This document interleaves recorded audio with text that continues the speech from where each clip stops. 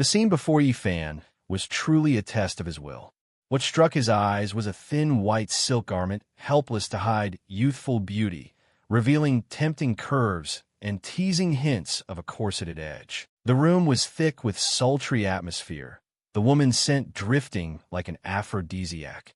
Though Yi Fan was a real man, he was pinned down on the bed by two stunning beauties in nightwear and could only weakly plead in vain. "Don't come here, sisters-in-law." He tried to turn his head to find some peace for his dizzying mind, but unfortunately he bumped against even more exposed swathes of pale skin than before. Yu Linglong, with a body as soft as water, pressed directly against Yi Fan. The supple rebound against her chest made his heart race. Her voice was sweet with a hint of reproach. "Why call me sister-in-law? Are you really that stupid? From now on you should call us your wives." Beside her, Su Ishue's cheeks flushed with shyness, and she looked a little hesitant, yet her words were shockingly bold. Husband, if there's anything you don't understand, we'll teach you." Under the relentless advances of the two, Yi Fan's face flushed as he wanted to explain. But his throat felt choked. But sisters-in-law, I'm not an idiot anymore." Memories surged back, dragging Yi Fan's mind to a few days earlier. That day the sky was gloomy. Wind sent banknotes swirling, and the air was streaked with red incense, ash, and curling smoke. The entire Yi estate was shrouded in a funeral atmosphere. White silks hung everywhere. In the main hall, the officiant's voice read out names in cold, steady tones, calling each fallen soul. Yi Zhenghua, 48, died in battle in the north. Yi Zhenghua, 43, died in battle in the east. Yi Xingbang, 34, died in battle in Xuanwu. Yi Xingqing, 38, died in battle in Xuanwu. Yi Lingtian, 27, died in battle in the south. Yi Lingjun, 26, all perished on the 28th. No remains found. Before the solemn ancestral hall, the old man with silver hair stood motionless like a statue carved from grief. Below, 2 rows of clan members in black bowed their heads, standing guard. The silence was suffocating. The 3-star general of Dan, Ningyu, suppressed his sorrow and reported, "Old Yi, the enemy's plan was too thorough. We couldn't have foreseen it." The Yi family head, Yi Changfeng, did not take out his pain by punishing his surviving men. From the day his sons went to war, he never expected they would return safely to the former 5-star general of Dan. Though his words were magnanimous, in his heart the hatred had sunk into his bones. He hadn't expected treachery from within on the same day as the battlefield ambush. Just thinking of it made clear someone was pointing a dagger at the Yi family. The solemn, tragic atmosphere was suddenly broken by a mature voice with a childlike tone. Don't take my Peppa Pig." A pink plush pig rolled across the floor and bumped against Changfeng's leg. Immediately after, a youth in crooked pajamas burst out from the back hallway scrambling after the toy. Clumsy limbs made him trip and somersault right in front of Changfeng. The collision was so strong that the multicolored jade pendant at his neck developed a small crack. That was Yi Fan, the youngest of the Yi family. He happily hugged the plush pig, looking up with clear, foolish eyes and grinning ear to ear. "Grandpa, I'm back. I'll help you take care of him." Every gesture radiated a lovable, childlike daze unlike ordinary people. Changfeng looked at his only remaining grandson, helpless yet doting, and reached out to lift him. "That's right, get up quickly." Yi Fan stared around the room in wonder. "Wow, it's so white here." Changfeng pulled him to stand beside him, faced the assembled guests and clan, and declared clearly, "The Yi family now has only this old man and Fana left. I will witness Fana marrying the Xian family's girl to continue the Yi bloodline. The Yi family will not fall, and the spirit of the Yi family will not be broken." Yi Changfeng's resolute declaration sent shockwaves through the hall. Everyone's eyes turned to Yi Fan. The one clutching the piglet drooled with delight. Is this the youngest of the Yi family? Isn't he an idiot? What would he possibly know? He used to be the outstanding son of the Yi family. At the age of 15, Yi Fan broke through to the martial Dao Grandmaster realm, entering the ranks of Xia's top experts. If not for last year's car accident that left him an idiot and robbed him of his power, He would now be the true head of the Yi family. Yi Fan remained innocent and oblivious, still lost in his own little world. Murmurs rose from all sides. A top talent, huh? No wonder he's an idiot, yet still has the Xian family's eldest miss as his bride. The Xian heiress and Yi Fan were childhood sweethearts, with feelings for years. Just then 2 figures, a man and a woman, appeared outside the hall, carrying an unfriendly air. Wait! Xian Jinghua, second uncle of Xian Yufei, brazenly strode in as if no one were watching. He curled his lip in contempt and pointed at him. Yi Fan is already an idiot. The Xian family cannot ruin Yufei's life for him. Behind him stood the Xian family's eldest miss, Yi Fan's fiancée. Xian Yufei's face was sad and fearful. Xian Jinghua, relishing the pomp, bluntly declared his purpose. Today, the Xian family wishes to call off the engagement. Yi Changfeng, already aching from grief, took an extra mortal blow. Righteous fury churned his blood wildly. What? In his agitation, his teeth slammed down hard on the tip of his tongue, and a mouthful of dark, metallic-smelling blood sprayed from his lips. His frail body wavered, about to collapse. Yi Fan panicked and caught him. Grandpa, his current intellect couldn't fathom the world's cruel intentions. He only whimpered and looked at the girl opposite. Yufei, why did you upset him? Aren't you still going to be my wife? Yi Changfeng clutched his chest, trying to steady the scattering qi, clinging to a faint hope. Yufei, last year when Fana had trouble, I did not abandon him. You must believe I'm not that kind of person. What on earth happened? Tormented by inner guilt, she couldn't meet the old man's eyes. Her voice was a trembling whisper in her throat. Seeing this, Xian Jinghua grew more smug. A smile of contempt etched to his bones. Your Yi family now has only an idiot and an old man. How can you compare to before? We agreed to the marriage then out of respect for the Yi family's prosperity. Now, be reasonable. Yi Changfeng's murderous intent flared as he shakily pointed at him, fingers trembling with rage. Fine, you fawn over superiors and bully inferiors, changing with the wind. Consider me no longer fooled by you. Yufei's face now burned with shame. I'm sorry, Fan. I can't marry you. Yi Fan was dazed, feeling as if someone had squeezed his heart. We were fine, weren't we? At the moment of greatest despair, a clear, ringing voice with supreme authority suddenly tore through the gloomy air. If she won't marry, we will. Xian Yufei and Xian Jinghua turned in surprise. 2 peerless women strode in slowly, each step radiating regal bearing. The great hall brightened, and collective gasps echoed from all sides. Aren't these the would-be brides of the Yi family's eldest and 7th sons? Yi Fan's 1st and 7th sisters-in-law? Unexpectedly, they had come to attend the funeral and to mourn the Yi sons. One is a 3-star warrior goddess of dawn. The other heads the Southwest manufacture of refined goods. The Su family's eldest miss, a daughter-in-law of the Yi family, truly a masterpiece. The lead woman carried an aloof, icy grace like a snow lotus blooming atop a 1,000-year glacier.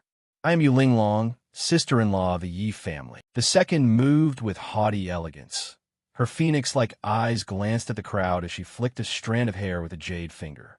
I am Su Yixue, the 7th sister-in-law of the Yi family. They approached without hesitation, each taking Yi Fan's arm and proclaiming loudly before all, we, representing the 7 sisters-in-law of the Yi family, are ready to marry Yi Fan and continue the Yi lineage. Those words struck like thunder on a clear day, hitting the eardrums of Xian Jinghua and Xian Yufei. They gaped in horror. What the? The entire funeral crowd exploded into chatter. Bloody hell, you live long enough and you see everything. 7 sisters-in-law, all marrying that idiot Yi Fan? Each of them is a real masterpiece. They're being way too generous to this idiot. How brave. Not abandoning the Yi family at a moment like this, even bolstering their face a bit, probably just saving a scrap of dignity. They'll call off the engagement soon enough. At the center of the storm of opinion, Yi Fan was wedged between 2 intoxicating scents. The Peppa Pig in his hands had been squashed out of shape. No, wait, it's hot, too hot. His chest burned intensely as the heirloom jade pendant suddenly flared, temperature soaring. A thin veil of golden spiritual energy began to envelop it. From an initial tiny crack, the fissure quickly spread across the pendant. Shafts of dense spiritual energy, suppressed for years, began to burst forth. Yi Fan's soul inside the pendant detonated with fierce power, whipping up whirlwinds around him. 5 years. At last the seal has been broken, and I've advanced to the Wuzuan realm. Memories surged like a great flood breaching a dam, crashing into his consciousness. Most vivid in the chaos was the life-or-death moment when a monstrous vehicle charged, its hooked, razor-sharp prow carrying destructive metal barreling straight at him. Yi Fan's body was hurled into the air, the horrifying force intent on sending him to his death. 5 years ago, when Yi Fan was researching a breakthrough to the Wuzuan realm, he was sabotaged, and his 2 souls and 6 spirits were split apart. By ill fate, Yi Changfeng sealed 90% of those souls and spirits into this jade pendant. Within the mysterious space of the ancient jade, time flowed completely differently from the outside. Yi Fan devoured all the ancient manuals, absorbing the essence of heavenly and earthly treasures. Although the pendant contained countless ancient books and treasures and provided all sorts of trials to temper his 2 souls and 6 spirits, without external aid, he could only wait for the soul seal to lose effect and return to his body once. After a full 5 years, the consciousness returned to the present, merging completely with the memories of this foolish body. The formerly vacant eyes flashed with a cold, sharp light filled with bone-deep hatred. My uncles and brothers died in the same battle, and there was that assassination last year. Who was behind it? Now my soul has returned, and I've reached the pinnacle of Wuzuan. There are few rivals across Xia. I will catch the culprit and make them pay blood for blood. Putting murderous intent aside for the moment, Yi Fan realized he was in an impossible bind. Pressed tight by Yu Linglong and Su Yixue, he couldn't move at all. But it's really hot right now. Xian Jinghua, after his initial shock, doubled over laughing, finger trembling as he pointed mockingly at the 3 of them. Ha! Truly an idiot. Even if Yi Fan recovered, he couldn't have escaped that assassination. Those women are definitely playing this up. Yu Linglong stepped forward, her slender form shielding Yi Fan. You needn't worry. This is a private matter of the Yi family. In that brief moment, Yi Fan's superlative mind calculated 1,000 possibilities. The sisters-in-law publicly offering to marry him made the Xian family's support for the Yi family obvious. If he revealed his power now, it would surely draw the killer who targeted the Yi family and the sisters-in-law. Exploiting the idiot label he'd worn for a year, he withdrew all the brilliance from his eyes, replacing it with a blatantly harmless, silly smile as he threw his arms around Yu Linglong's slim waist and nuzzled affectionately. Thank you, sister. Will you play with me from now on? The sudden action and intimate contact made her momentarily flustered. What else do I call you?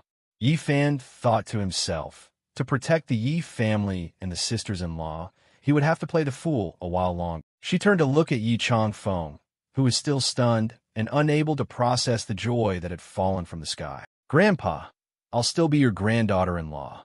Leave everything to me from now on. Tears welled in his eyes amid the family storm. This was the warmest ray of light comforting his soul.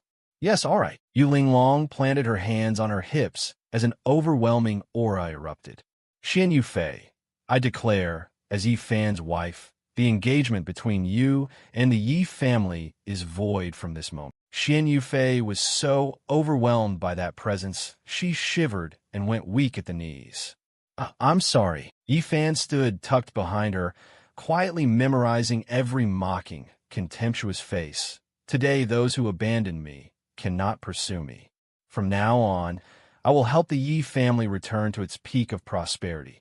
The Yi family will become powerful again. Putting those memories aside, reality dragged Yi Fan into a scene even more terrifying than distant blades. The room blurred to suffocation. Yu Linglong was nearly naked, smooth shoulders barely covered by a thin white shirt. Su Yixue, Sister Yixue, we lead the way. Afterwards, the 5 sisters will take turns keeping company with little Fan. We must leave heirs for the Yi family and make those people pay. Su Ishua pressed down on Yi Fan, the maidenly fragrance brushing his face. Yes, I will try my best. Yi Fan lay beneath, burning all over, crying without tears. Why one is not to become strong like this. The soft hands of the two glided over his firm chest, sending electric jolts down Yi Fan's spine. Wait, hold on. There's something I want to say. But they gave him no chance to escape. A chorus of seductive sounds echoed around the room. Even the decorative giraffe statue beside the bed trembled. Are you sisters for real? At the same time, elsewhere among ancient pavilions and solemn towers, wind whistled through shutters, and a report came. Old Zhang, the Yi family's funeral rites have concluded. Everything went smoothly. Yi Changfeng showed no abnormality. But the 7 sisters-in-law of the Yi family publicly declared they wished to marry Yi Fan. How do you wish us to handle it? Inside the Buddha hall where incense curled, a middle-aged man knelt before the statue. Still daring to approach the Yi family at a time like this? Of course we must kill, marry off, and intimidate like monkeys. He slowly rolled the prayer beads in his hand. Right, the accident last year was handled well. Find that person and make them do it. The subordinate hurried to flatter. Old Zhang is right. Young Master Zhao Tianlong is infatuated with the 7th sister-in-law Su Ishua. He'd be glad to move against Yi Fan. Old Zhang's tone revealed contempt, arrogant, as if deciding the fate of an ant. Merely an idiot. So long as he remains stupid, I don't bother to spare his life. It's just, before he finished, the string of beads in his hand suddenly snapped, and the Bodhi seeds fell onto the cold tiles. A cruel, creepy smile curled Zhang's lips. He knelt before the Buddha, but his heart was that of a bloodthirsty beast. If the boy made any unusual move, kill him at once, no mercy. The subordinate obediently complied. Xian Jinggua's group departed, leaving the hall in a cold, mournful atmosphere. Changfeng stood amid the ruins, his back bent as if bearing a collapsing sky. Yulinglong, Yanqiu, Su Ishua, thank you all. But the funeral is over. You should really be going. The Yi family cannot delay you. Yulinglong's proud bearing did not waver. She fixed him with a steady gaze. Grandpa, we want to marry Yi Fan to preserve the Yi bloodline. We're not joking. That sincere devotion moved Yi Changfeng. Children, why must you suffer so? She turned and hugged Yi Fan tightly, declaring crisply, Grandpa, we've decided. Next, the 7 of us will each take turns staying with Yi Fan for 1 month, to ensure heirs for the Yi family and avenge the Yi clan. Yi Fan was wedged between 2 soft masses, the women's scents flooding his nose until his face flushed to his ears. Are these 7 sisters-in-law for real? 1 month apiece, treating me like a seed-sowing machine. In his agitated state, his breathing quickened, and Yulinglong, with her sharper senses, immediately frowned. Yi Fan, your aura is fluctuating. Those words snapped him back to clarity. He immediately threw his hands up and formed a gun with his fingers, grinning stupidly as he kept firing into the air. Bang bang, pew pew, bang bang. Yulinglong sighed in relief when she saw he was his usual self. It must have been her illusion. Suddenly she reached out with both hands and squeezed his cheeks. But Yi Fan, whether you understand or not, remember this well. His face was squashed out of shape. He weakly whimpered, Sister, sister, it hurts. Her expression turned serious, unprecedentedly so, every word carrying the weight of 1,000 pounds. You were once Xia's #1 genius, standing at the summit. Now you can surely do it as well. If 7 pure girls marry you, they'll follow you for the rest of their lives. If you dare betray any of them, I'll haul a blade after you to the ends of the earth. Yi Fan stared at that brave tear, his heart trembling. Indeed, they risk being judged by the world just to marry me. What great determination and courage is this? Yulinglong buried her head on his shoulder. The sobs she'd held back finally broke free. If you still have your wits about you, snap out of it. Protect the Yi family. Protect us sisters. Avenge our uncles and brothers. He could only mechanically repeat, Little Fan, avenge us. But in a shadowed corner where no one saw, Yi Fan's gaze grew deep. This enemy must be avenged. Seeing the atmosphere too heavy, Su Ishue stepped forward, frowning with pity. Sister-in-law, isn't this treatment of Yi Fan a bit too harsh? His IQ hasn't recovered yet. Yu Linglong wiped her tears and regained composure. Don't worry. I've contacted Lei Qianjue. I will invite him to treat Yi Fan. Even Yi Changfeng was astonished. The holy Dr. Lei Qianjue of Xiao? Yi Changfeng rejoiced like a drowning man clutching a life buoy. Hope kindled in his heart again. If he acts, perhaps little Fan can be saved. Overexcited, his heart pain flared again, and he clutched his chest, coughing harshly. Yi Fan stood by with clenched lips, worried. Though he wasn't sick, internal injuries and constant shocks afflicted Yi Changfeng. If not properly recuperated, there might not be much time. Yi Fan could teach Lei Qianjue medical techniques and use him to restore his grandfather's health. Having thought it through, he leaped up and cheered, limbs flailing. Amazing, amazing, I want to cure him, I want to cure him. Yu Linglong grew suspicious again and stole a glance at him. What was this aura fluctuation all about? Su Ishue smiled brightly, her delicate hand lightly stroking his cheek. Yi Fan, rest assured, we'll cure you. Then you'll sire lots of chubby kids. His cheeks flushed like a boiled shrimp. He bowed his head shyly, still stuck being the seed-sowing machine. At that moment, a hand from behind suddenly shoved Madam Physician Ishue. Just in time, she had no time to guard herself, and her supple body tumbled straight into Yi Fan's strong arms. Eyes wet as she coquettishly complained, "Ah, Sister Yu Linglong, be gentle, sister." A knowing, decisive smile played on Yu Linglong's lips. Then by our arrangement, Su Ishue, you stay with Yi Fan first. Do your best. Su Ishue was so embarrassed she wished she could bury herself in a hole, nestling into Yi Fan's chest without daring to lift her head. He silently kept holding her. Yi Changfeng secretly wiped away a tear. Such good girls. Thank you, children. Yu Linglong waved her hand and breezily replied, Grandpa, we're family. Why be distant? Yi Changfeng's expression turned serious. In a low, stern voice, he scolded, Yi Fan. His aged but still firm hand struck hard into his grandson's chest. He leaned close, pupils flashing a warning crimson light.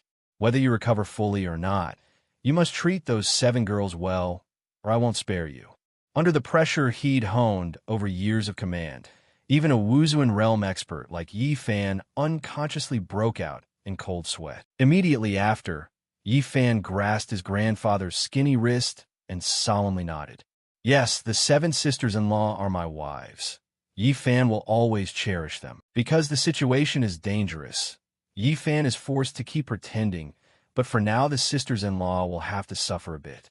Su Ishue politely bade farewell. It's not early anymore. I'll take Yi Fan home. Tonight Zhao Tianlong is hosting a business banquet. Since I'm taking Yi Fan out for a stroll, he immediately caught sight of that familiar name, Zhao Tianlong. Memories suddenly surged back of the traffic accident last year when I was unconscious. When the truck came barreling in and crushed his body. Despite the pain and dizziness, he still forced his eyes open and glared at the perpetrator. In that instant etched in Yi Fan's mind, he saw a man with a scar on his face from blade. At the funeral now, that man walked beside Zhao Tianlong. That accident likely had ties to the Zhao family. If so, the revenge will start with the Zhao family. At Xian Mansion, black clouds roiled and covered the sky, making the already oppressive atmosphere even bleaker, darkness. Xian Jinghua roughly shoved open the door and stormed into Xian Yufei's room, full of pent-up anger. Didn't I tell you to attend Lord Zhao's banquet? Why haven't you put on your makeup yet? She sat with her back to him, her skinny shoulders trembling slightly. Then a few seconds later weakly answered in a choked voice, I'm not in the mood.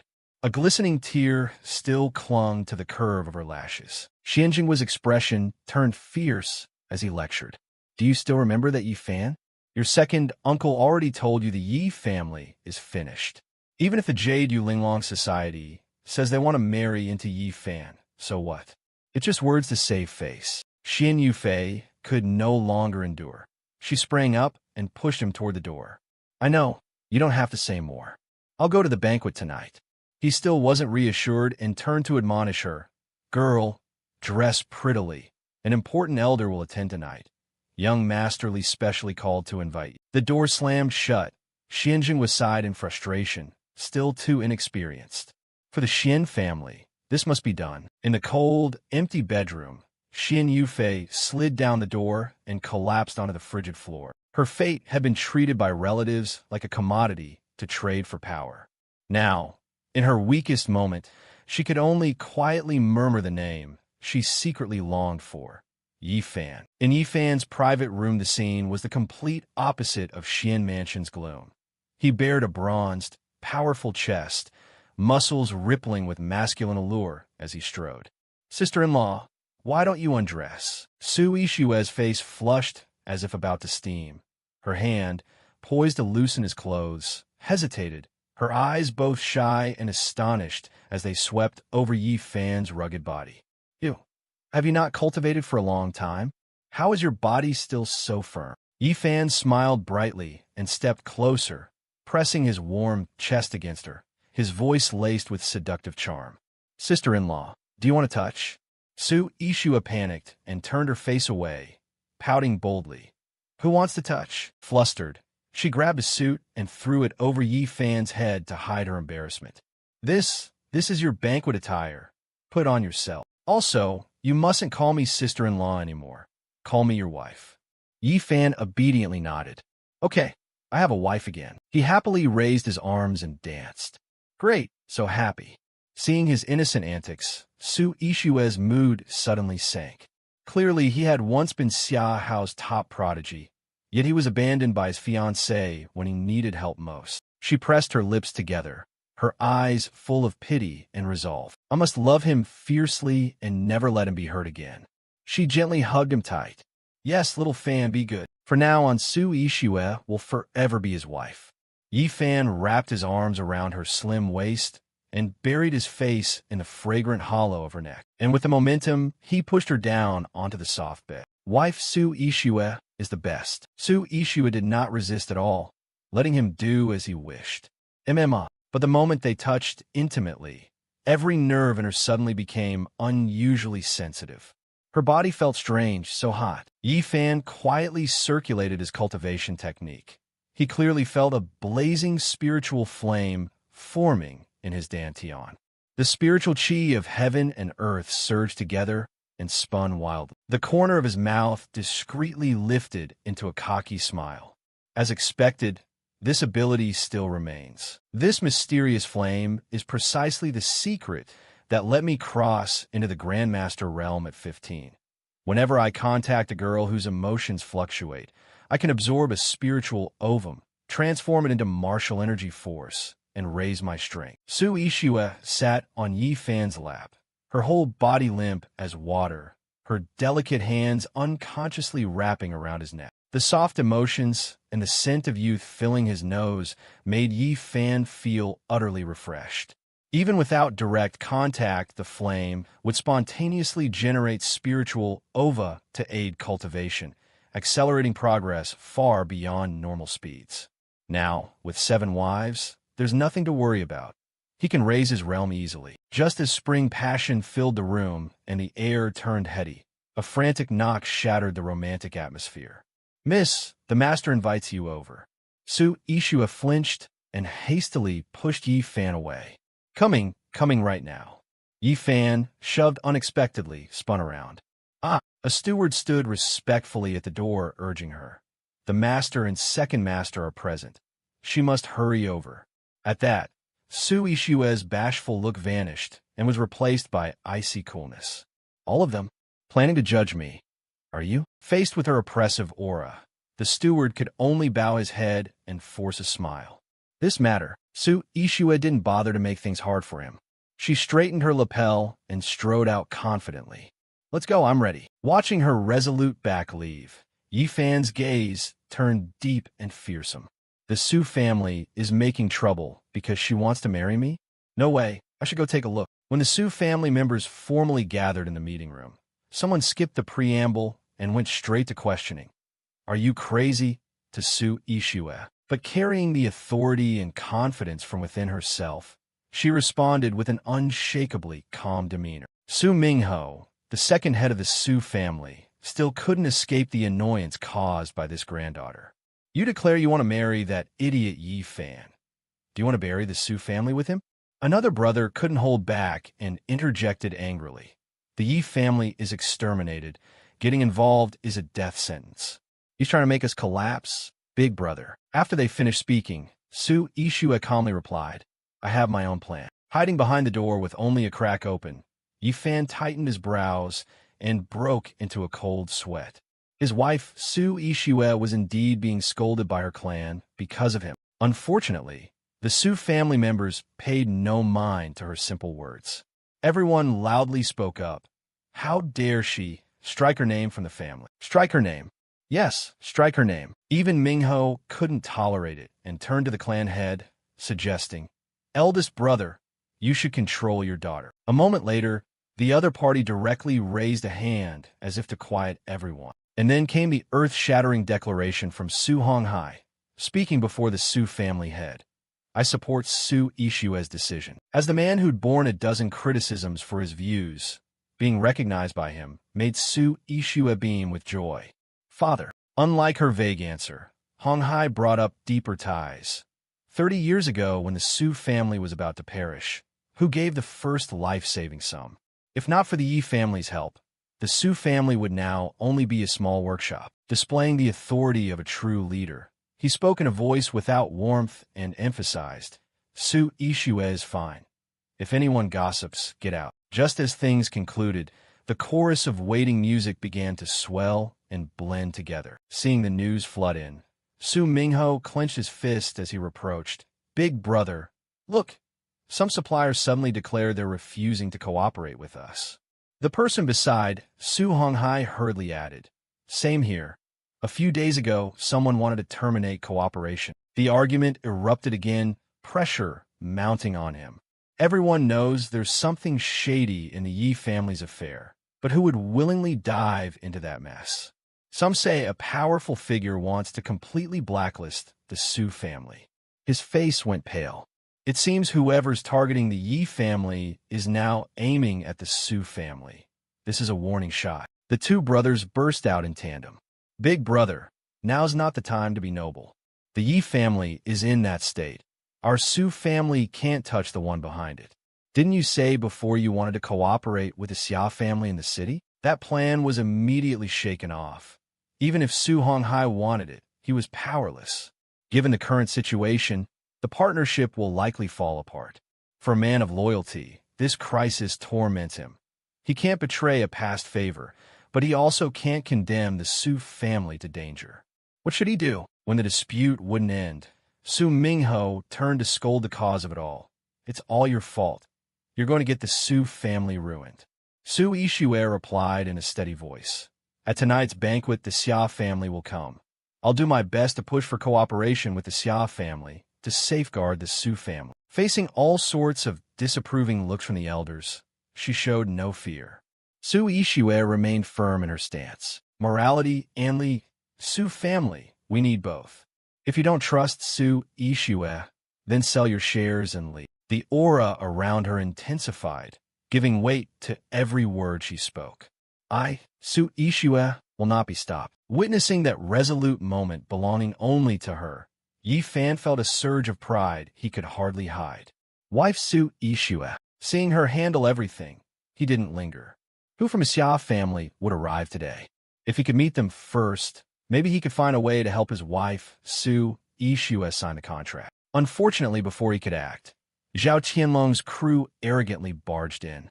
Oh, isn't this the Yi family's idiot? Why did you run over here? What's up? Hungry and looking for food? Want this young master to give you a bite? Yi Fan tilted his head and guilelessly searched. Food? What food? He wondered inwardly. Isn't that Zhao Tianlong? He came here by himself. No sooner said than the culinary performance from him began. The next moment came a cigarette dissolving inside a glass of golden liquor. Zhao Tianlong's lackeys laughed loudly, as if a bit of the original content could be separated out. With a manic, sleazy grin, he raised the concoction in his hand and offered it. Here, welcome drink for young Master Yi. Made by me. Drink up, it'll drive your mind wild. How does this guy get so lucky? Turned into an idiot, yet still has 7 stunning beauties wanting to marry him. Today I'll show everyone. Yi Fan is utterly ruined. The trio enthusiastically egged him on. Drink up, it's delicious. Drink, drink. Don't forget to thank Brother Long. You really said it. Thank you, Brother Long. Yi Fan performed a Hollywood standard act no one expected. Brilliant. This is how you make fine liquor? He successfully provoked the Zhao crew into uncontrollable glee, leaving them off guard. Ha ha ha. Yi Fan really has become an idiot. Ha ha ha. Laughing so hard my stomach hurts. Ha ha ha. Yet he suddenly changed tone while rubbing his chin, though something still felt missing. Then he called over the janitor who happened to be passing by. Hold on. Unexpectedly, Yi Fan played an even bigger trick, slyly suggesting another ingredient was needed to make it taste better, causing the woman to panic. Oh my, that's dirty water. This sent the Zhao Tianlong gang into merciless, gleeful mockery, so pleased they were nearly exhausted from laughing. Ha ha ha. Film this for everyone. Let them see the genius demon who once drank toilet water on purpose. Unfortunately, nothing played out the way he wanted. His precious throat was suddenly clamped tight by the other party, leaving him stunned. WH, what do you think you're doing? So decisive that no one had time to react. The welcome glass of liquor was forced entirely into Tianlong's mouth. Good things should be shared. Zhao, you drink first. Put on the spot. He couldn't even resist and was forced to swallow it all. Gulp, gulp. Feeling the flavor slosh through his guts, Tianlong was so disgusted he vomited everything out, leaving not a drop. Ugh, Bleck, holding that horrible-smelling thing. He wore a face like rotten paint and raged. Ew. You made me drink this, you bastard. I won't let you off. Yi Fan still kept that guileless, criminally innocent-looking quotes and asked skeptically, What? Not tasty. Then he shrugged and didn't forget to flaunt what Tianlong hated and envied most. Su Ishua won't let me drink, but you invited me. To show my thanks, I just had to return the favor. Outwardly like that, but inwardly he was deep in thought. In these 5 years, what I learned from that ring wasn't just martial arts, but a century's worth of deal-handling experience sealed by 13 elder masters. Dealing with people like this is a piece of cake. Now, regardless of where he was, he shrugged on the manner of a young master to salvage some dignity his enemy had nearly trampled. Hit him, beat him to death for me. Unfazed by the scene, Yi Fan had only one question as he made a fist and took a fighting stance. So, are we going to fight? Suddenly a voice rang out. Stop. In the tense atmosphere between Yi Fan and Tianlong's henchmen, someone suddenly burst in with terrifying force. Whoever dares lay a finger on my Yi Fan. Before those swaggering young men could recover, his hands had already grabbed their prominent heads outright and easily made them understand just how solid the skulls of his comrades could be. With just a look, Tianlong quickly recognized him and shouted in shock, What are you doing here? Weren't you in another province? It wasn't a stranger at all, but Wang Fugue, Yi Fan's rich buddy and sworn brother. If I didn't come, who would protect my Yi Fan? He was so happy it showed. Fugue and I grew up together. In these 5 years while I became an idiot, he's always stood by to protect me, never letting others bully me. When the time is ripe, I must repay him. Seeing the enemy's rippling muscles firsthand, the lucky henchman who survived hurriedly warned, Boss, Brother Long, Wang Fugue's skills are top 1 or 2 in the city. We don't want to take him on. Knowing they couldn't match his strength, Tianlong gave up tormenting Yi Fan and decisively turned his back. Let's go. But of course they never accepted it inwardly. Bitter resentment remained. I don't believe Wang Fugue can protect Yi Fan forever.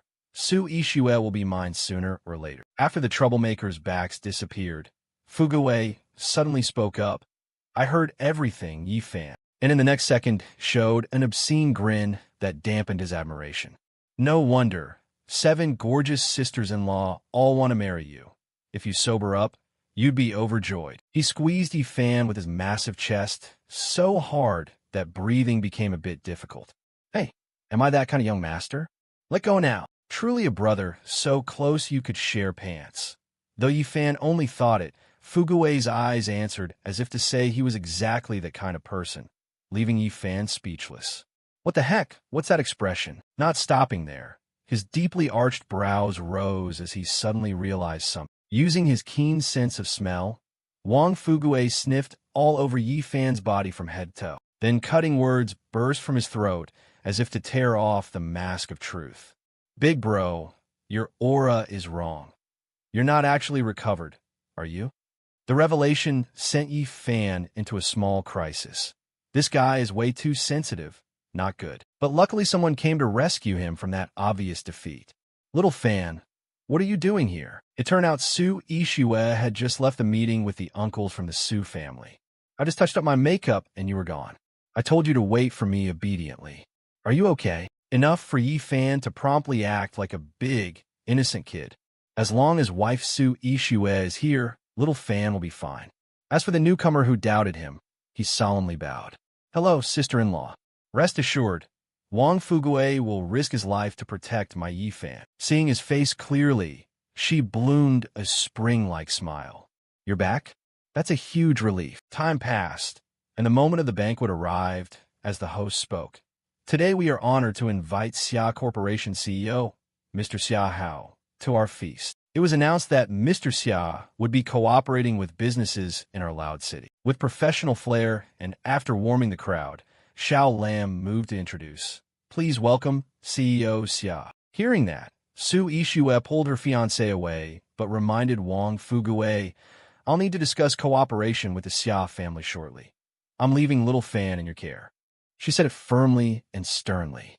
Before coming here, I heard Zhao family is determined to win this deal. Sister-in-law, be careful. While they tended to each other below, Xiao Hao, the invited CEO of the Xia firm, stood on the stage. Hello, everyone. After being humiliated by Yi Fan, Zhao Tianlong still schemed arrogantly. Wait until I handle this. Xia family. Su Ishue will have to kneel and beg for my favor. At the same time, the MC moved to a blunt question. CEO Xia, you were invited by the Zhao family. Do you intend to cooperate with the Zhao family? Giving no clear yes or no, Xia Hao offered a perfectly vague response. Zhao family is of course fine, but Loud City market is vast. Xia Corporation welcomes cooperation from major enterprises. No matter how arrogant he was, Tianlong still had basic sense. On hearing that, he turned pale with fury. What does that old man mean? Meanwhile, Su Ishue joyfully hugged Yi Fan. Little Fan, did you hear? The Su family might also get a chance. Yi Fan, however, frowned. Just then, Xia Hao, who had been standing above, suddenly flinched when his gaze accidentally caught sight of him. His pupils contracted sharply, and he was so astonished he blurted out, "The healer!" Immediately, every focused look in the room turned straight toward Yi Fan, and Xia Hao hastily descended the steps, running over as if afraid Yi Fan might escape. In the next second, ignoring the stunned businessmen nearby, Xia Hao showed utmost sincerity to Yi Fan. Healer, I finally found you. I can repay the life you saved. Everyone was shocked and couldn't believe it. What? That idiot knows the Xia family in the city? Now the Su family found a treasure. Xia family will surely choose the Su family to cooperate, which made Zhao Tianlong even angrier, hissing each word through his teeth. Why would Xia seek out that idiot? So enraged that he couldn't think straight, he spat insults at Xia Hao's benefactor. CEO Xia, you must have the wrong person. This is an idiot. How could he possibly know healing arts to save people? Ignoring how his face steadily darkened, Luyan kept on. Besides, you know the situation with the Yi family. Better not get involved with them. Unfortunately, Hao responded with firm determination and seriousness. I'm not mistaken. Grasping Yi Fan's hand warmly, he spoke each word with powerful conviction and mingled doubt.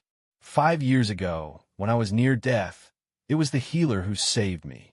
But why has the healer turned into an idiot? He kept that blank expression while Su Ishue sadly continued.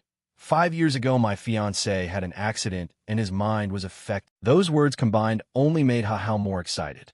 Of course, young Master Yi used to be a prodigious genius. His skills and medical knowledge were excellent. He saved me before his accident. All the pieces fit. That alone meant there was no need for Su Ishue to haggle. He directly turned to her and proposed, Miss Su, your family trades in pharmaceuticals, right? Interested in collaborating?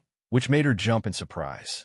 Do you really want to cooperate with us? That only sent Zhao Tianlong into a panic, and he couldn't help but sneer again. President Xia, because the Su family is close to Yi Fan, they've been blacklisted by major partners. Aren't you worried about the fallout? You should consider the Zhao family instead. But not everyone is like you. Xiahao is the sort who repays kindness. So what if there's risk? If not for young Master Yi saving me back then, there'd be no Xia family as it is today. Miss Su didn't abandon the Yi family. What do I have to fear? Then, after letting everyone recover, he raised his voice resolutely. I declare the Su family the exclusive partner of the Xia family in Loud City. All channels of the Xia family are fully open to the Su family. Anywhere in the southwest who opposes the Su family is an enemy of the Xia family. Overwhelmed by this life-saving support in a snowy moment, Su Yixue was of course overjoyed and immediately exclaimed, "Thank you, thank you." The banquet guests couldn't help but remark, "No wonder it's the Yi family. Though fallen, their foundation remains." After all, Yi Fan was once a prodigious genius, and Su Yixue has vision to pick someone with potential. So many things happened all because of the one person he despised, so Zhao Tianlong's unwillingness mixed with resentment was understandable.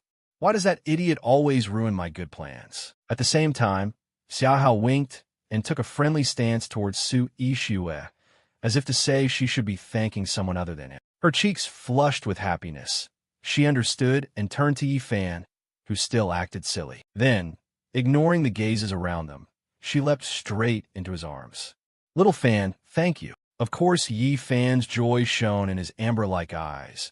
Helping Su Yixue was all that mattered. Playing up the role, he also hugged Xiahao tightly and, in a childlike, excited tone, said, "You helped my wife.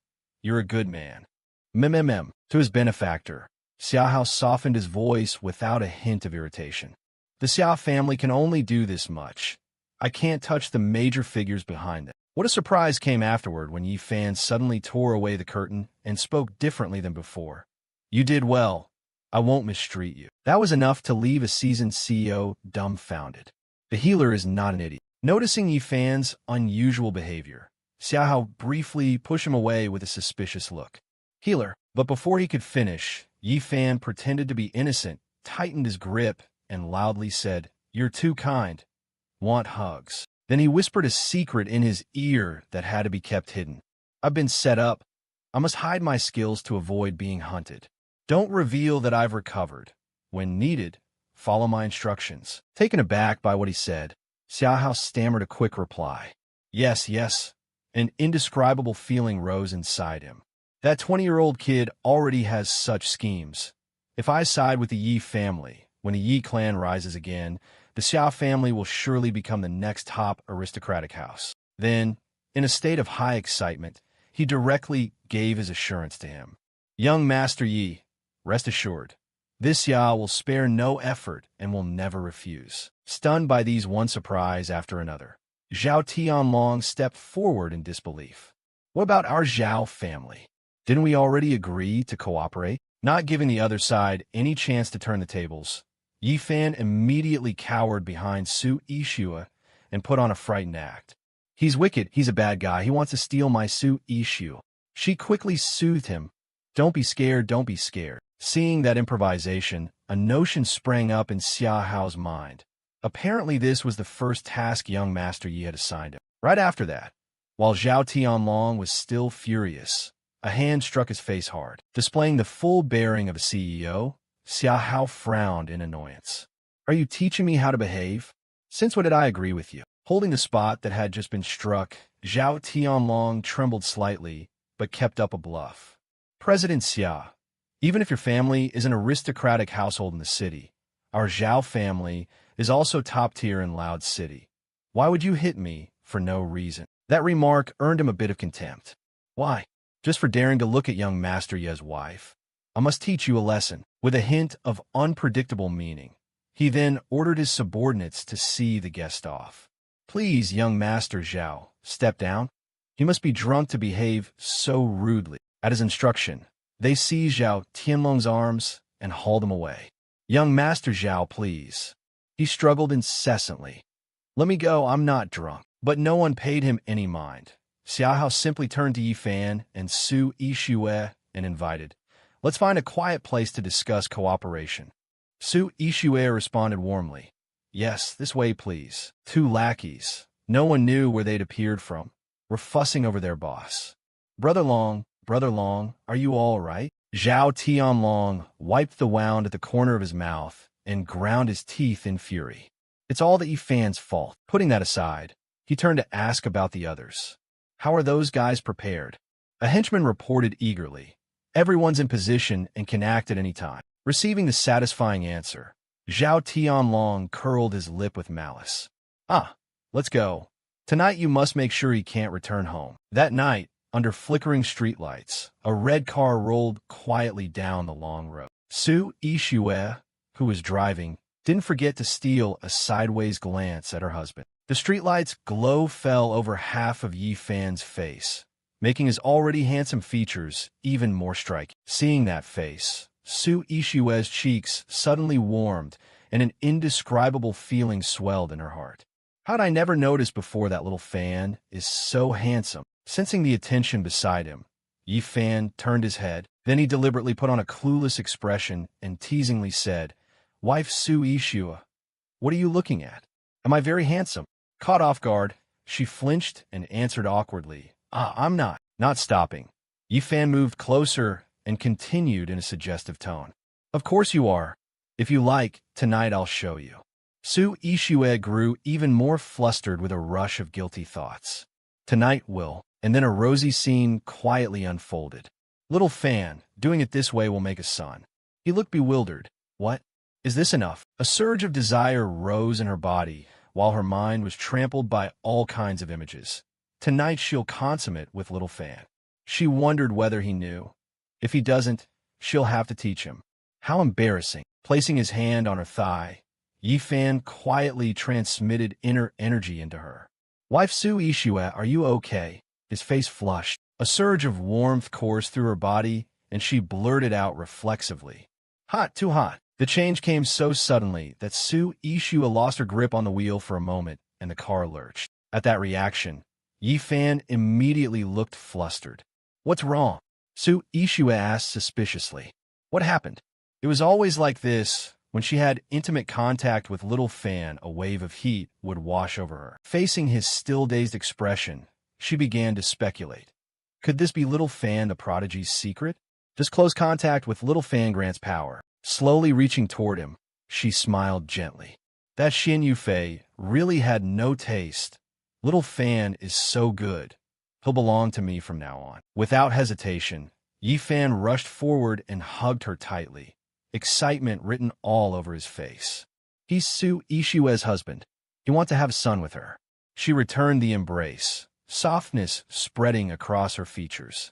Our son will definitely be handsome. Just as their intimacy peaked, Yifan suddenly sensed something wrong and his brows tightened. He quickly used an excuse to break away and clarify things. Wife Su Yixue, I need to get out to use the restroom. She nodded. Oh, okay. Before fully leaving, Yifan turned back and seriously instructed her. I'm going to take a smelly dump. Wife, wait for me a bit, okay? Su Yixue snorted and replied quickly. Yes, yes, yes. From afar, a mocking announcement rang out from the car tailing them. That idiot Yifan actually got out of the car. Of course, it was none other than Zhao Tianlong's goons with murderous intent. All of you follow and finish him off in the woods, they responded crisply. Zhao Tianlong's group's target was Yifan, so they didn't hesitate to push deeper into the desolate forest. The flashlights swept through every empty nook. They'd gone a fair distance with no sign of their target, which only increased their irritation. He ground his teeth and muttered, Where's the guy? How did he vanish so quickly? As he scanned the area, his steps halted. An indistinct figure appeared ahead. Thinking he'd caught the target, he strode forward and slapped the stranger hard on the shoulder. Yifan, you can't run away. But when the man turned, it was a totally unfamiliar face. I'm not Yifan. Taken aback, Zhao Tianlong paused and jabbed a question. Damn, then did you see a man dressed like him run in this direction? The other man pointed ahead calmly and replied, Yes, I just saw him. He went that way, just past that fake rock. Hearing that, Zhao Tianlong dragged his men toward the indicated spot. Take out Yi Fan first, then capture Su Yixue. Today I'm going to use that girl to vent my anger. Little did they know that the person who turned away was now wearing a suggestive smile. The group continued to comb the bushes around the area with mechanical persistence. Time passed. No one knew how long. And the result remained 0, stoking Zhao Tianlong's mounting fury. Damn, did that guy trick us? No sooner had he spoken than a calm reply came from behind. I didn't trick you. He even told me to pass on a message to you. Hearing that, the irritation shifted as he turned to interrogate. What did he say? The man kept a cold expression, each word emphasized. He said there's a bad guy chasing him and told me to take you out. The answer stunned Zhao Tianlong for a moment, shock showing on his face. What do you mean by that? But the man didn't answer. He immediately slipped past Zhao Tianlong's henchmen with a series of decisive moves. Seeing the whole group topple to the ground one by one, he grew frantic. So who are you, after all? The other maintained a calm, teasing posture. You don't even recognize me? As he finished, a familiar face became clearly visible under the flickering light when the mask was pulled off. Recognizing his true identity, Zhao Tianlong stammered in horror. Huh?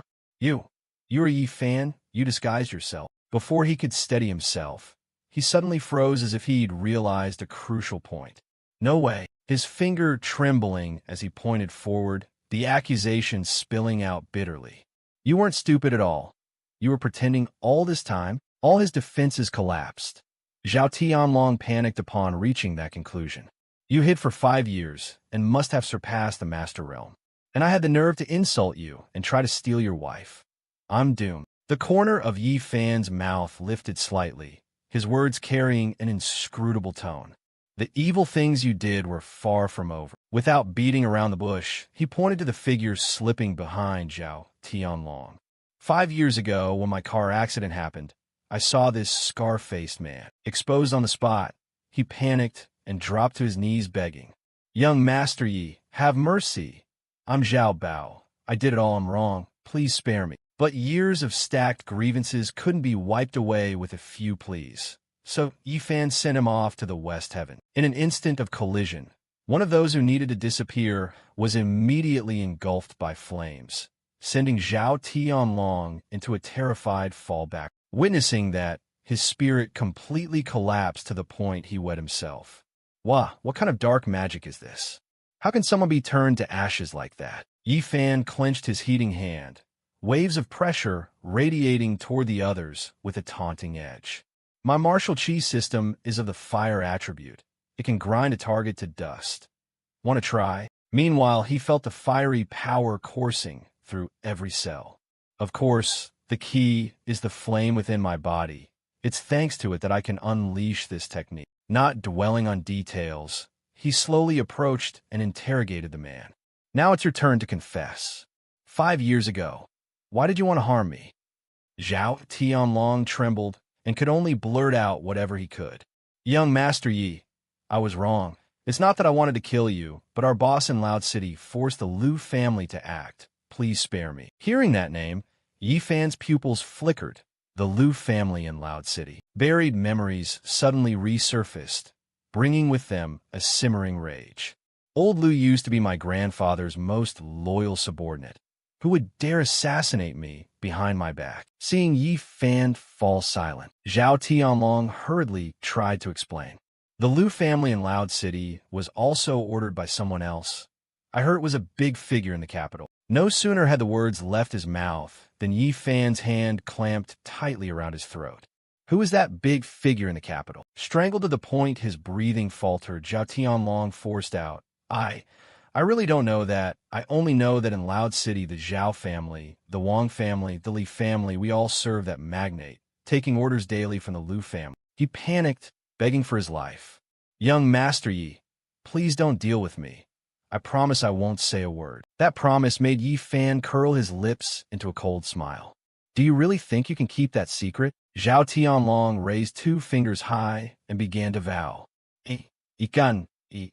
Before he could finish, pressure slammed down and his body detonated, leaving no trace. When he vanished, Yi Fan merely let out a calm, concluding remark. Too bad, I don't believe you. As he walked away, a cold resolve rose in Yi Fan's heart. The Zhao family, the Wang family, the Li family, the Lu family. Looks like I'll have to deal with them one household at a time. After walking a bit, Yi Fan noticed Su Yishua frantically combing the bushes for him. Little Fan. She looked so worried her face had gone pale. Where are you? A warm feeling rose in him, and he unconsciously gave a gentle, silly smile. Normally Su Yishua is terrified of mice, yet she dared come here just for me. Seconds later, Yi Fan reverted to his goofy act. Wife Su Yishua, I'm done. I'm coming out. She hurried forward to check on him. Why were you gone so long?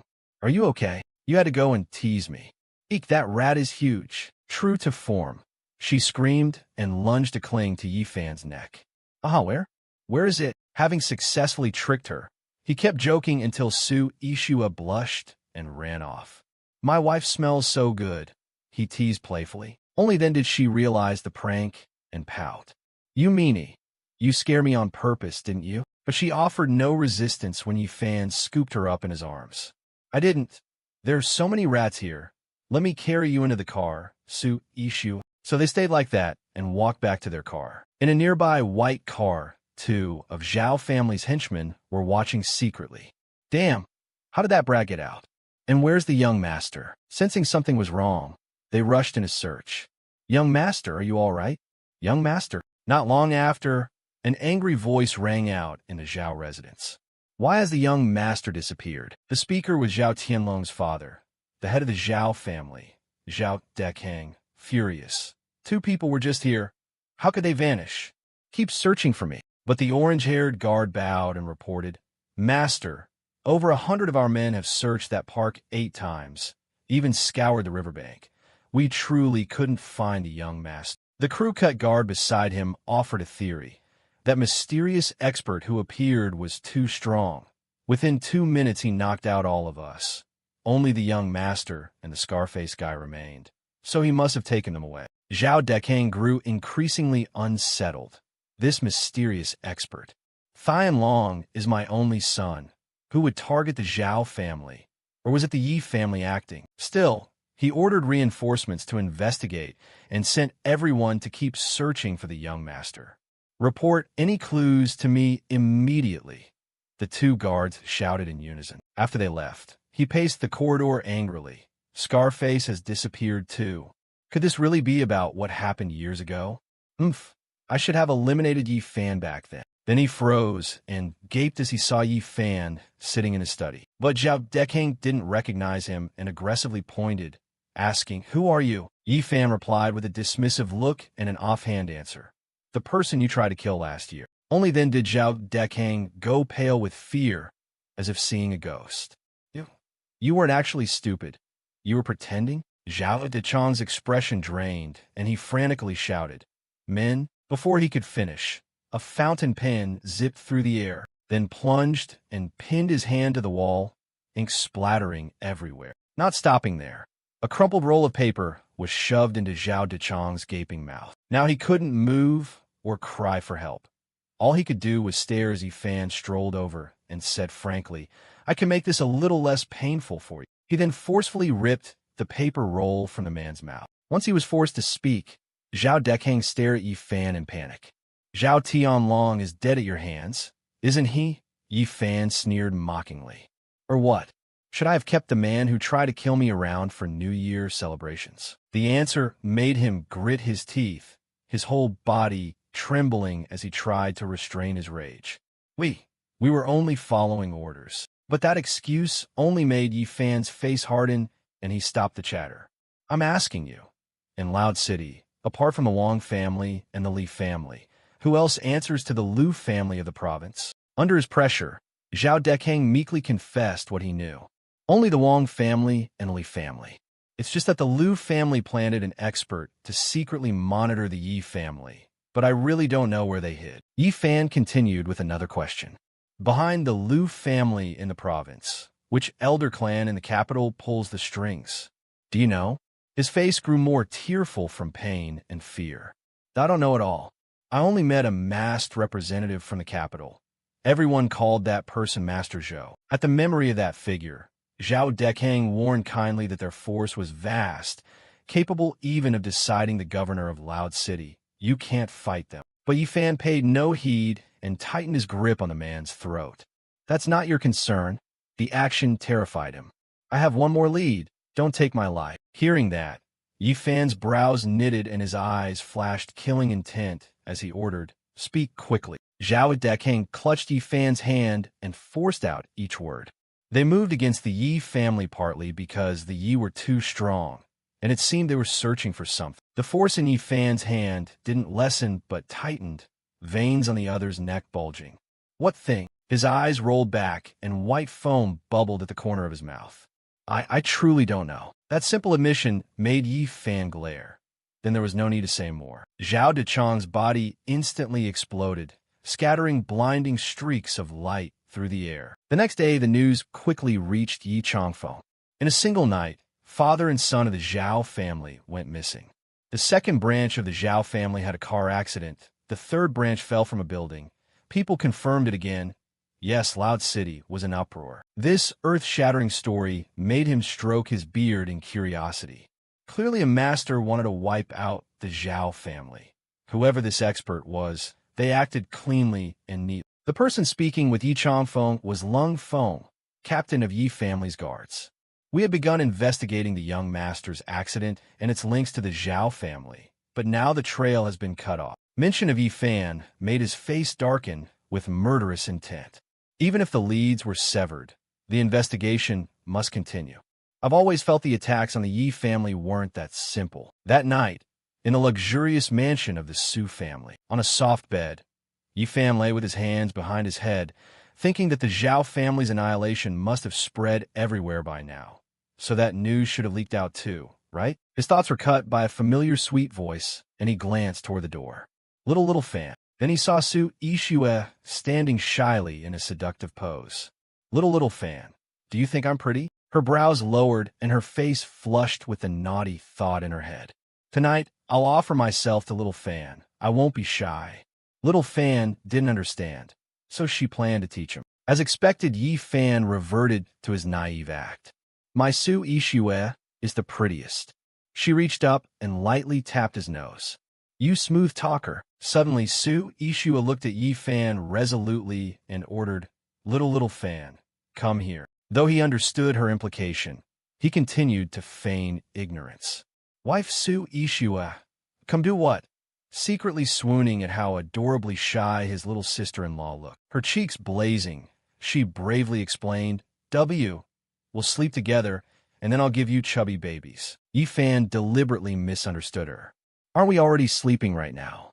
Her tone was a bit coquettish, not that kind of sleeping. Immediately, he scooted closer with a mischievous look.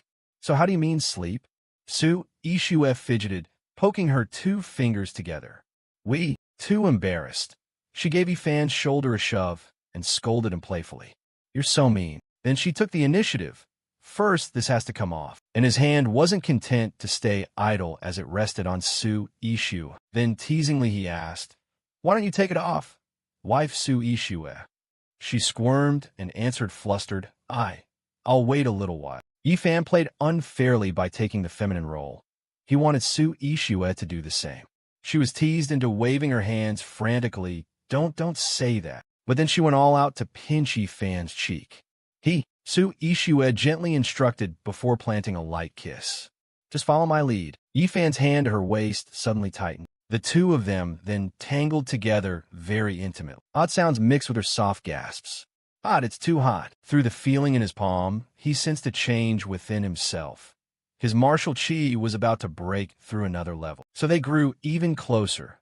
Under Yifan's lead, they reached the pinnacle of martial lord cultivation, on the verge of an advancement to the next realm. It felt as if streams of breath were swirling and vibrating, feeding into a blazing golden energy sphere. He leaned in and whispered in Su Yixue's ear, heat is good, while thinking to himself that his wife's realm was likely about to transform as well. The lively sounds reached the two guards outside. One couldn't help but comment that although the Yi young master was a bit daft, his vigor was no weaker than before. They kept taking turns gossiping about the main pair. Miss Sue's in luck now. If only the young master could come to his senses quickly, then they'd be a perfect match. After a bout of exertion, Yi Fan now gazed tenderly at the woman in his arms.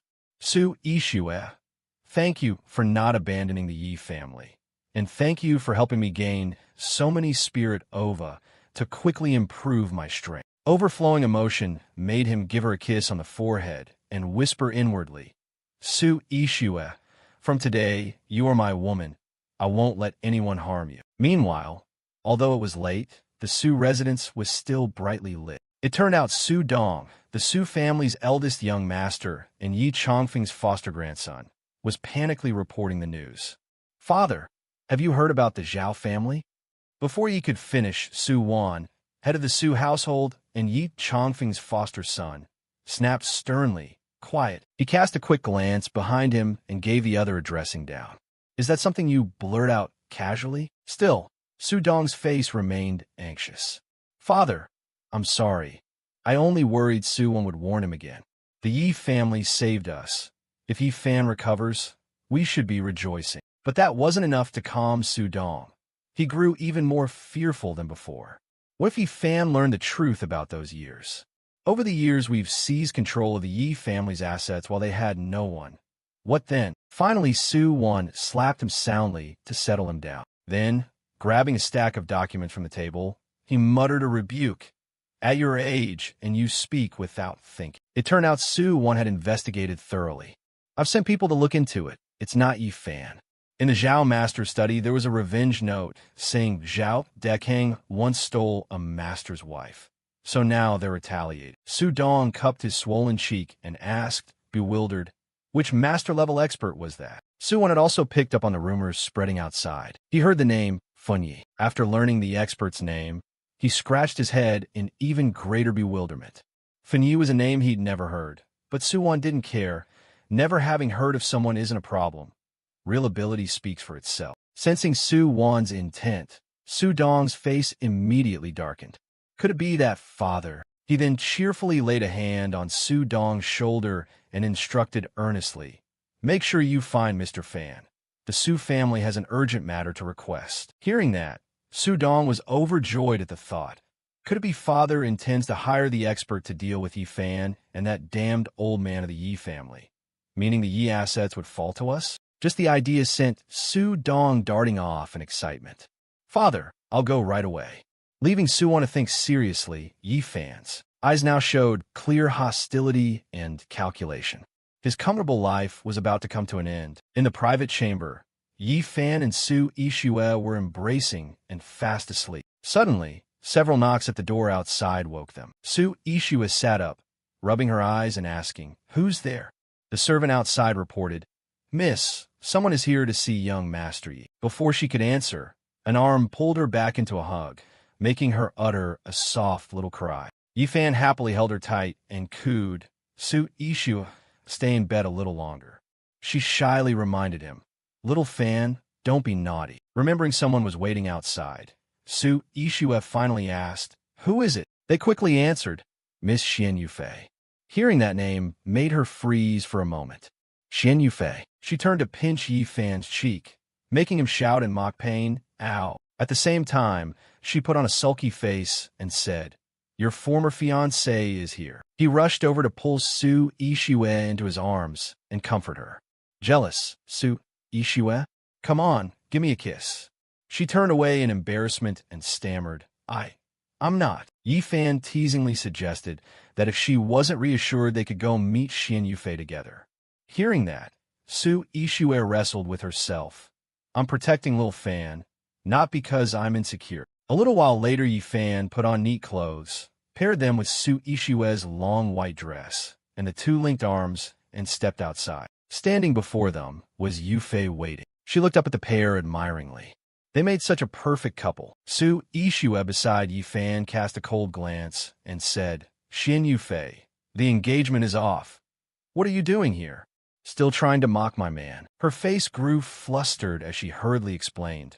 Yi Fan, I came to apologize. Yesterday wasn't my idea, it was my master's. Yi Fan pondered seriously. Xin Yufei was weak-willed.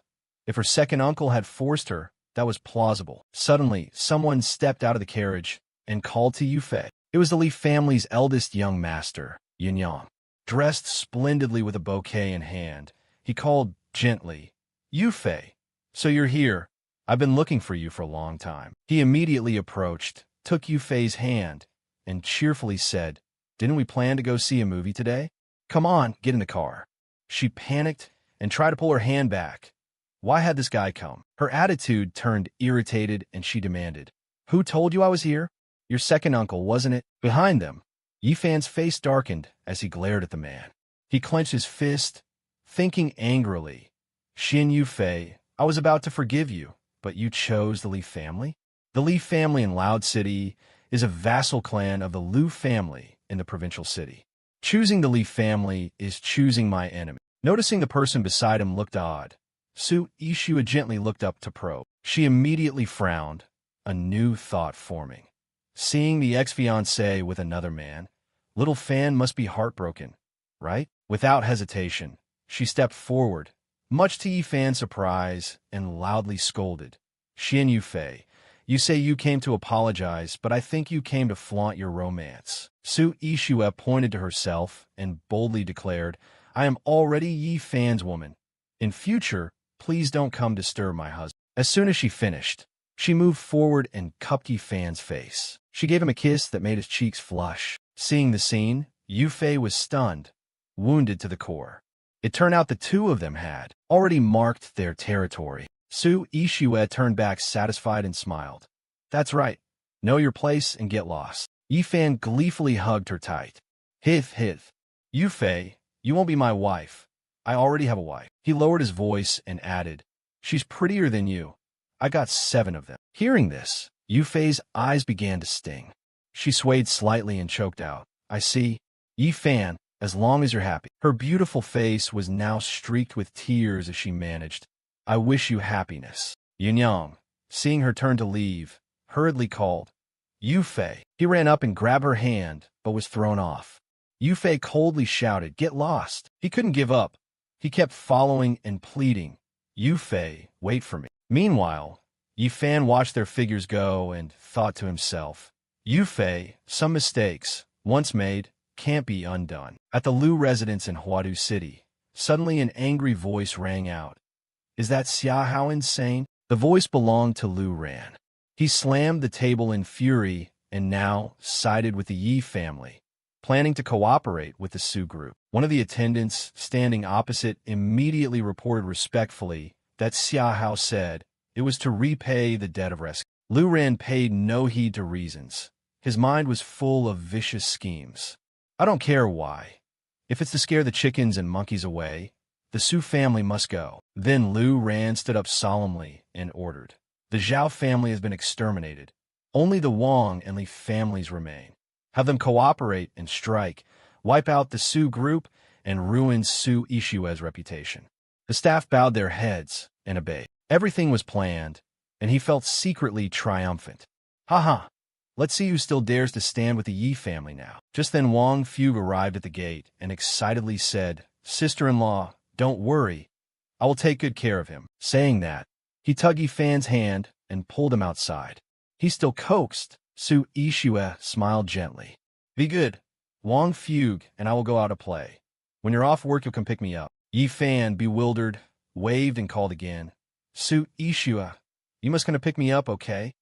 Wang Fugue in front forced a wry smile. "All right." Then the two of them walked away from the gate. Suddenly Wang Fugue leaned in gleefully, startling Yifan. He no longer saw her silhouette.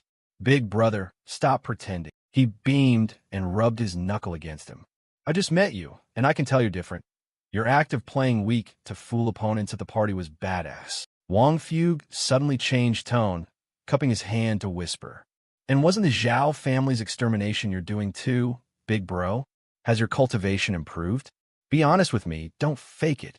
Yifan couldn't help smiling inwardly, thinking this Wang Fugue had grown up with him and was sharp as ever. He began calculating moves in his head, but the Yi family's enemies were too many and too far-reaching.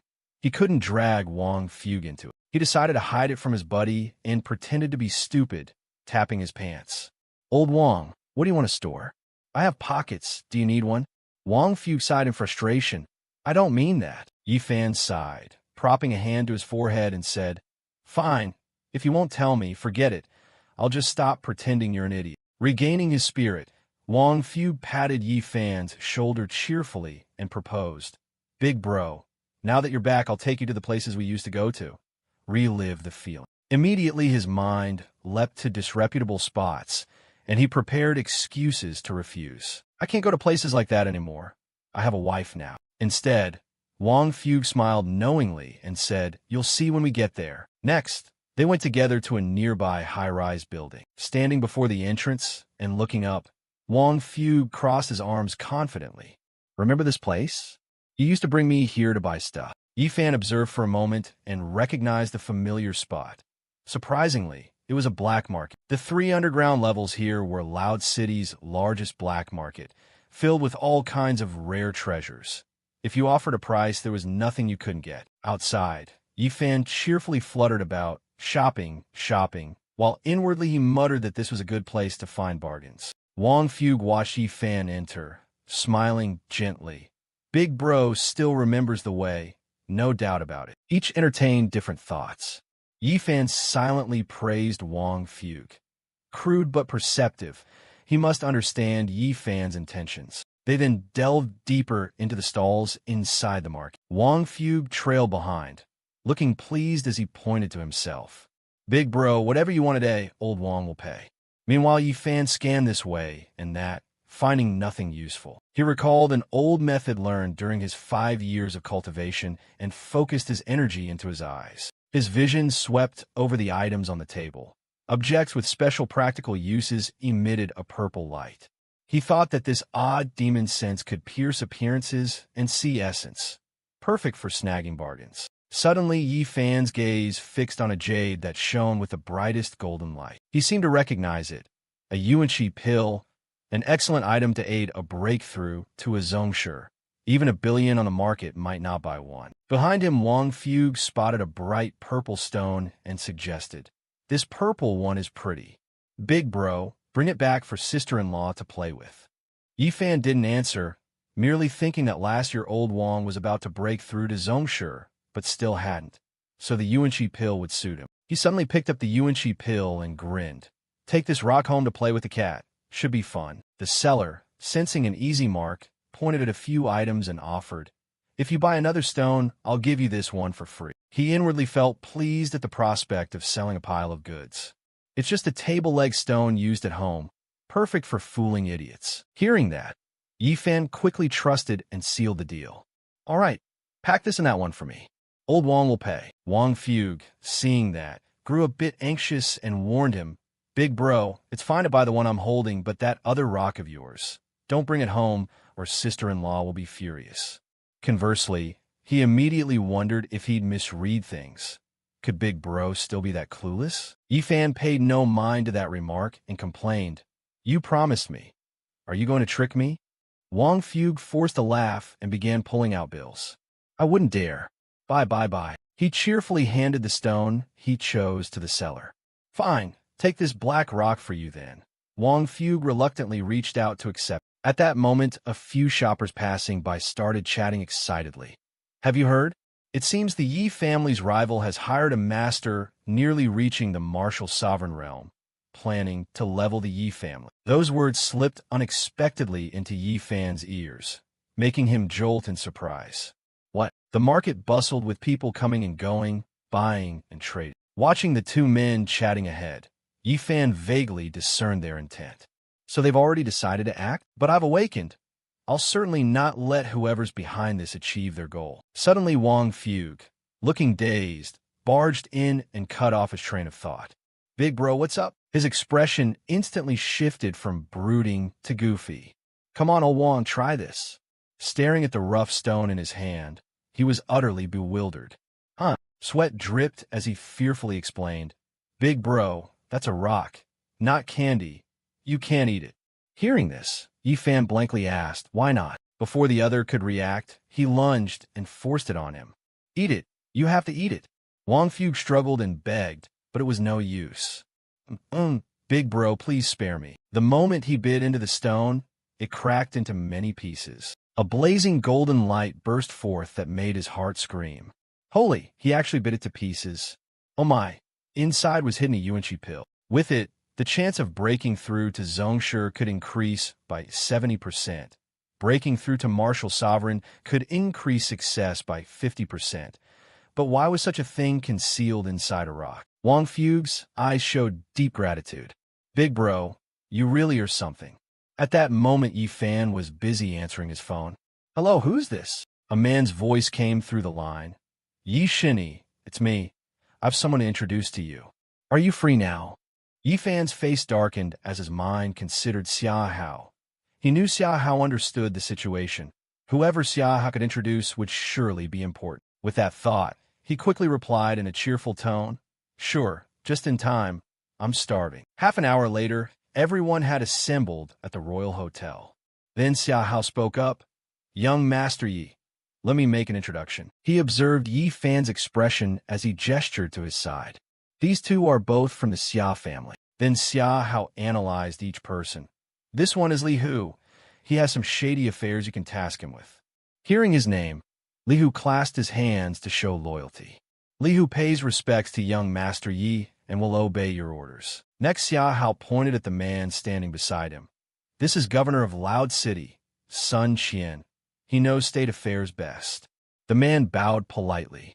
If young Master Yi has matters, Sun Mo will help and will never refuse. Even as they bowed to Yi Fan, he paid them no mind and laughed loudly, changing the subject. Haha, Uncle Xia, you know. Today Wang Fugue ate a rock to break the awkward mood, and he just went along with it. Aha! Watching this, Sun Qian silently sized them up. The Yi family's little young master has turned into a fool, yet Mr. Xia still treats him with such respect. This is not simple. It seems the Yep family must be assessed. To stop him from blurting out, Wang Fugue stepped forward, wiped his mouth, and forced a smile to cut in. Mr. Xia, my big brother still hasn't recovered. On his behalf, I remember this favor. If he needs help, I'll certainly ask you two for assistance. Xia Hao raised his cup and praised cheerfully. Haha, very good. Suddenly someone cried out in alarm, and the whole room went tense. Young Master Yi, Mr. Xia, it's bad. My subordinate reports that Wu Laolang's men have already mobilized. It seems they're going to hunt down Miss Su Yixue. The bad news ignited a fierce rage in Yi Fan's heart. Ha Hao's group and Wang Fu were stunned into wide-eyed disbelief by the scene. Dong Xiang suddenly tensed, murderous intent slowly consuming his thoughts. Damn bastards. How dare they lay a hand on my woman? This sight filled Wang Fugue with countless doubts. Big brother, still pretending not to have recovered. This energy feels too strong. Thinking that, he still hesitantly called out, Great bro. Like a task dismissed, Yi Fan returned to his clownish, naive act of saving his wife. I want to go save Su Yixue. From behind, someone helplessly shouted, Big bro. Seeming to realize something, Xia Hao decisively sprang into action.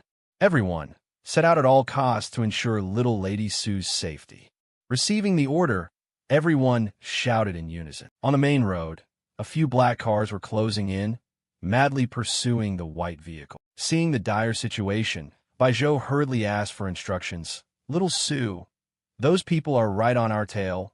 We can't shake them off. Behind, Su Yixue had her wounds bandaged while urging the driver to keep going. Despite the desperate circumstance, she kept a resolute spirit. Even if I fall into a pit, I refuse to end up in those bastards' hands and be humiliated. No sooner had she finished speaking than the car waiting for her was attacked by the thugs. He struggled to keep the wheels steady and cursed in frustration. Ah, damn it, didn't expect to crash straight on. The car skidded along and then made a sharp turn into a narrow alley nearby. The tires screeched and sparks flew. Someone shouted loudly to warn. Watch out. A chorus of anxious, terrified voices rose in the cramped space. It's a dead end. There's a small path beside, but the car can't drive into it. Miss, run the other way. We'll cover the rear. At the suggestion, Su Yixue refused immediately. No, there are too many of them. You'll be in danger. Still, Bai Zhou held firm to his decision. The Su family once helped us. Now it's our turn to repay them. Go quickly. Even as she left, she didn't forget to warn and promise. Be careful. I will send people to rescue you. Two stayed behind while one escorted her away. Miss, this way quick. Suddenly the dry crack of gunfire split the noise. A spray of blood arced into the air, then a bodyguard collapsed. Unknown when it happened, two savage men had taken up arms to block their path. Haha, trying to run? No way out for you. Wounded and forced to face brutal foes, she couldn't help feeling unnerved. Su Ishu clutched at the hem of her garment to the shoulder. Her pupils dilated in terror as the attackers surged forward. Behind, the head guard struggled to rise after the earlier shot, anxiety flooding his voice. Let the young lady go. Just as the situation threatened to explode, a cold bark rang out. What are you doing? Loud City's underground force immediately revealed itself. Wu Laolang strode forward with his thugs, sneering, Bastards! Only 3 of you, yet you're still not down? Fine, charge at me. After the words fell, the thugs surged in and quickly subdued Su Ishue's group of bodyguards to the ground. Wu Laolang strode up to her with a leering smile. Miss Su, stop struggling. If you play along with me, I'll make you feel good. Seeing things spinning out of control, the man behind frowned and warned, Boss, command from above is to kill this bitch. He curled his lip with perverse pleasure, adding that humiliating Su Ishue would also be considered a great deed. As a woman of chastity and resolve, Su Ishue pressed a blade to her throat and declared firmly, Don't come near. I'd rather die than let any of you touch a finger of mine. Seeing that reaction, the thug grew more excited and lunged forward.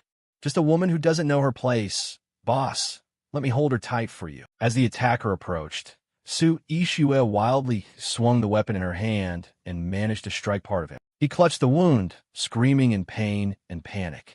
How do you know Kung Fu? Even Su Ishue was stunned, not understanding what had just happened.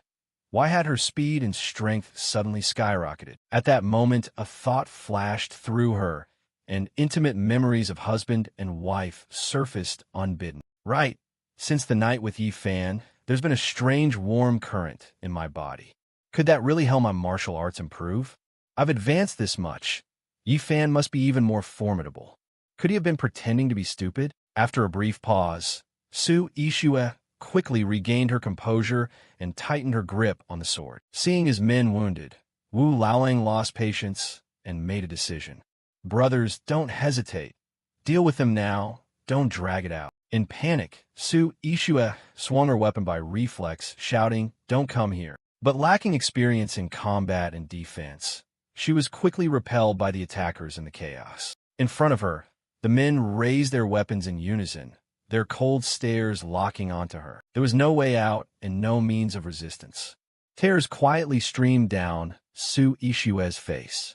Goodbye, Xiaofan. At that moment, one of Laolong's men could no longer hold back and swung a cold metal blade straight down. At the life-or-death instant, a familiar voice suddenly rang out. Wife, don't be afraid. I'm coming to save you. From afar, a motorcycle barreled in and smashed into Laolong's men amid chaotic noise. Su Ishue had closed her eyes in terror as the blade happened to slice past her. When she opened her eyes again, Yi Fan stood before her, shielding her without hesitation. After dealing with them, he immediately hugged Su Ishue, breathing hard. Honey, are you okay?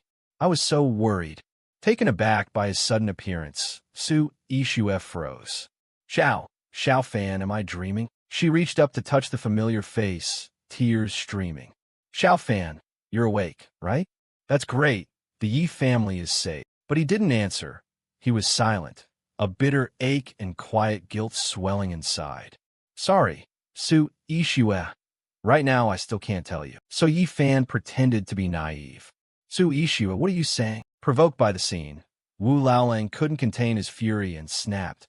Quick, kill them. As the thug moved, Yi Fan sensed it in time and glanced back to observe. He swiftly grabbed a fallen weapon from the ground, clenched it, and charged forward with heroic momentum. Still want to bully my wife? You're all villains. He lunged straight at the attackers and swung the weapon with full force. Laolang gritted his teeth and resisted, but his weapon couldn't withstand the impact and shattered instantly. Not stopping there, Yi Fan curled his lip as his presence grew overwhelming, then directly clamped his hand around the man's throat. With superior strength, he hoisted Lao Ling up and tossed him back and forth like swatting a mosquito. "Get out! You villains, get out of here!" Finally, the body was slammed hard on the ground. A touch of anger. "How dare you bully my wife? How dare you bully my wife?" The sight froze Lao Long's remaining henchmen in terrified place. Even Su Yixue was dumbfounded. Her voice trembled. "Xiao Fan." As things settled, Yi Fan's men hurried over with Wang Fugue, panting, "Boss, don't run so fast." Looking at the motionless figures on the ground, he widened his eyes. "What's going on here?" He guessed in a flash as he glanced at Yi Fan. Is Big Brother about to reveal his true identity to his sister-in-law? That wouldn't be good. At that moment, Su Yixue blamed herself, thinking it was because he hadn't fully recovered his memories. His aggressive instinct was only triggered to protect her. What a clever move by Big Brother. This tactic is truly cunning. Realizing that reaction, Yi Fan frowned in annoyance and thought reproachfully. "Always just watching the show. Can't you handle the things I can't deal with right now?" Catching the cue, Wang Fugue immediately spun and grabbed one of the men, demanding, "Who ordered you to attack my sister-in-law?" He smiled with satisfaction. "That's acceptable for now." Under the pressure of his authority and strength, the questioned man cowered and confessed in fear. It was young Master Wang of the Wang family who came to see Wu Laolang. He told Wu Laolang to hunt down Miss Su, said it was to kill a chicken to scare the monkey. "I'm just a lackey, spare my life." Hearing that familiar name, Yi Fan clenched his teeth in fury. Wang family, a lackey of the Liu family in the city? Upon learning who was behind this incident, Yi Fan grew interested at the implication. To prevent a second Xia family from appearing, to corner the Yi family. Has the Liu family acted again? In the next moment, his expression and demeanor shifted, a decisive current rising in his eyes. It seemed that destroying only the Zhao family would not be enough. Just as his thoughts settled, Su Yixue, exhausted, fell straight into his arms. Worried, he shouted, "Wife Su Yixue, are you all right?" True to her kind heart, despite being gravely injured herself, she never forgot to save her subordinate and rescue Captain Zhao's team. At that moment, Yi Fan regained his composure and quickly ordered Wang Fugue, "Hurry, take them to the hospital." He called out, "Yes." They rushed over immediately and attended to the bloodstains on that deserted road. And clearly the fight that had taken place before Yi Fan arrived had been extremely fierce. One of them lay on the bed swathed in bandages. Captain Zhao truly lived up to his reputation as Su Yixue's bodyguard. The moment he regained consciousness, he immediately thought of his charge's safety. Facing him was Yi Fan's uniquely gentle tone. "Yixue is fine, just shaken." Captain Zhao exhaled in relief, and his smile flickered. "That's good." But after that brief relaxation, his expression suddenly tightened as he realized something. In the blink of an eye, a panicked sound escaped his throat upon spotting the difference. Is Miss and Master not dumb anymore? Yi Fan, not intending to hide it, nodded solemnly and instructed, "I've recovered, but very few know. I hope you'll keep this secret from me." To show his loyalty, Captain Zhao sprang up despite his pain. "Rest assured, miss, I will certainly keep this secret to my death," which made him smile. "No need for too much ceremony. He's still injured." Then his tone turned serious. "You're a loyal man, and I need someone I can trust to protect Su Yixue." So without hesitation, Yi Fan nonchalantly spoke words that stunned anyone who heard them to repay Captain Zhao. "I'll help you enter the realm of martial Dao." The next second, giving the other no time to react, he decisively unleashed the spiritual force within him. In an instant, Captain Zhao's muscular body transformed, power surging as a roar erupted. "Ah, hot, too hot." Only after a brief pause, to recover, did Captain Zhao realize the new problem. He stared at his body in astonishment, as if about to faint. "My wounds are completely healed," Yi Fan confirmed firmly and added, "Of course, you've entered the realm of martial Dao. No longer an ordinary man. In the future, you can be called an outstanding talent of Xia." It all came from him. Knowing how to repay kindness, he hurriedly bowed and vowed, "Thank you, young Master Yi. Your subordinate swears to protect Miss Su Yishue unto death. With a pleased look at this display, Yi Fan didn't hesitate to hand over some necessary items. These pills can help improve your body and spirit and increase your cultivation. Do your duty well, and you won't lack rewards. Completely different from the calm, almost cheerful atmosphere earlier. In some mansion, an unpleasant voice rang out, as if to split the roof. Old Man Zhao was suddenly eliminated. We've just lost our biggest partner. It wasn't someone unknown, but Yi Changfeng, the eldest young master from the Su family's East Branch, and Yi Changfeng's foster grandson, Deep Truong Feng. Wait, correction per names. Actually, it was Yi Changfeng? Note, preserved name list. Without the Zhao family support, I'm afraid we can't seize the Yi clan's assets. Contrasting with the panic on his face, Su Wan, head of the Su family, remained much calmer. The elders in the company are all Yi Changfeng's trusted men. Our loyalists haven't had a voice yet. Putting aside his previous panic, Su Dong let out a sly laugh and continued. Or we find someone to eliminate that old man and that idiot. He had already planned ahead, so he continued smoothly. I heard Loud City has a top master named Fenyi. For the right price, I think he can do it.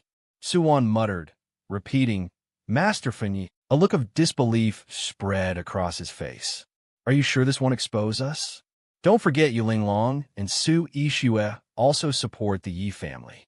If we stir up trouble, it won't be good. On this matter, Su Dong spoke with steely resolve, as if holding everything in hand.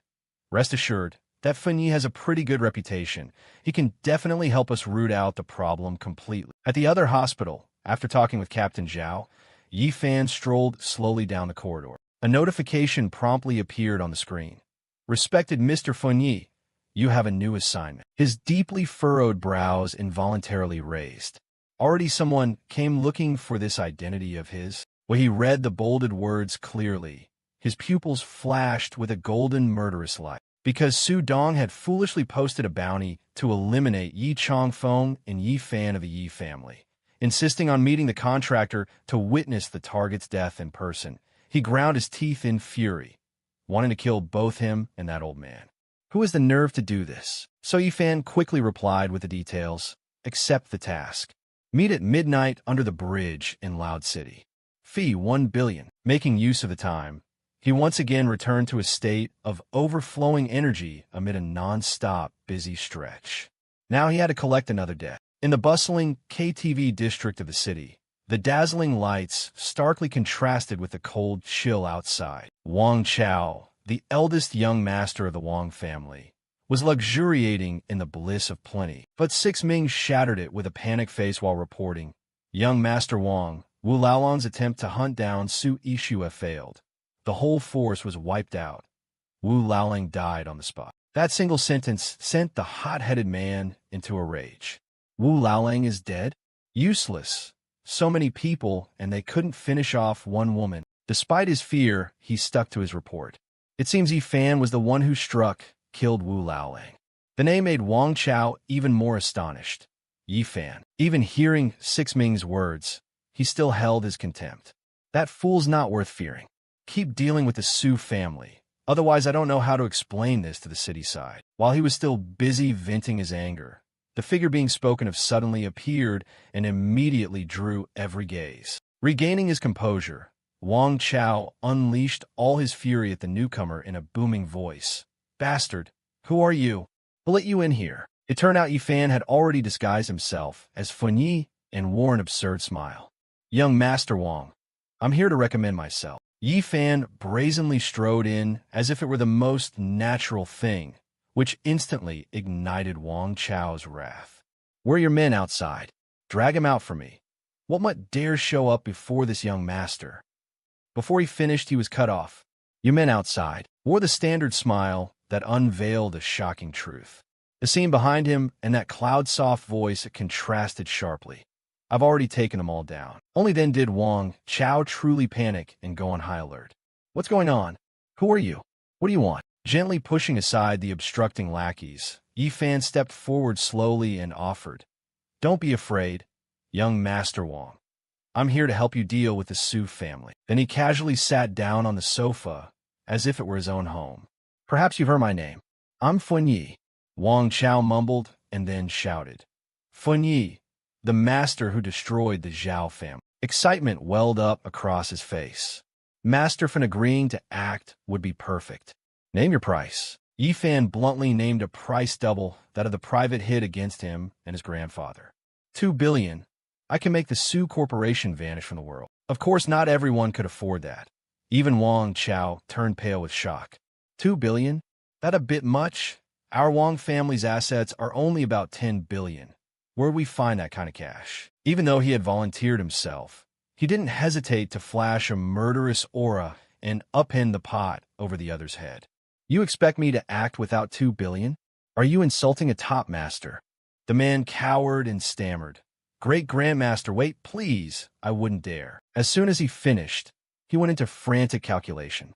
Boss Liu in the city promised that if Su Corporation is eliminated, the Wang family can take over, so that 2 billion might actually be payable. His eyes darted as cold sweat dripped. But what if the Liu family doesn't keep their word? Or what if this Fan Yi handles the Wang family the same way he did the Zhao family? Leaping up decisively, Wang Chao hurriedly smoothed his hair and replied, having the Grandmaster act would be an honor for the Wang family. I'll go home and gather the money right away. It turned out his mind found another route. The best plan is retreat. Having come all this way, Yi Fan certainly didn't intend to leave empty-handed. A sudden strike flashed across his face. He terrified Wang Chao so badly his face went purple when he clearly saw the weapon used in the crime. What is that? A plastic straw? So he knew to beg properly. Great Grandmaster, I was wrong, Grandmaster. Settled comfortably in the chair, Yi Fan spoke calmly. Admitting you're wrong is good. Those gentle words fell like a heavy threat. I'll give you 10 minutes. He was joking around, not caring one bit about the father and son. Yi Fan flicked his head and ordered, go gather the money here. By then Wang Chao had no more doubts. He obediently replied and hurriedly urged his household. Yes, I'll collect it now. Dad, transfer the money to me. 2 billion. Invite that Master Fan Yi. The situation was so precarious his life itself felt uncertain. So he hurriedly emphasized, don't ask. Hurry up. Seeing this, Yi Fan curled a contemptuous smile. You dared lay hands on Su Yishua. Do you think I could let you off easily? True to being the eldest young master, within minutes his phone chimed. The transfer succeeded, and Wang Chao's trembling voice said, Great Grandmaster. The money has been transferred to your account. May I go now? At this point, he still didn't know whom he'd offended, and Yi Fan didn't bother to be polite. What? Your matter is settled.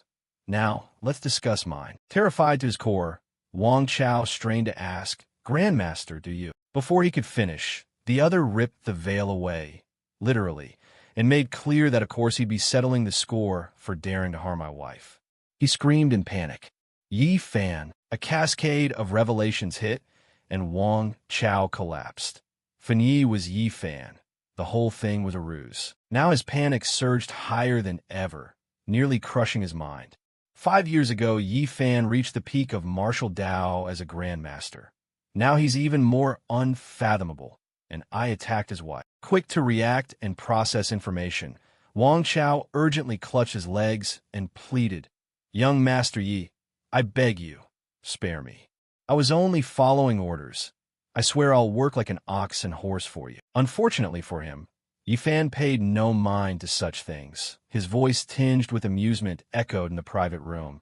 No need to be an ox or horse, but I want to borrow something from you. Setting aside his pride before absolute power, Wang Chao groveled completely, desperate to keep his life. What do you want to borrow? I'll lend you anything. I'll give you everything. A formidable aura radiated from him. Yi Fan elongated each word to press the atmosphere. I want. The next moment was a crisp, decisive declaration. To borrow your life. Even injured organs couldn't stop Wang Chao's mind from racing with furious accusations. Yi Fan deserves death. How dare he feign idiotry and deceive so many? Even if I die, I won't let him live in peace. Regardless of himself, you could say he truly had a strength in reaction speed when he promptly called Lu Ran. At that moment, Yi Fan's keen senses caught a tiny movement in his sight, which only fueled the rage within him into a blaze that felt like it could become tangible, with a single twitch like that it would be easy to send the poor phone skittering to the floor. The kingly aura around Yi Fan's body was clearly not something an ordinary man like Wang Chao could withstand. At a time like this, you still want to play games? He struggled to protest. I'm not. But Yi Fan, not interested in more words from his adversary, applied more force until Wang Chao fell silent. The next second came the classic squeeze and an explosive sound that made it impossible for him to wait for anyone to save him. With a single move, Wang Chao was officially erased from this world. Yi Fan's voice immediately rang out like a ghost from hell. Next, it's your turn. The 6-man group panicked and rolled around begging for their lives. No amount of pleading changed the outcome. They turned into dust swirling in the cold air. After tidying up, he bent down to approach the remaining object on the floor. It was the phone showing an incoming call to Lu Ran that Wang Chao had used all his strength to place. Whether the other end heard anything was unclear, but luckily, despite the shattered screen, it was intact enough for Yi Fan to poke it a bit. After sending a short message to the other side, he neatly tossed it to the ground like trash that dirted his hand. Meanwhile, in the office, Wang Zhong, Wang Chao's father and Wang Corporation CEO, received a notification. Dad, I've been kidnapped midnight at the Loud City Bridge. Come save me, which sent him into a panic. What? Not knowing it was Yi Fan's trap, his heart now held only one turmoil. Someone kidnapped Chao? Without hesitation, he ordered his subordinates, carry out my command. All Wang family personnel moved to ambush at the Loud City Bridge. Righteous fury charged forward, etching countless new wrinkles into his sharp face. He wanted to see who had dared kidnap his only son. At the hospital, sunlight poured in as a worried voice called out. Su Ishue, are you awake? Nestled in warm arms, she groggily opened her eyes after a long sleep. Yi Fan held her tightly, relief and joy welling up. I'm so glad you're okay. Consciousness clearing, Su Ishue widened her eyes at the man before her, Xiao Fan, then covered her mouth shyly as she remembered. Yes, Xiao Fan saved me. The image of him rushing forward and shielding her from all storms flashed through her mind, making her heart flutter slightly. Xiao Fan had been really cool then. Seeing her silent, Yi Fan tilted her chin up affectionately. The doctor says Su Ishue is exhausted. Rest a bit, and we can go home. Hearing that, she pinched his cheek lightly with mixed emotions. I can't go home yet. She forced herself to sit up and spoke gently to reassure him. The company is about to launch a new drug, and there's a lot to do. Wait until I'm done, and I'll come home early to Xiao Fan, okay? Just then, Su Ishue's phone began vibrating nonstop. She picked it up, and the news immediately changed her expression. What? Our formula was leaked? A rival company released a new drug today? How is that possible? Right then Xiahao walked in and added, We've also received word. It's a live stream. He then held up the phone showing the scene they just learned about, and the two of them watched. It's Yunyang, standing on the presentation stage with shocking confidence. Ladies and gentlemen, this is a beauty-restoring medicine our Leaf family has painstakingly researched and formulated for years. Take it for a month, and you'll see immediate results. Watching the footage on the screen, Su Ishue was so furious her face flushed with shameless rage. That was clearly the lifeblood of Su Corporation, those bastards. She hugged herself tightly, her whole body trembling with suppressed grief. For years, almost all of Su Corporation's resources have been poured into researching and developing this drug. The whole company was banking on it to turn things around. Xiahao also looked visibly troubled by the urgent situation. Recently, Su Corporation has lost many partners. Without this flagship product to break the stalemate, the Su Group might not survive much longer. This sparked Su Ishue's resolve. She wiped away falling tears with a steely gaze. Then she left, but not before instructing, President Xia, I'll go to the company right now. Xiao Fan is counting on you. Despite Yi Fan calling after her wife Su Ishu, after she left, Chu pouted, Isn't it just a beauty tonic? Why didn't you say so earlier? Just one drug off the top of my head would have blown everyone's mind, right? Hearing that, Xiahao couldn't help but laugh because he understood. But how could Miss Su believe whatever you're selling? He mused. Right now, in others' eyes, I'm just an idiot. After a moment of silent calculation, Yi Fan suddenly exclaimed, That's it. Didn't you Ling Long say she wanted to find the medicine Saint Lei Qianjue of Great Xia, Thunder Heaven to cure me? Isn't Lei Qianjue a famous trick? Xiahao asked doubtfully. Would Lei Qianjue obey you? But Yi Fan showed no worry and only smiled as if victory were certain. On that front, it's absolutely not a problem. As he said this, his phone suddenly began ringing non-stop, startling Yi Fan a little. On the line, Wu Fai immediately began pleading. Fan, I know I wronged you, but can you help me with something? Hearing the sobbing voice, Yi Fan was a bit puzzled. Xian Yufei, why is she crying so hard? Then he pretended to be an idiot to probe the situation. Ex-wife, what's wrong? Who's bullying you? I'll help you bully them back. Those words made Xian Yufei feel moved and more distressed. Fan, you're the only one I have. No matter what, you'll always be treated sincerely by me. My uncle wants to arrange my engagement to Li Yunyang tonight. It's the betrothal banquet. Please, Fan, save me. The name caused Yi Fan's anger to flare silently. Li Yunyang. This Li Yunyang. This is the one who harmed the Yi family, and Su Corporation isn't enough. Now he wants to force Xian Yufei into marriage. He didn't refuse or beat around the bush and instead decisively proposed. Ex-wife, pick me up and I'll teach him a lesson for you. Before long, Xian Yufei and Yi Fan arrived at the venue where the betrothal banquet would be held. Seeing him silent, Xian Yufei looked up at him and spoke heavily. Fan, I know you still resent me. Grabbing his sleeve, she sadly poured out her distress. But canceling the engagement that day was my uncle forcing me. My father, if there's no money for treatment later, his body could die at any time. I had no choice. What she said made him quietly verify the truth. Indeed, last year, not long after his accident, Xian Yufei's father also had an accident and became vegetative. Xian Yufei's uncle controls the company and holds the purse strings, leaving her no option but to submit. Seeing no reaction from him, Xian Yufei choked up as she affirmed her feelings. Fan, the one I love has always been you.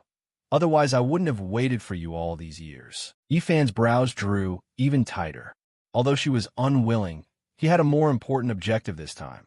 So he decided to go with the flow. Before he could say another word, a voice from inside startled her. It seems the bride is arriving.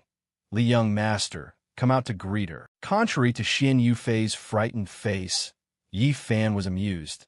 The good part of the show is starting. A gaggle of sycophants trailed right behind Li Yunyang, constantly flattering and congratulating the young master.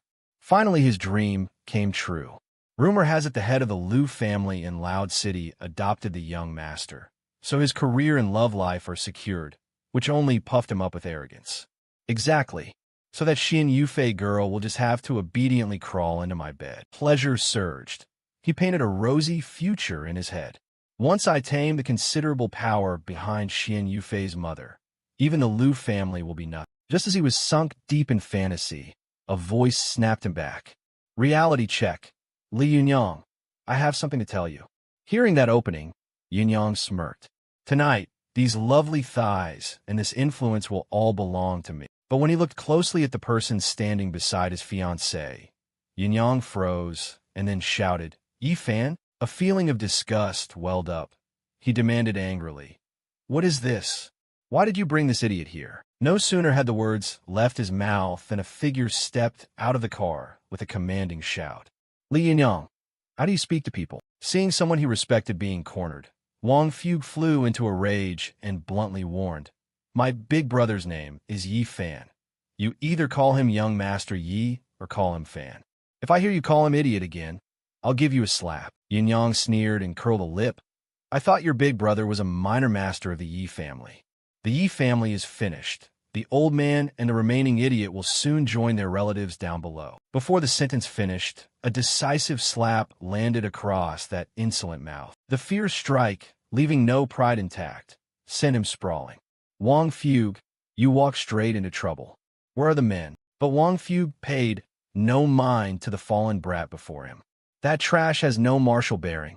I'm not scared of you lot. Just as the atmosphere teetered, Xiahao arrived with his entourage from afar and dissolved the tension. Young Master Li, calm down. Today is a happy day, no fighting. Seeing the newcomer, Yunyang couldn't help but feel suspicious. People from Xia's Loud City branch and the Hu family have all arrived. Did Xin Yufei prepare this? How did that woman get connected to such big players? Xin Yufei didn't even worry about him and strode straight in. Cut the nonsense. Both sides' honored guests are here. Let's go inside and make things clear. This sent him into a furious grind of teeth. Xin Yufei, you'd better think carefully about what you're doing. Inside the banquet hall, the crowd erupted into cheers at the sight of the couple's arrival. The bride and groom had entered the hall, but the moment people realized the person Xin Yufei held was not the fiancé, excitement swiftly turned to suspicion. Isn't this Xin Yufei and Li Yunyang's engagement? Why is the idiot from the Yi family the one who walked out? Whispers spread without restraint. She's openly cuckolding Li Yunyang. The Li family has lost face. Hilarious. The Xin family and Li family are both a joke now. The unexpected turn made Li's father show his displeasure. Xianjingwo, what do you mean by this? Didn't you say everything was handled? He stood frozen, utterly unprepared, stammering, I truly knew nothing. Without hesitation, Jingwa stepped up to his granddaughter and demanded, Xin Yufei, what are you doing? But she remained silent, offering no response at all. Annoyed by her cold attitude, he grew more anxious and firmly ordered, go apologize to young Master Li. Just say you didn't understand the situation. Xin Yufei paid no mind to the surrounding reactions. She looped her arm through Yi fans and loudly declared, Today, Xin Yufei, I want to announce to you all, canceling the engagement with the Yi family yesterday was my second uncle's decision. I never agreed to it. Yi Fan and I grew up together like childhood sweethearts.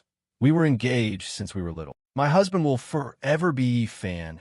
Please, everyone, give us your blessings. Facing that scene, Yi Fan couldn't help feeling a twinge of regret. If she had shown this heart at the funeral, she might never have ended up where she is today. By contrast, Yunyang was nearly out of control, crushing the bouquet in his hand. Blessings, he spat. His eyes bulged with rage. This is our engagement banquet, and you ask others to bless you and that other man. The sudden twist quickly became hot gossip. Oh my, what a surprise. Canceling the engagement yesterday, declaring the cancellation void today. There's clearly trouble inside the Xian family. Maybe the accident of the Xian family's patriarch wasn't so simple. At Li family's engagement, the future daughter-in-law brings another man to show affection.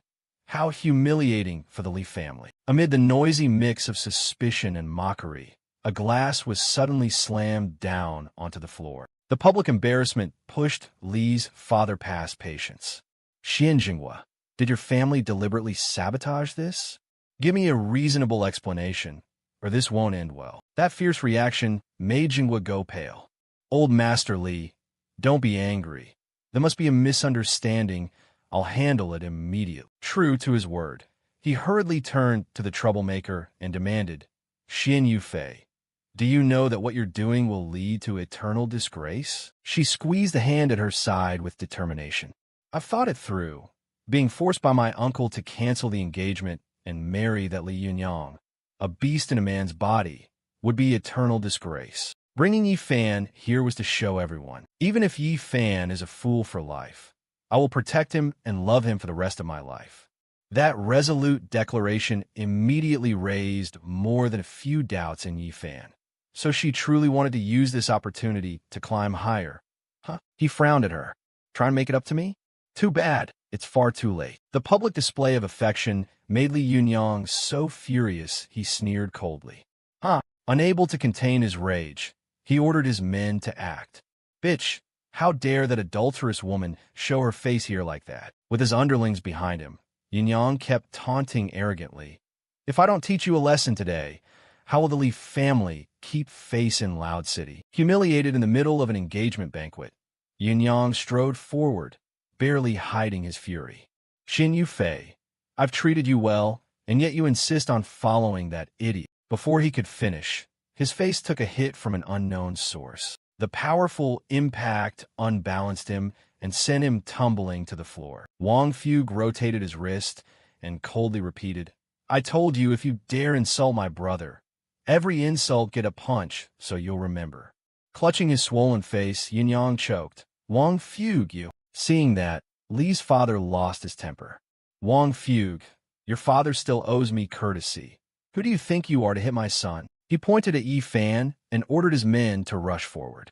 "Men, teach that brat a lesson for me." Watching the group charging in, Yi Fan quickly noticed there were quite a few martial experts among them. Wang Fugue alone might not be able to handle. Just as things threatened to spiral out of control, Li Hu stepped forward to block the crowd and try to mediate. "Talk all you want, make a fuss if you must, but why resort to blows? Can't we discuss this civilly?" Holding his swollen-faced son, Li's father flew into a rage at that. "Civilly? You say civilly. Aren't you ashamed to say that?" At that moment, a multi-barrel machine gun appeared. He declared boldly, "How am I not civilized? What's behind me is civilization, under the rank of Grandmaster. I will be civilized with whoever I choose to be civilized." Realizing he stood no chance against that weapon, Li's father could only grit his teeth and yield, conceding their advantage. With the situation under control, he turned to Yi Fan with courtesy. "Young Master Yi, shall we go?" At those developments, Xin Yufei looked at him with undisguised delight. Even if Yi Fan is a fool, he can still summon connections like this. I wasn't mistaken about it. Just as they began to leave, Xian Jinghua grabbed her. "Wait." Then he slowly raised his phone with an ominous reminder. "Xian Yufei, check on your father's condition in the hospital first. The company will make the final decision." On the screen, a hand was clearly seen tightening Jinhua's oxygen tube. At that image, Xian Yufei instantly panicked. "Second uncle, what are you doing?" In response, Xian Jinghua only shook the phone with a calculating smile. "I had him forced. Don't worry, just a bit of poison so your father can't wake up immediately. If you can coldly watch your father die, then go ahead and follow that idiot." Tears welled up, but she bit back and retorted, "Xian Jinghua, that's your eldest brother. Though they're family by blood, he doesn't care about the inheritance. So what? On what basis did the old man hand the company to my brother back then? On what basis did the eldest branch take control of Xian Corporation? Today it's finally your turn." Not wanting to prolong it, he gave her 10 seconds to decide. "Retract your earlier words and obediently marry young Master Li. Or else," Xin Yufei burst out, trembling with indignation, "you despicable uncle." She sank to the floor, letting the pain shred her heart, thinking she might finally be able to stay with Yi Fan. Tears in her eyes, Xin Yufei turned to the man she loved and choked out, "Yi Fan, I." Meanwhile, Yi Fan stood quietly beside her, contemplative, wondering which choice she would make. He looked at her bewildered and asked, "Xin Yufei, are you all right?" Yun Yang curled his lip coldly. "Yi Fan, a fool like you actually imagines being with Xin Yufei? Dream on." Then he decisively lunged to attack him, smug inside. "Yi Fan's a fool, and surely no match for me. At this distance, Wang Fugue can't save him." Yun Yang rushed forward excitedly. "Today I'll smack some sense into you." But he was halted by Xin Yufei stepping in front, so his move froze. "Li Yunyang, try laying a hand on a single hair of Yi Fan and see what happens." The success left Yi Fan stunned for a few moments. However, the conflict continued. That couldn't stop him from moving to deal with the thorn in his eye. "What am I afraid of? That idiot sabotaged my engagement. He must pay. Finally, I have an excuse to deal with the Yi family." Those words only confirmed Yi Fan's suspicions. This guy was definitely targeting the Yi family. And that line made Xia Hao's men lose their temper and shout, "How dare you!" Sensing his men were about to intervene, he turned and transmitted quietly, "No need to act. I'll handle him personally." At the same time, the hand that had been gripping silently now gathered energy. It was time to make the Li family and their followers tremble. Yun Yang, still unaware of the closing danger, kept his arrogant taunts. "You fool! Stop hiding behind a woman like a coward. I'll send you to meet your big brothers." Seeing that, Xin Yufei frantically spread her arms to shield him and cried out, "Please don't." In that hairbreadth moment, Yi Fan unexpectedly spoke up with innocent sincerity, "Looking for my brothers. Young Master Li is truly a good man." Then he clapped as he strode toward them, ignoring her calls to Yifan. Seeing Yunyang not flinch, Wang Fu frowned in anger. Bastard, how dare you? But Xiahao restrained him. Young Master Wang, wait. Just as Yunyang's blow was about to land, he didn't notice the fleeting change on Yifan's face. Die now. At that knife-edge moment, Yunyang's fist that seemed about to snatch him was easily evaded by Yifan. And without effort, Yifan quickly countered and clamped onto his hand. Facing the boastful enemy, who was now panicked in a passive position, Yifan wore that mocking expression and asked in childish tones, "Young Masterly, are you swatting a mosquito for me?" "There aren't any mosquitoes on my face." It turned out to be a diversion to give the hidden needle in his sleeve a chance to spring out. He plunged them into the necessary acupoints. In mere moments, Yunyang was struck by Yifan's corrosive Xianhua technique. But worse was that beyond the shock, Yunyang had no idea what had happened to him. "What's going on?" Then, trembling, either from the aftereffects of Yifan's skill or from fear, he stepped back and feebly demanded, "What the hell? What did you do?" Yifan answered with innocent denial, as if untouched. "Me? I didn't do anything. Did a mosquito bite you?" Time kept slipping by, and Yunyang finally realized he'd been ambushed before he could react. "What kind of act are you playing dumb with?" "My arm." A chaotic flash passed. His mind was in such disarray, he felt like he was going mad. "Why is this happening? I clearly felt my arm about to break. And the cause of it all?" Yifan smirked in private delight. "Not just a broken arm. My needle not only carries martial qi, but also the corrosive power of Xinhua. I'm afraid his tendons and organs are seriously damaged now." Now his fury erupted like a volcano. "I'll definitely kill you." Yet the arrogant fellow quickly reverted to a stunned, foolish look. "Xin Yufei, protect me. I'm so scared." Trusted like this, she couldn't let Yifan face his enemy alone. "Li Yunyang, Yifan is already in such a state, and you still want to slander him. Aren't you ashamed?" Because handling it took too long, Li's father ran out of patience and thundered into the confrontation. Yunyang stopped mid-action. "Today is my engagement day. Don't soil my hands." He looked stunned and called out, "Father!" Without more words, his sharp gaze fixed on Xian Jinghua, standing behind. Of course, he hurried over, got the hint, and went straight to Xian Yufei, urging her. "Your 10 seconds are up, decide." Faced with the familial ultimatum, she finally had to choose. "I won't marry. I believe Yifan can help me." But Xian Jinggua's sly smile returned as he informed Xian Yufei. "His people have laid a heavenly trap and earth net. Before long, every Yi in the family, young and old, will be dead if you keep resisting." Threats poured from his mouth. He trusted that the other party wouldn't hesitate to make those Yi family members die mysteriously tonight. Her pupils dilated violently. "No, don't drag Yifan into this because of me." Because her loved one would be affected, Xian Yufei couldn't maintain a defiant stance. I'll marry. Please don't hurt them." Worse, Xian Jinghua even showed a photo of Zhenhua with a vicious look and ordered, "Isn't it better to obey now?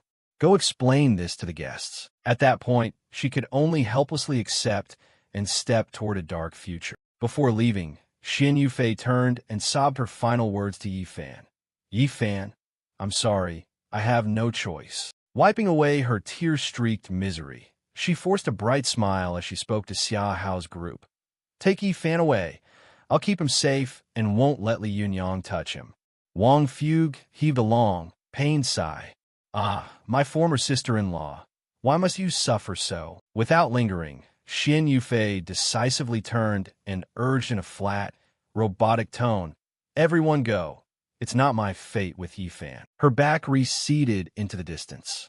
Xia Hao, having witnessed the whole scene from start to finish, could only cry out, "Young Master Yi." From a moment Xian Yufei was threatened until she took her steps away, Yifan hadn't said a word, then finally uttered his first sound. Once he opened his mouth, bombs kept dropping.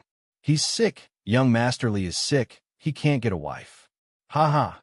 Successfully drove Yunyang into a rage so intense his eyes nearly rolled back. "Damn it. You're the sick one. Your whole family is sick. Guards, throw them out." But Yifan showed no panic, even carelessly repeating lines that made everyone want to rush up and hit him. No fun in retaliation. Someone's about to die. Someone's about to die. That was enough for Xian Jinghua to drop his guard and snort with disdain.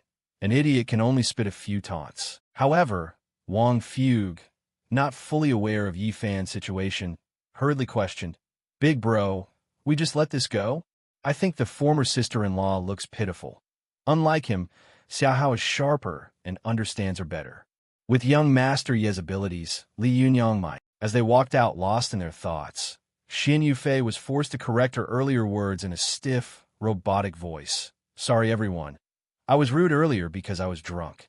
Today's engagement party is between Li Yunyang and me." Her ensuing stream of words only hurried Wang Fugue more than ever. "Big bro, say something.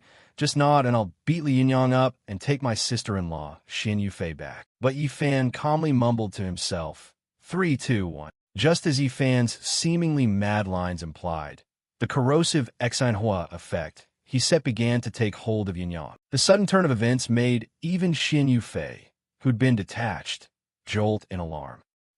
With a father's terror, Li's father grabbed him and shouted, "Yunyang, what's wrong?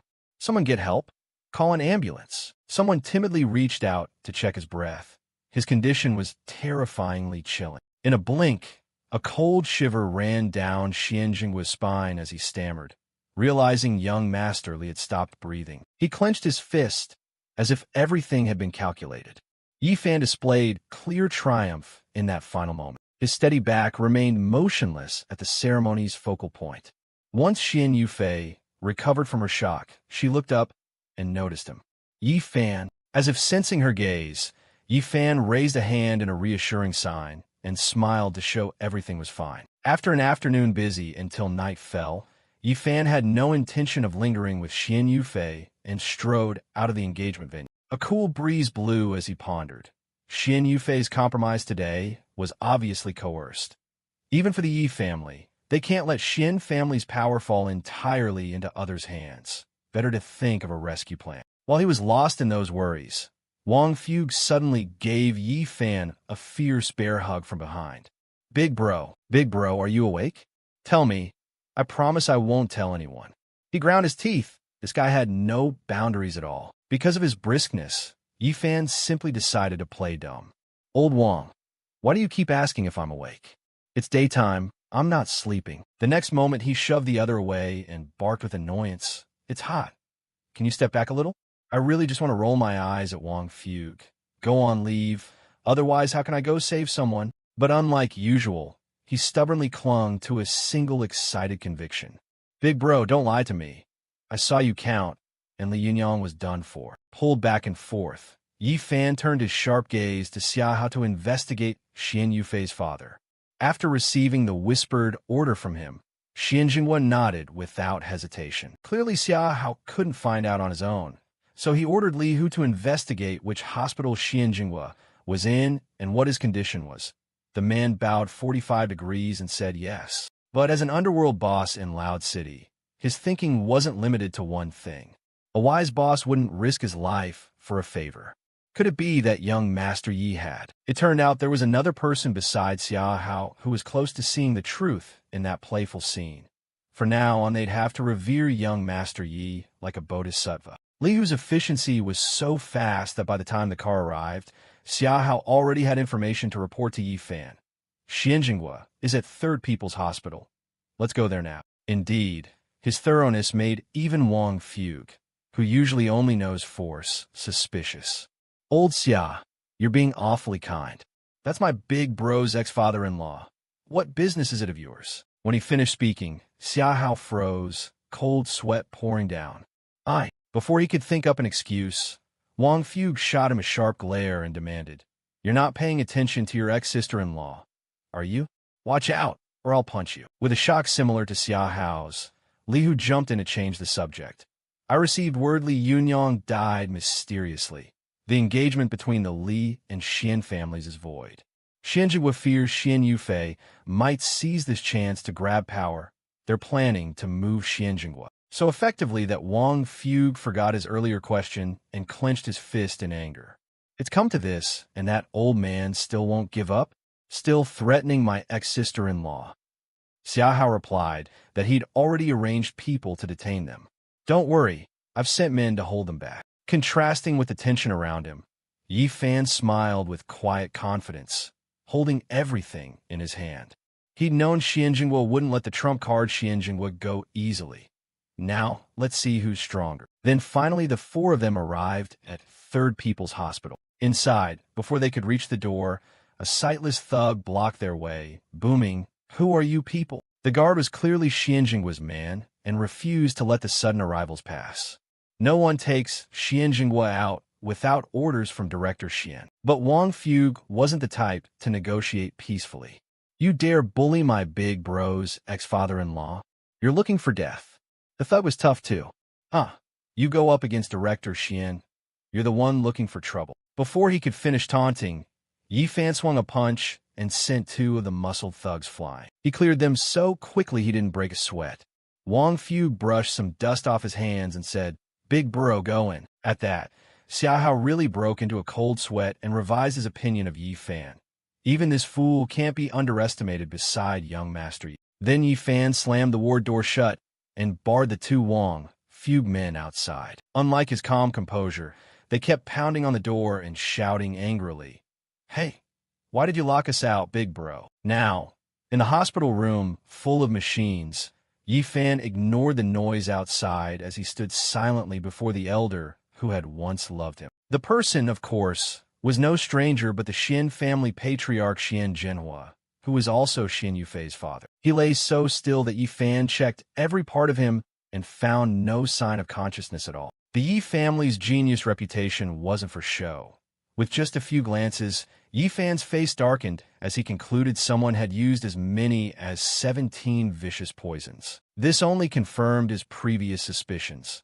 That accident years ago had oddities, seemingly only an external wound, yet a synthetic toxin made from 17 poisons kept Xian Jinhua comatose until now. With such a compound toxin, a single slip in the detoxification process would be enough to kill Xian Jinhua. However, the Dragon Pattern Ring's inheritance wouldn't be troubled by such tricks. Without hesitation, Yi Fan deployed the Silver Needle's secret technique, the Ghost Gate 13 needles, making its reappearance. In an instant, he had managed to elicit a reaction from him, if only a slight facial response. Notably, a series of purple vein-like patterns under his skin became visible and began channeling a black fluid to one side. The villain behind this was truly cruel, the very drops of poison corroding the hard floor, let alone a human body. After a few minutes, at last Jinhua gave a welcome sign of life by opening his eyes. Though poisoned enough to be in a deep sleep, he could still recognize who stood beside him. Little Fan, Yi Fan hurried forward.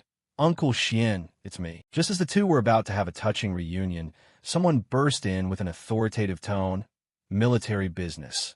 Unauthorized personnel clear out, or we'll kill without mercy." The interruption made Yi Fan start and turn with a stunned expression.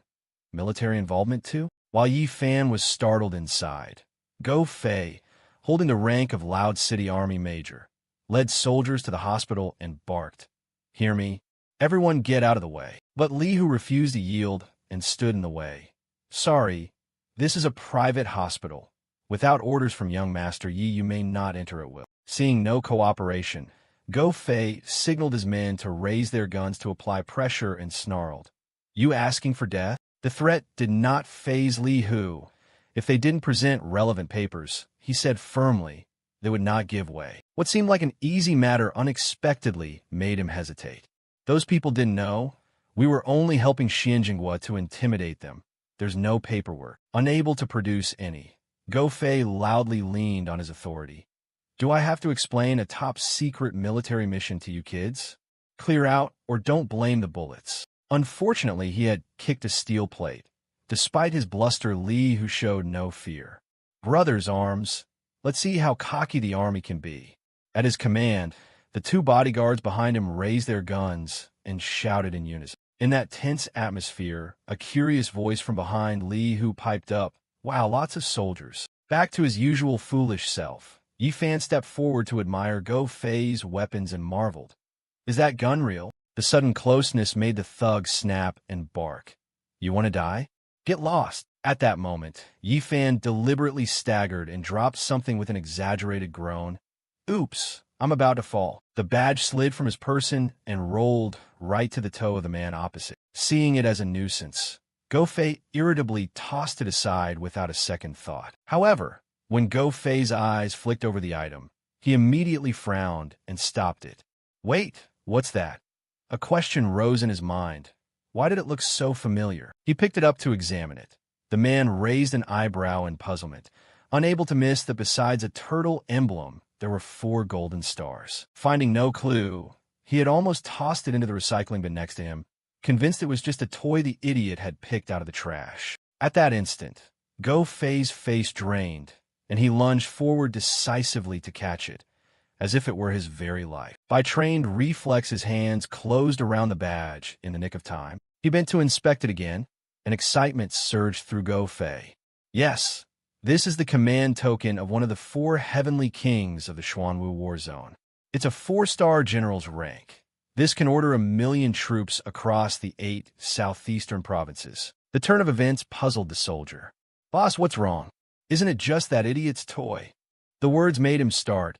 Of course, it had fallen from Yifan. Looking over at Yifan's goofy grin, Go-Fei grew suspicious. This idiot is one of the 4 heavenly kings of the Xuanwu war zone. Convinced 100% by the object in his hand, and without verifying, he turned to the others and ordered, "Kneel down." The subordinates were stunned. Boss, why? Without answering, he bowed formally before Yifan with reverence. We pay homage to the heavenly king of Xuanwu. We are sinners. Mixed with confusion and astonishment, the whole group in uniform erupted and promptly followed the major's lead. Heavenly King, is he really the Heavenly King? Have mercy! While all the soldiers bowed their heads, a faint smile spread across Yifan's lips. The next moment, he slightly hunched and pretended ignorance. Huh, why are you all suddenly kneeling? Celebrating New Year? It's too early, stand up. Holding the badge with both hands and trembling with reverence, Go-Fei refused. We dare not. We didn't know. It was His Excellency, the Heavenly King.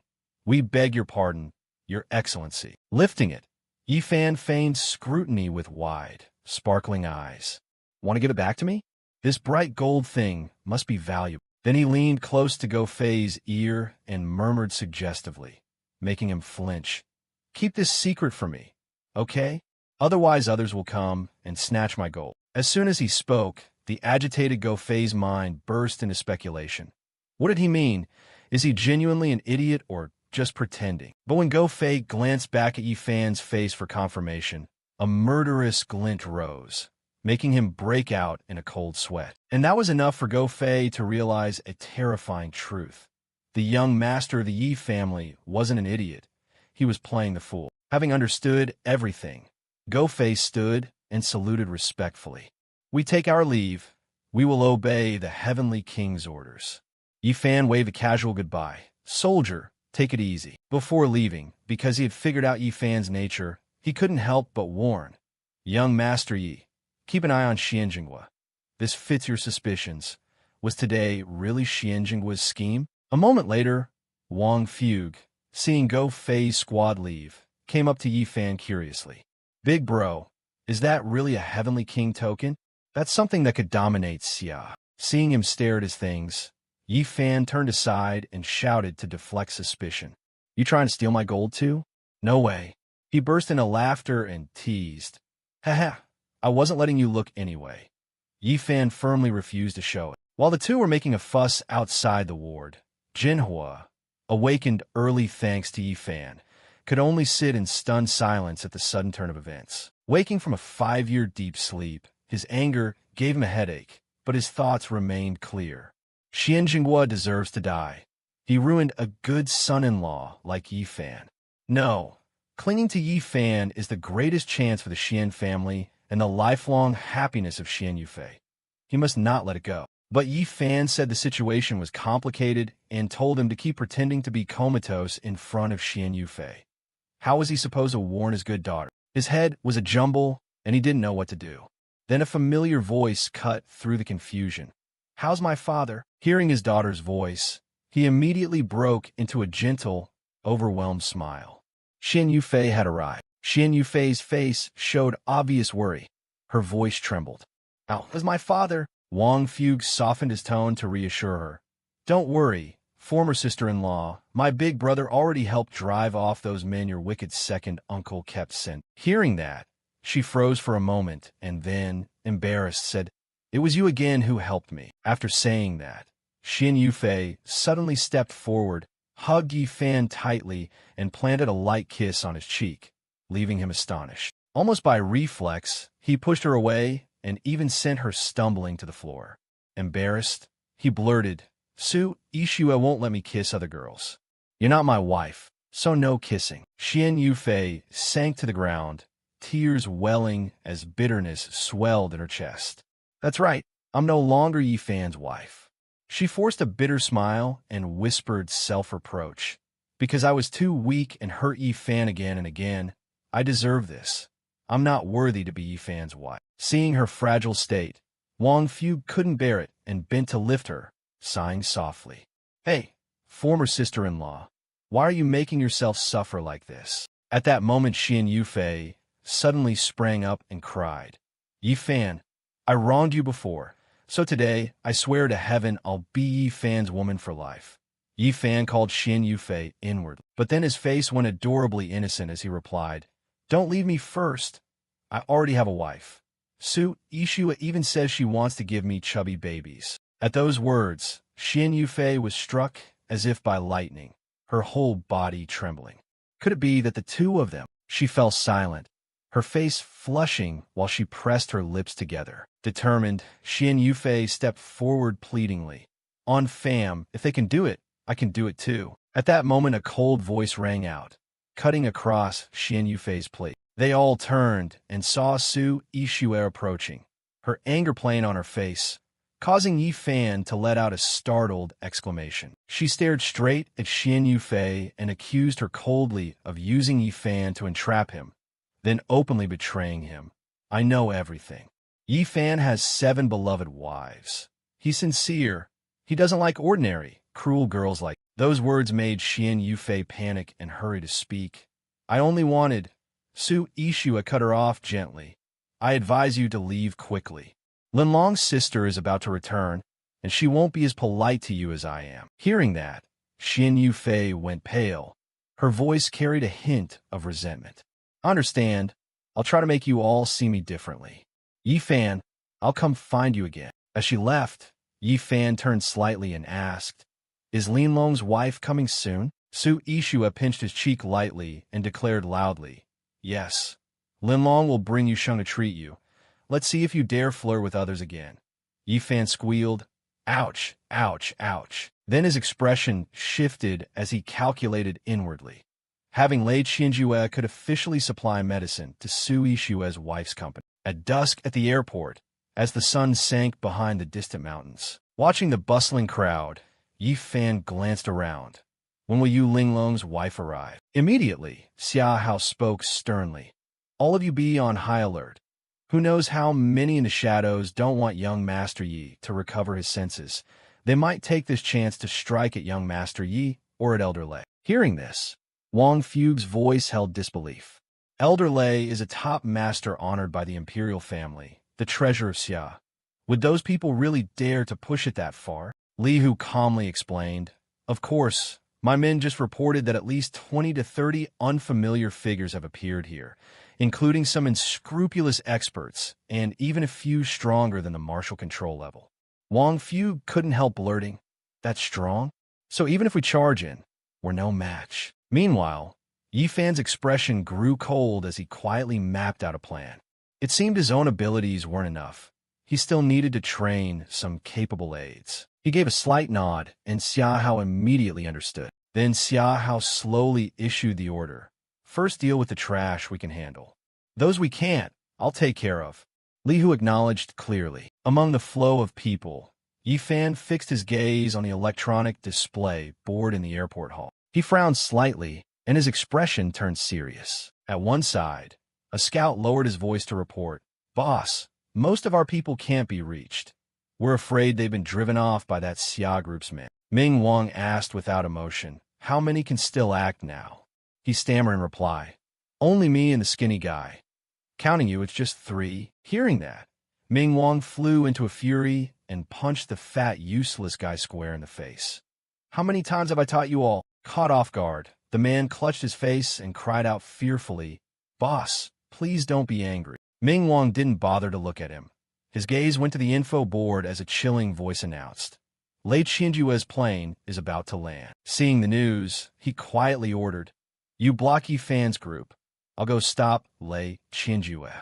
The man responded promptly. Ming Wang bowed his head slightly and coldly said, Those with orders, stop Lei Qianjue. Lei Qianjue and Yu Linglong slowly emerged from the airport doors. Standing among the bustling crowd, Ming Wang pushed up his glasses and schemed inwardly.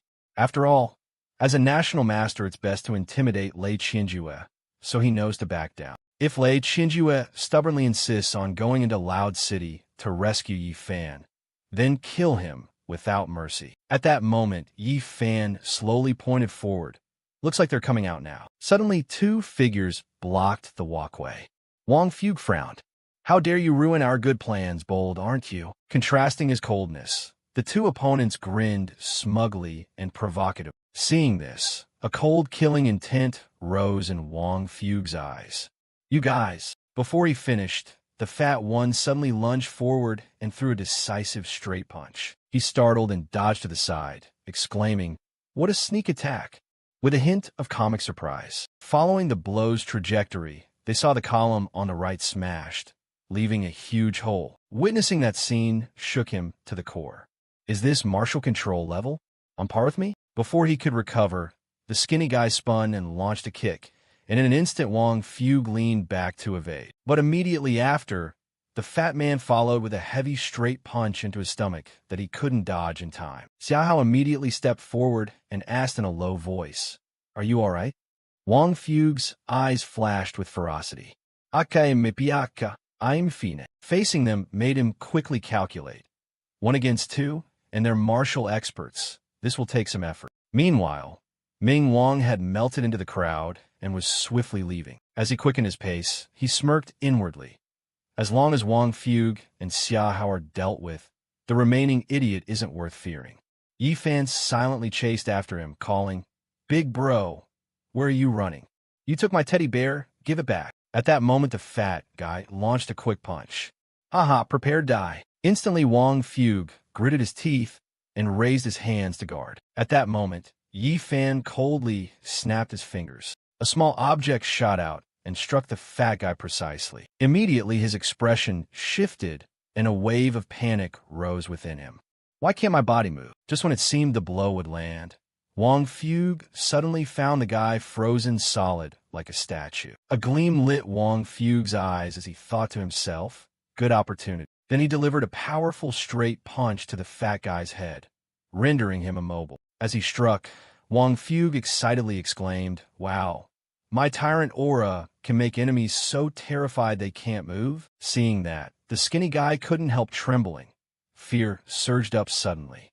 No, it can't be. He's clearly on par with us. At that moment, Wang Fugue turned with murderous intent, making the other man flinch. The skinny guy's face went pale with terror as he cried out, Don't come here. Just a few blows had left his face battered, and he had no strength left to resist. After dealing with both, Wang Fugue leisurely dusted off his hands and sighed helplessly.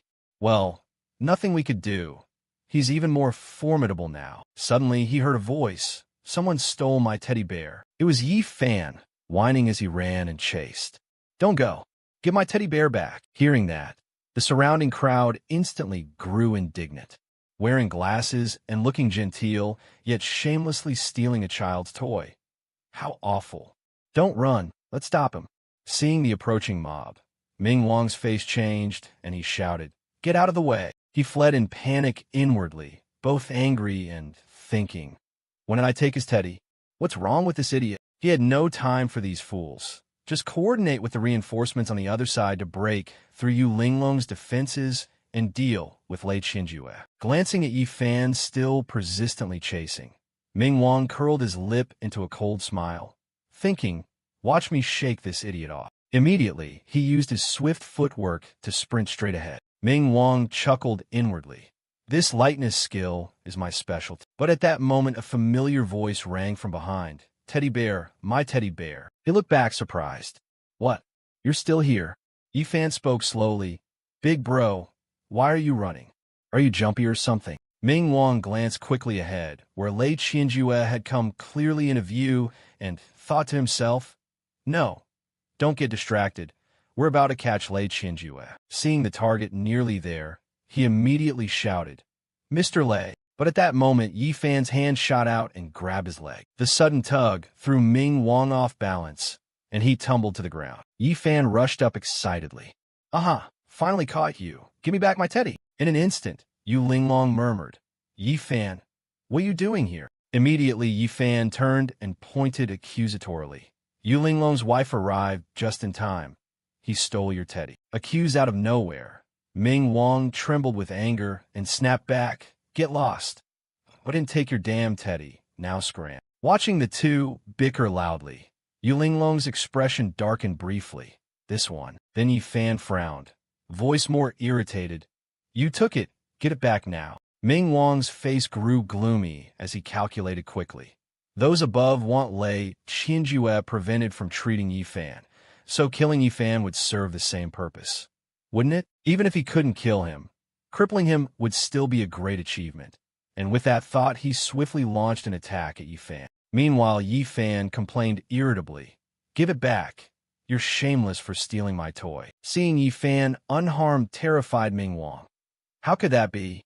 My chi hit his body, and there was no reaction. At the same time, Yifan coldly seized his wrist, his eyes darkening as he intoned in a low voice. Evil people must face punishment. Hearing that, Ming Wang panicked and stammered. What? At that moment, Yifan's expression went dark, and he ruthlessly twisted his wrist. Then a surge of energy appeared around him, causing Ming Wang to scream in agony. It hurts so much. What's wrong with my cultivation? The intense pain forced Ming Wang to his knees. His face drained white as he blurted, How could this be? I've dropped from the sect master level down to martial control level just like that. Suddenly Ming Wang forced himself up and grabbed Yifan by the collar, demanding, What did you do to me? Tell me now. At that moment, a cold force struck from behind, and Yu Linglong's voice rang out icily. Touch my man, and you'll be finding your own death. At the same time, Ming Wang panicked and reflexively tried to block her attack. Ay. Ming Wang, furious and embarrassed, snarled, Do you know who I am? Cold sweat beaded his brow as he quickly schemed. The mountains remain, fuel won't run out, best to flee. But at that moment, his whole body convulsed violently, and his face went ashen with pain. A mouthful of fresh blood spurted out, and Ming Wang collapsed to the ground. Seeing this, Yu Linglong cleared her throat in puzzlement. I only used the peak's martial control force, and he died already. Meanwhile, Yifan, face fierce, thought to himself that the man's realm had dropped too much. How could he withstand a strike from the female martial god? Just then the holy physician, Lei Qianjue, stroked his chin thoughtfully. It seems indeed many don't want the Yi family to live in peace. Suddenly Yu Kai appeared behind him and warned in a low voice, Mr. Lei, you'd better leave Loud City now and stop treating Yifan. Otherwise, we'll have to see you off on your final journey. That scene made Yu Linglong quickly call out, Mr. Lei, be careful. But Lei Qianjue only sneered and cast a spell. You trash dare teach this old man how to work. Then he waved his hand and struck out. The Yi family is innocent. It's your petty thugs causing trouble. Without hesitation, the man quickly struck back. Old man, you brought this on yourself, so don't blame me. The blade shot forward at speed, and a single glance left Lei Qianjue stunned. That color looked poisonous. A vicious curl tugged at Yukai's lips as murderous intent erupted in a violent flash. Want to dodge? Too late. Countless blade images piled in and rushed forward. Lei Qianjue's face changed as he thought, with this number and speed, I'm dead for sure. At that moment, Yu Linglong cried out loudly. Old Lei, her heart chilling. Yifan, is there truly no hope? In that instant, Yifan suddenly lunged and shoved Yukai. Boy, who bumped us? That hurts like crazy.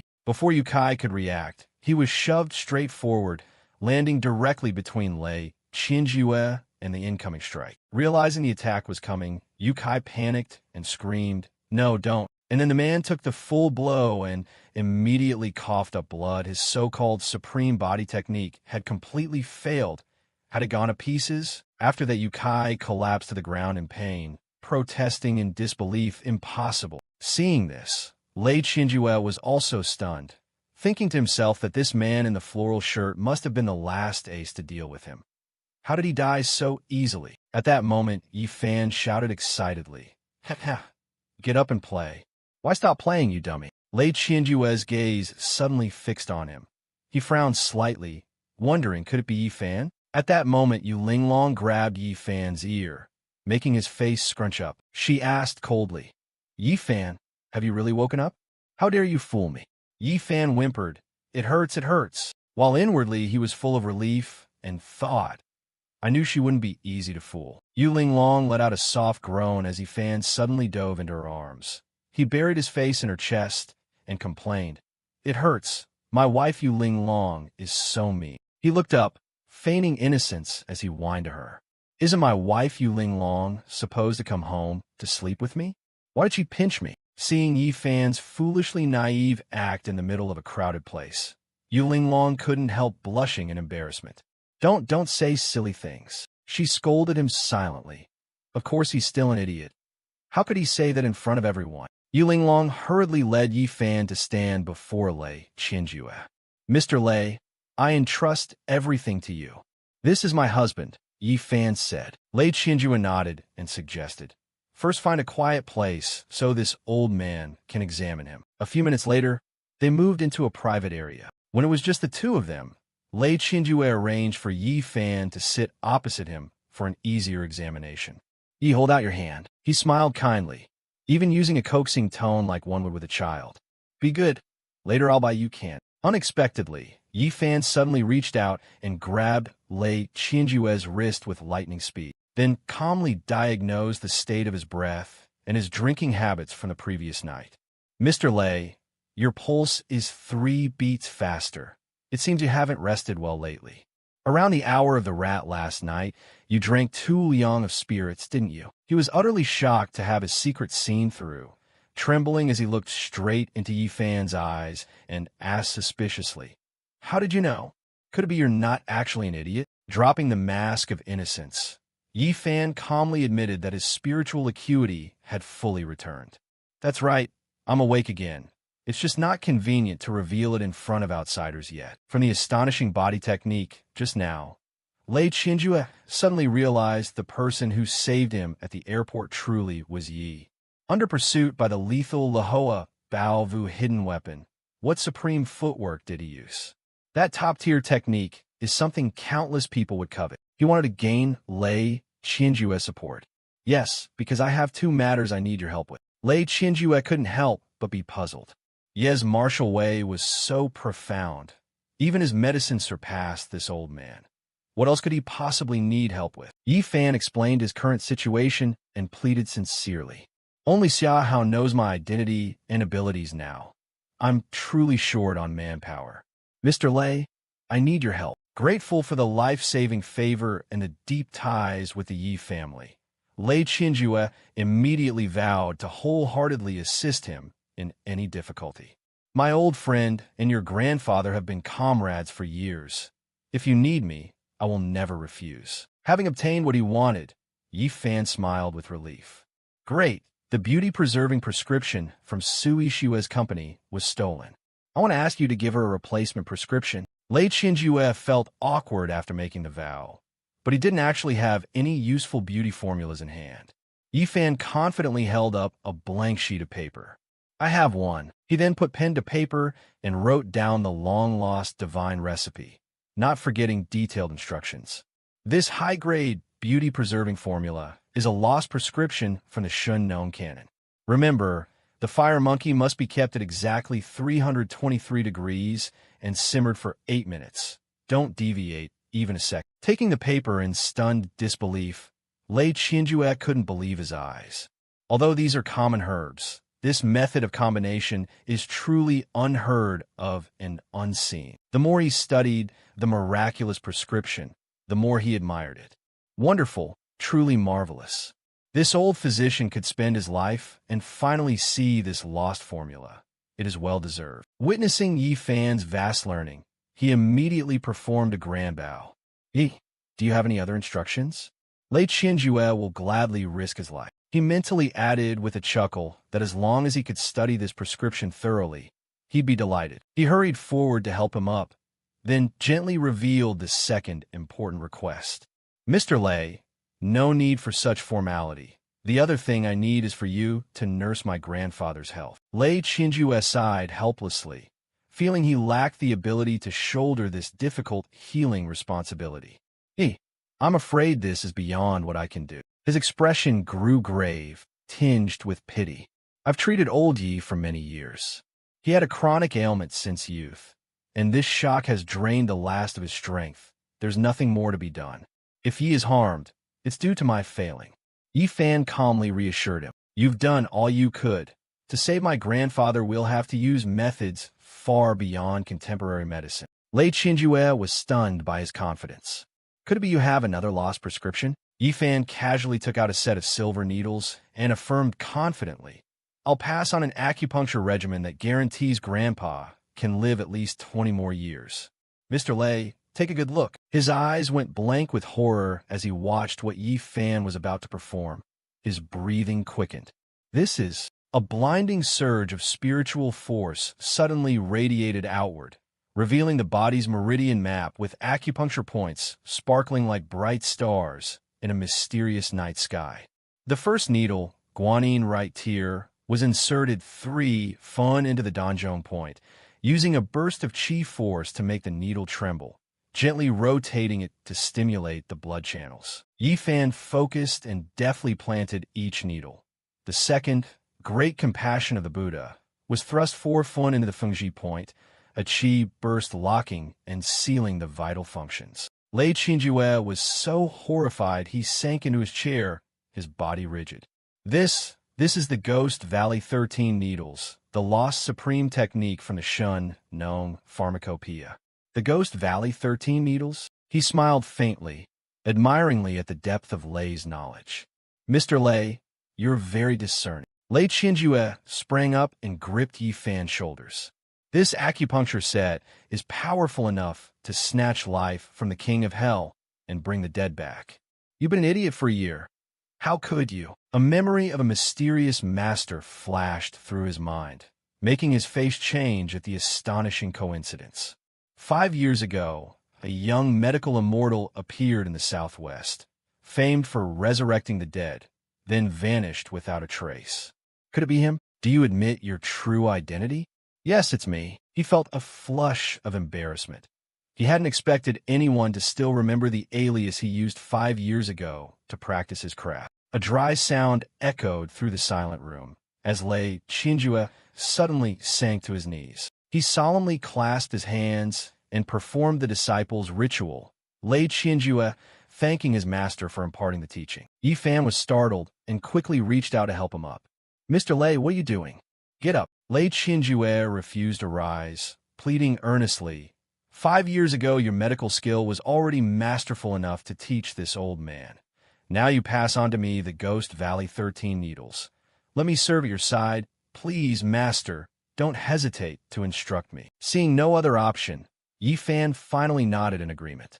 All right, in private you may do as you wish, but before others still call me Yi Fan. Don't reveal it. Lei Qianjue respectfully exclaimed. Master, once more he silently thanked the miraculous fortune.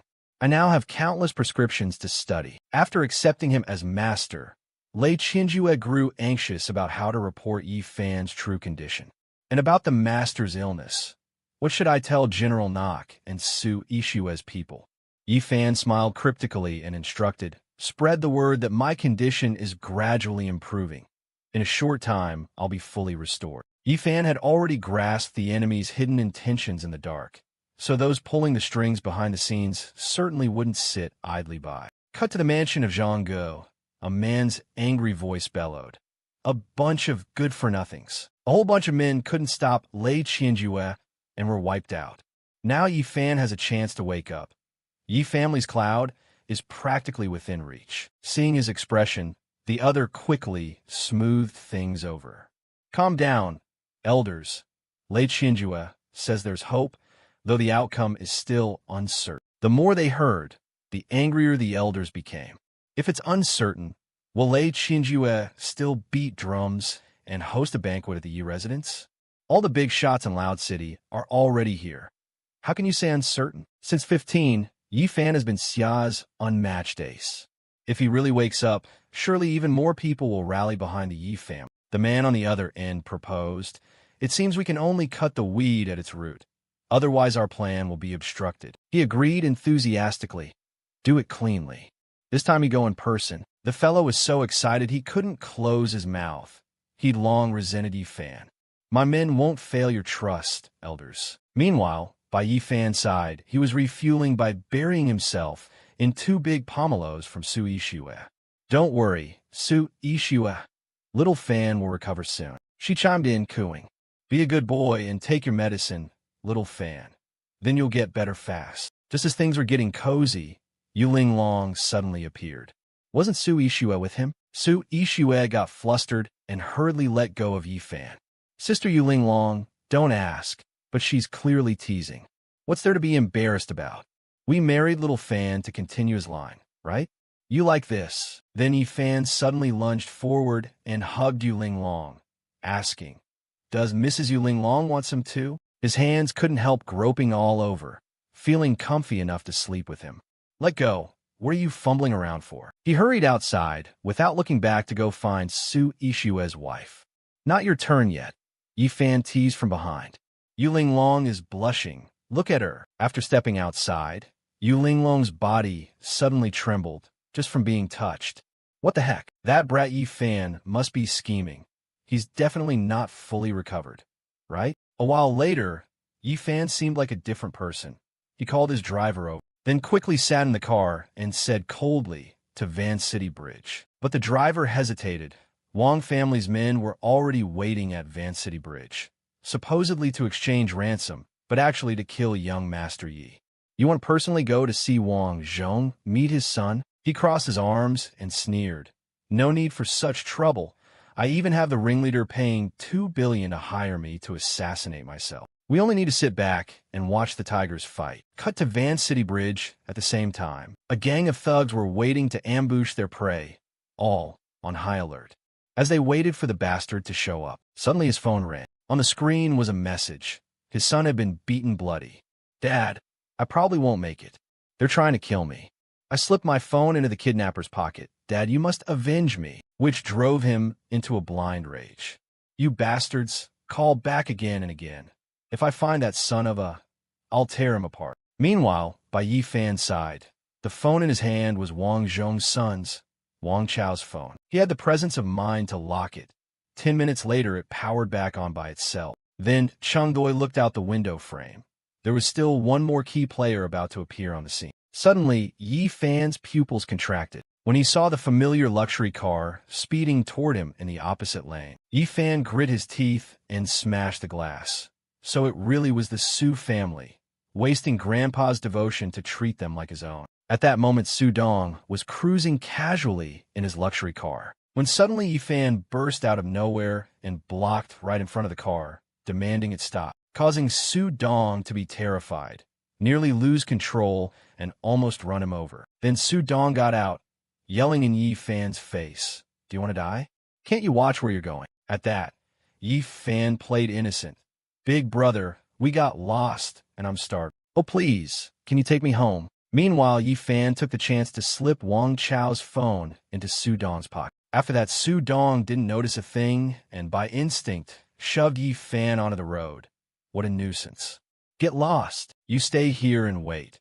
Maybe someone will rescue you before you starve to death. Then he sped off, unaware it was all part of Yi Fan's plan. Too bad I gave you a chance, and you didn't appreciate it. Because in Su Dong's pocket was something dangerous. Wang Chao's phone. Yi Fan sneered. You're asking for your own death, pal. Night falls, and under the dim streetlights, a ruthless plot slowly comes to light. Su Dong arrived at the rendezvous. He looked around nervously. Not seeing the person he was supposed to meet, he called out loud. From the shadows, two unfamiliar men were watching Su Dong. Wang Zhong recognized him as the Yi family's adopted son and wondered why he was sneaking around to meet someone here at this hour. Wang Zhong's eyes flashed with murderous intent as he ordered the man beside him. Ignore Su Dong. Make sure he's dead tonight. However, Wang Zhong and his men couldn't reach his son by phone. Every call came back with the subscriber unreachable message. Wang Zhong's anger boiled over. He ground his teeth and swore. Suddenly, a henchman wearing dark glasses cheered, announcing he'd gotten through. Wang Zhong immediately turned and asked for the location. Meanwhile, Su Dong was idly admiring the moon when he was startled by an unfamiliar phone ringing. He was baffled as to why that phone was on him. Irritated, Su Dong picked up and snapped, demanding to know who was on the other end. Recognizing Su Dong's voice, Wang Zhong identified his target, grabbed a baseball bat, and shouted for his men to rush in. Before Su Dong could make sense of what was happening, he was surrounded by a group wielding weapons. He was utterly stunned. Wang Zhong's face darkened with resentment as he ordered his men to beat Su Dong to death. Wang Zhong swung the bat in a killing blow at Su Dong.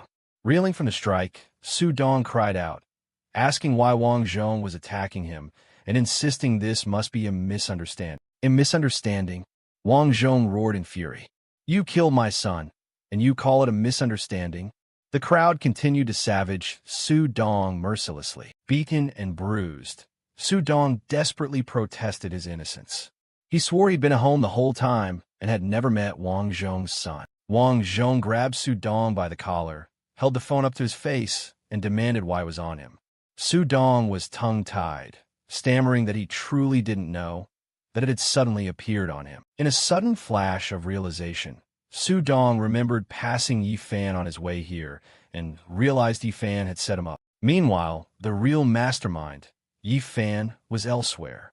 He curled his lips in satisfied amusement, thinking that the Zhao family's ruin and Su Ishue's rescue were both orchestrated by him.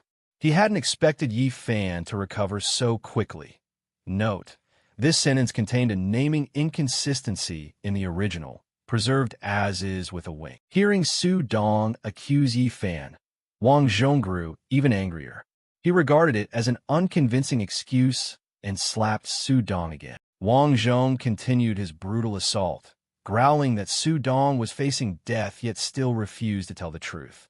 He threatened to send Su Dong to join his son this very moment. Tortured mercilessly, Su Dong screamed in pain, insisting every word he had said was true. Finally, exhausted, Su Dong collapsed to the ground in a pool of blood, moaning in agony. Wang Zhong ordered his men that they still hadn't found his son Wang Chao's body. He was convinced Su Dong must have accomplices and demanded they closely monitor Su Jian, vowing to tear that man apart himself. Elsewhere, the entire scene of Su Dong being surrounded and beaten had been carefully recorded on a phone. The mastermind, Yi Fan, asked his subordinate if everything had been recorded. The other confirmed not a second was missed. Yi Fan smiled with satisfaction, pleased with the play he directed. Yi Fan instructed his subordinate to send the video to Su Jian through a stranger, letting them tear each other apart like dogs. The subordinate respectfully replied that everything had been handled. Afterwards, Yi Fan took out a vial of elixir. He explained it was a second-tier elixir he had personally concocted, able to strengthen one's foundation and step into the martial control realm. And yes, it comes with a tiny smug flourish. The subordinate, now dressed in a neat suit, held the vial in his hands with an incredulous expression. He asked skeptically, being over 50, could he really break through at his age? Yi Fan patted his shoulder, reassuring him that the martial control realm was only the beginning. Follow him, and he guaranteed limitless prospects. The subordinate was deeply moved and fumbled out his thanks to young Master Yi. He stared at the vial in astonishment. He had spent billions trying to find someone to craft a second-tier elixir and failed, yet here it was now, so easily obtained. Yi Fan casually said it was no big deal. There were 5 pills in the vial. He instructed one be given to Lord Hu and the rest distributed as they saw fit, promising more would come later. Completely conquered by Yi Fan's power and generosity, the subordinate bowed and swore that from then on, if young Master Yi asked, he would never refuse. The subordinate cautiously asked if they should give one to young Master Wang. Yi Fan replied with a rhetorical, "Young Master Wang?" Yi Fan flashed a knowing smile and confidently declared that, barring surprises, tomorrow the city would gain a new master at the Grandmaster level. The scene shifted to another luxurious villa in the night. Wang Fugue sat carving a stone, muttering that Brother Yi had bought a stone on the black market for 50,000 that contained a vitality pill. Was Brother Yi just ridiculously lucky? However, Wang Fugue quickly brushed the thought aside. He decided to focus on breaking through first. Only then could he protect Brother Yi better. With that, he put the elixir to his lips. The moment the pill dissolved, a terrifying surge of power erupted through Wang Fugue's body, surprising, like a tiny fireworks show inside. He screamed in shock, unable to believe the medicine's potency was so fearsome, as his entire body radiated a brilliant golden light. A colossal stream of power was being transported inside Wang Fugue's body. It seemed he was trying to break through to a new realm, his face twisted in agony. A close-up of Wang Fugue's pained face, his eyes rolled white, blue veins bulging across his skin. This breakthrough process was clearly no easy feat. He screamed in unbearable pain, feeling as if the meridians in his body were being utterly torn apart. Moments later, a massive column of energy shot straight into the sky, illuminating a corner of the city. This phenomenon indicated another person had successfully broken through to the Master Realm. Yu Linglong also witnessed this oddity. Based on the energy, she guessed it came from the Wang residence and wondered if that idiot Wang had truly reached the Grandmaster Realm. However, Yu Linglong thought Wang Fugue becoming stronger was a good thing, since it would make Yi Fan safe. Suddenly, Yu Linglong felt a strange, warm, spiritual current spreading through her body, which surprised and slightly embarrassed her. She realized this sensation was very odd. Ever since Yi Fan touched her, this mysterious energy had existed in her body, continuously reinforcing her meridians and dantian. Yu Linglong blushed, wondering if this was the secret Yi Fan had been hiding. After being stuck at the Grandmaster level for a long time, she could finally surpass her innate limits and go further. With that thought, Yu Linglong flashed a sly smile, thinking she should take advantage of Yi Fan a little. At the same time, at the Su Group's headquarters, a press conference was being held. However, two men in the crowd whispered to each other, wondering how the Su family dared hold a press conference when their new drug had been unveiled earlier by the Li family. An older man with graying hair, representing the Li family, was also present.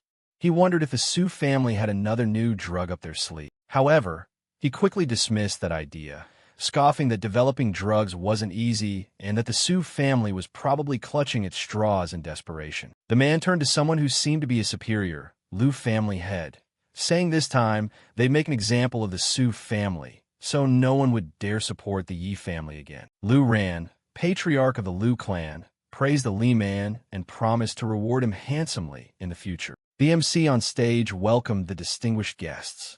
The Li man suddenly jolted in surprise when he saw those in the VIP area. Important figures entered one after another.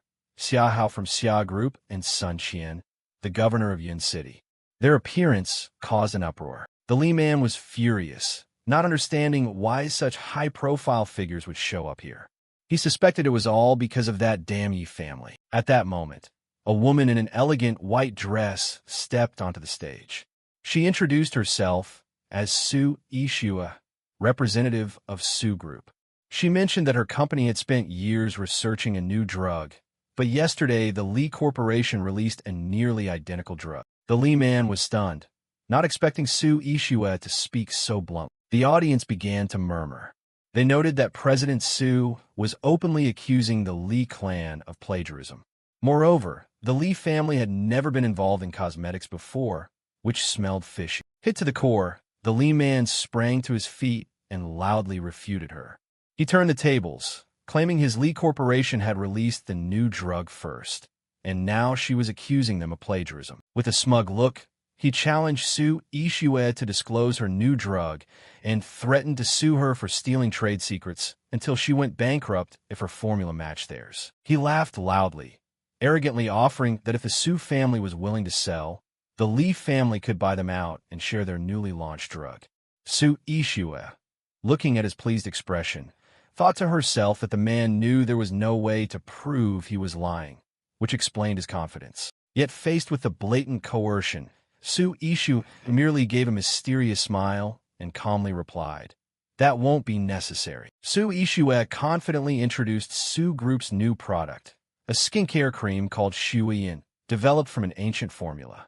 She emphasized that it could improve skin pigmentation, remove imperfections, and heal wounds quickly without scarring, and most importantly, that its formula was completely different from the Li family's product. Su Ishue's presentation sent the hall into a stir.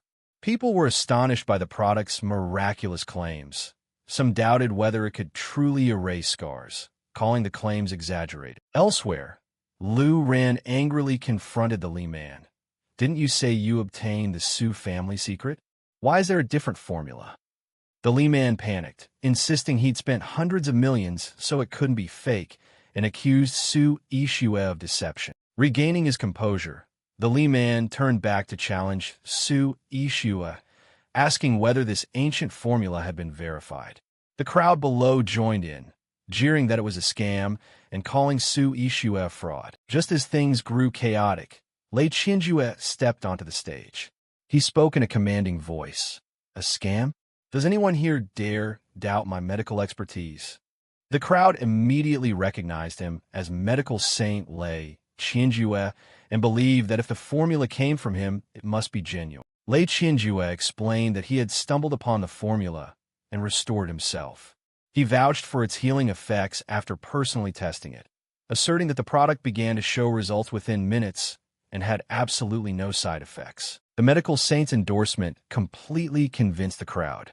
Everyone was amazed by the instant effect.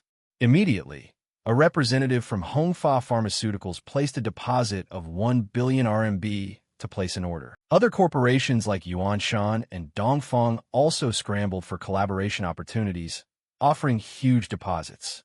Buoyed by this enthusiastic support, Su Ishue happily thought that with this capital, Su Group could rise to a new height. However, the Li man still refused to back down. He shouted, demanding that Su Ishue let everyone witness the product's miraculous effects with their own eyes. With a sly look, he declared he didn't believe any medicine in the world could show results in just a few minutes. "Sounds like magic, not science," he sneered. Amid the tense atmosphere of the press conference, murmurs rose from the crowd. They thought Mr. Li's words made sense, but it would only be convincing if proven on the spot. A man surnamed Li provocatively spoke up, asking President Su if she dared to prove it. Su Ishue, unflinching, asked back how they wanted her to demonstrate it. He curled his lip in a sinister smile and made an outrageous demand. "Simple, President Su. Just cut yourself, then apply the cream, and we'll see right away if it really works." Without hesitation, Su Ishue took the knife, her gaze resolute. She accepted the challenge, willing to hurt herself to defend her honor and her product. At that moment, Yi Fan came running from somewhere, his face ashen. He shouted for his wife, trying to stop her reckless action. Yi Fan snatched the knife from his wife's hand and gently calmed her. He said she didn't need to do it herself. He would find someone else to test it. Saying that, Yi Fan suddenly jumped onto the stage, drawing every eye in the hall. He pointed straight at the old Mr. Li who had challenged them and loudly called him up onto the stage to prove it together. Before the old man could react, Yi Fan acted.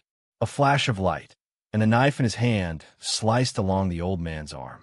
The old man screamed in pain, unable to believe what had just happened. His arm had a long, deep gash. Yi Fan stood there, the bloody knife in his hand, and said coldly, "Weren't you the one doubting this cream? I'm just helping you prove it." The crowd below was stunned. They whispered and debated whether Yi Fan was really foolish or merely pretending. But using President Li as the test subject was certainly the fairest way. Yi Fan pulled President Li up on stage and told his wife to bring the medicine quickly. He even reminded her to be gentle. Standing behind him, Su Ishue smiled with satisfaction. She thought to herself, daring to steal our formula and then make a scene at its own launch. This cut is well-deserved. Lei Qinjue raised President Li's bloodied arm high for everyone to see and declared, "Look, the cut is deep enough to see bone. Now I'll apply the ointment." Mingho in the crowd couldn't help but be skeptical and turned to Hong Hai beside him. "Brother, does that cream really work?" Hong Hai, eyes steady, prayed silently. He believed in Ishue, believed in the true power of the Yi family, and had staked the family's future on this moment. President Li still sneered, thinking a bit of cream couldn't heal such a deep cut. Qinjue began to smear a layer of green cream onto the wound. As soon as the cream was applied, a strange green light enveloped the wound. The cut began to twitch and miraculously close. Everyone watching on the big screen was aghast, wondering if this was some special effect. President Li stared at his arm in horror. He couldn't believe his eyes. Impossible. Could this cream really be that miraculous? Realizing the situation was turning against him, President Li formed the idea of destroying the evidence. He thought that without proof, he might still turn the tables. But Wang Fu quickly grabbed his hand and pretended to be concerned. "Uncle Li, haven't you bathed? Your hand's itchy. Let me scratch it for you." Then Lei Qinjue once again held up President Li's arm, this time to show everyone the result. The wound had completely vanished. The crowd below erupted in astonishment, chattering nonstop. "Oh my God, where did the cut go? It's even whiter and smoother than before. Unbelievable." The cream's potential sent everyone into a frenzy. Even President Li, who had just experienced it, couldn't accept the truth. He stared at his smooth arm and muttered in panic that it must be some magic trick. But no matter how he denied it, the truth was plain to see, and the investors began to act. The miraculous demonstration completely convinced the investors. Major corporations vied to make lucrative offers. Tianhong put down a $1 billion deposit. Wishing Group offered $800 million plus profit sharing, and Highway Group announced starting with $1 billion and expanding the entire distribution network. Seeing the situation slipping away, President Li hurriedly shouted, trying to warn everyone not to let excitement cloud their judgment. He reminded them that the Su family was deeply in debt and unable to pay. President Li's words had an effect. The crowd began to murmur, concerned about the Yi family's debts. They realized the Yi family was under pressure, and Su's close ties to the Yi family would be a major risk for anyone involved. At that moment, a voice rang out to reassure everyone. With President Lei backing them, what is there to fear? It's just a bit of debt. Cheeky whisper, problem solved? A figure appeared unexpectedly with a confident smile. Guoli. He declared that in the worst case, the Xia family would team up with old Xia to seize all of the Yi family's distribution channels, and anyone who dared challenge Yi Fan would be beaten to death. Yi Fan and Wang Fu were stunned by the sudden appearance. Guoli. Why has he returned? Yi Fan thought to himself. Guoli's presence caused a stir throughout the hall. Is that the famous Guo family from the capital? Another major clan supporting the Su family? Guoli stepped forward and patted Yi Fan on the shoulder, acting familiar. He explained that his elder had been sent abroad and he hadn't received news, apologizing for arriving late. But Wang Fu was furious. He shouted at Guoli, "Damn it! Guoli, where have you been all this time? Do you know how hard we've struggled these past years?" Yi Fan frowned, thinking he believed Guoli would never betray him. But this was not the place to discuss it. Suddenly, Guoli's attitude changed 180 degrees. He seized Yi Fan tightly, his gaze icy, and leaned close to his ear to whisper a threatening line. "Brother, are you pretending to be stupid?" Guoli, Yi Fan's friend, replied confidently, acting as if he fully understood the plan.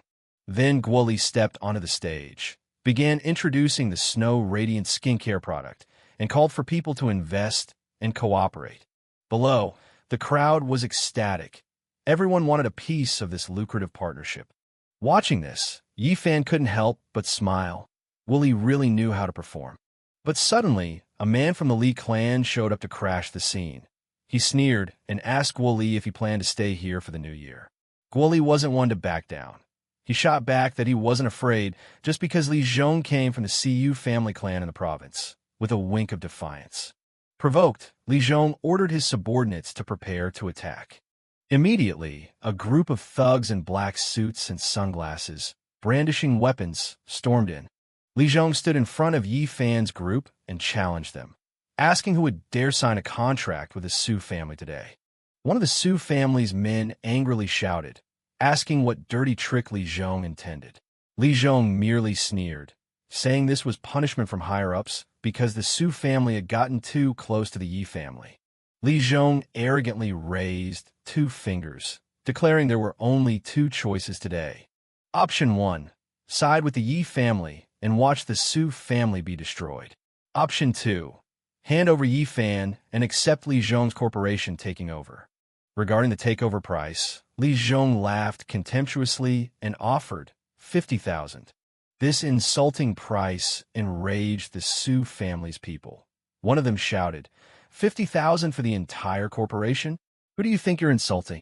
At that moment, Su Yixue bravely stepped forward to shield Yi Fan, declaring that anyone who wanted to harm him would have to go through her first. Li Zhong, furious, scolded Su Yixue for still thinking she's a high and mighty princess, and swung his hand to slap her.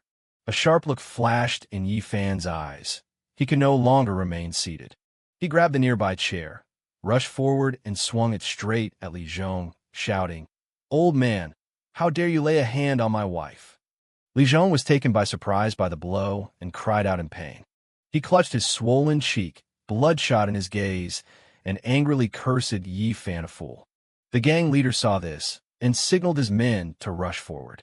Li Zhong frantically ordered his subordinates to deal with everyone from the Su family. But as the crowd prepared to surge forward, a voice rang out in challenge. Immediately, a strong aura exploded. Everyone was astonished to realize Wang Fugue had broken through to the master, Zhongshi, realm. The event stunned those around them. They whispered that, after Yi Fan, who had reached the master realm at 15, another expert had appeared. Truly an extraordinary group. The appearance of a master made Li Zhong hesitate, but his stubborn nature wouldn't allow retreat. He quickly devised a vicious plan. If he could capture Su Yixue or Yi Fan as hostages, even a master would be helpless. Li Zhong tried to regain composure, warning Wang Fugue that this was between him and the Su family and to stay out of it. But Wang Fugue sneered back, "Su Yixue is my sister-in-law. The Su family's affairs are my affairs." Wang Fugue stepped forward and warned in a low voice, "Get lost now, or I'll make you regret being born." The aura of a master turned Li Zhong pale with fear. But before Wang Fugue could act, Guo Li placed a hand on his shoulder, signaling him to stop and said, "That's enough. Let him finish speaking. Now it's my turn." No sooner had he finished speaking than Guo Li unleashed his power.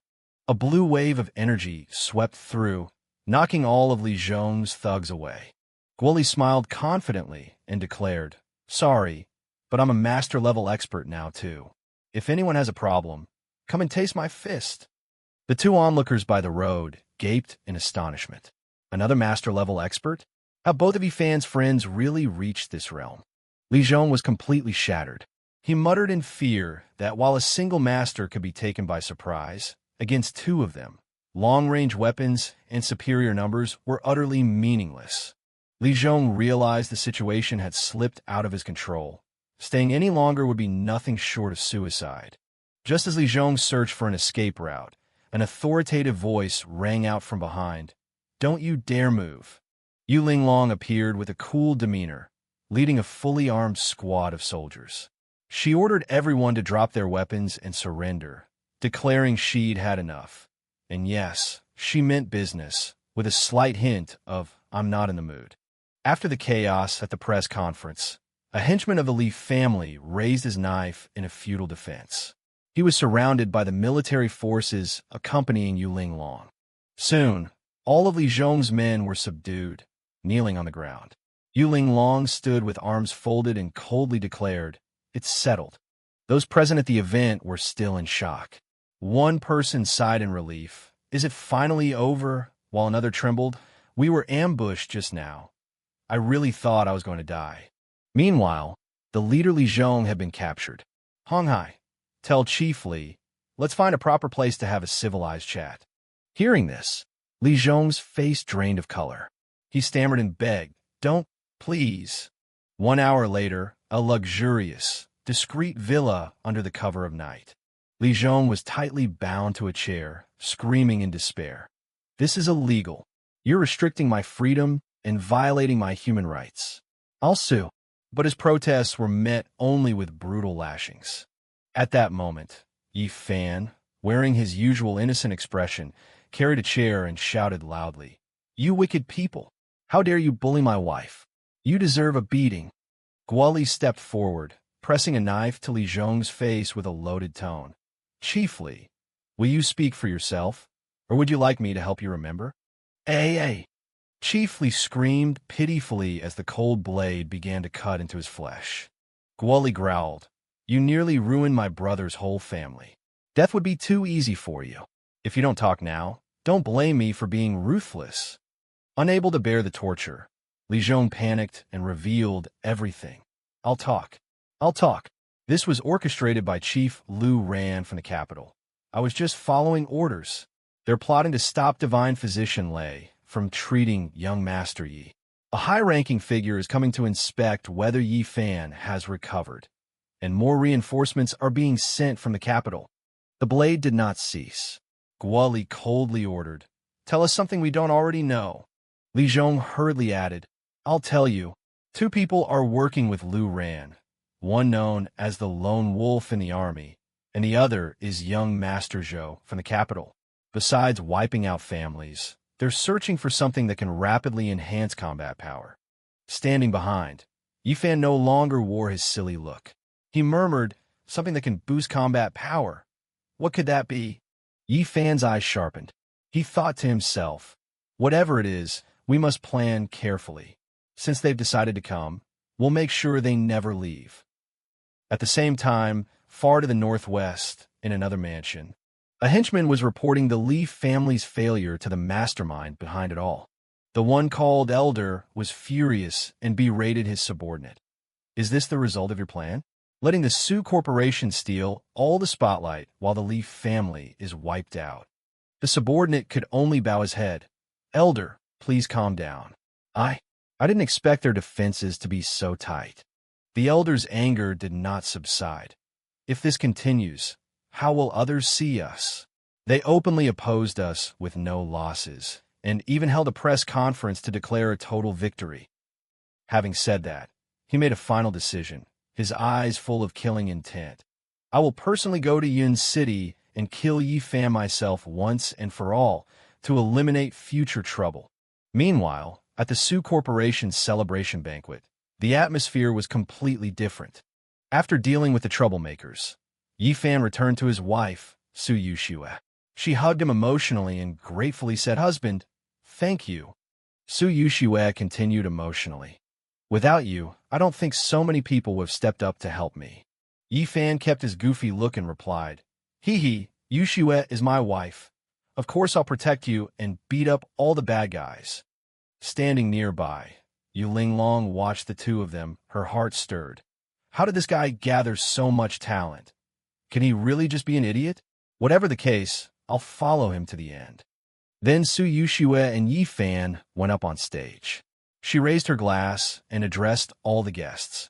Dear elders and friends, thank you everyone for your help today. Suddenly, a loud noise from the front door cut off her speech, making Su Yushue start and turn around. The celebration was instantly disrupted by the arrival of a squad of soldiers in black uniforms. Their leader held up a document and announced, We have received reports that you are falsely advertising fake medicine and showing signs of illegal fundraising. By law, the company's accounts have been frozen pending investigation. Su Yushue immediately objected. You must be mistaken. This is just ordinary order deposits. How is that illegal fundraising? But the man replied coldly, Miss Su, sorry, we're just following orders. Key company personnel, please come with us. Instantly, Yu Linglong stepped in front of everyone, confronting the squad. She spread her arms and challenged. You dare? Arrest people in broad daylight? I'm standing right here. Take a step and see what happens. The captain looked awkward at her intervention. He said, Ms. Yu, please don't make things difficult for us. Yu Linglong snorted. Make things difficult for you? You're the ones making things difficult for Yu Shue. If she gets taken today and the news spreads, the Su family's reputation will be ruined. Yi Fan stood behind watching the situation, calculating in his head. I still have many ways to handle this, but it's too early to use them. What should I do? Just as Yi Fan hesitated, another impressive convoy of military vehicles suddenly rolled in from outside, signaling major developments were about to unfold. The arrival of the new force left those inside stunned. He shouted, What are you doing? What are you doing? At that moment, Yi Fan continued his act, pointing at the group and telling the newly arrived troops, They're the bad guys. They're trying to kidnap my wife. Go Fei thought to himself, Orders from above. Whoever the Tian Wang is, we must follow his orders without question.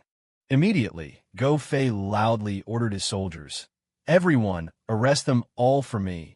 His forces obeyed at once and surged forward. The soldier was quickly escorted away. He shouted in a strained voice, Guo Fei, do you know what you're doing? We're carrying out our duty. Go Fei roared, Shut up. The Su Corporation is a supplier of military medical supplies. Anyone who touches them is our enemy. Shortly after, the escorted group was led away. Yi Fan watched them go, thinking to himself, This problem is temporarily solved, but there will definitely be a next time. Yi Fan's gaze grew firmer and colder than ever. He decided, It's truly time to start that thing now. Yi Fan closed the door and went into the restroom. He answered the phone.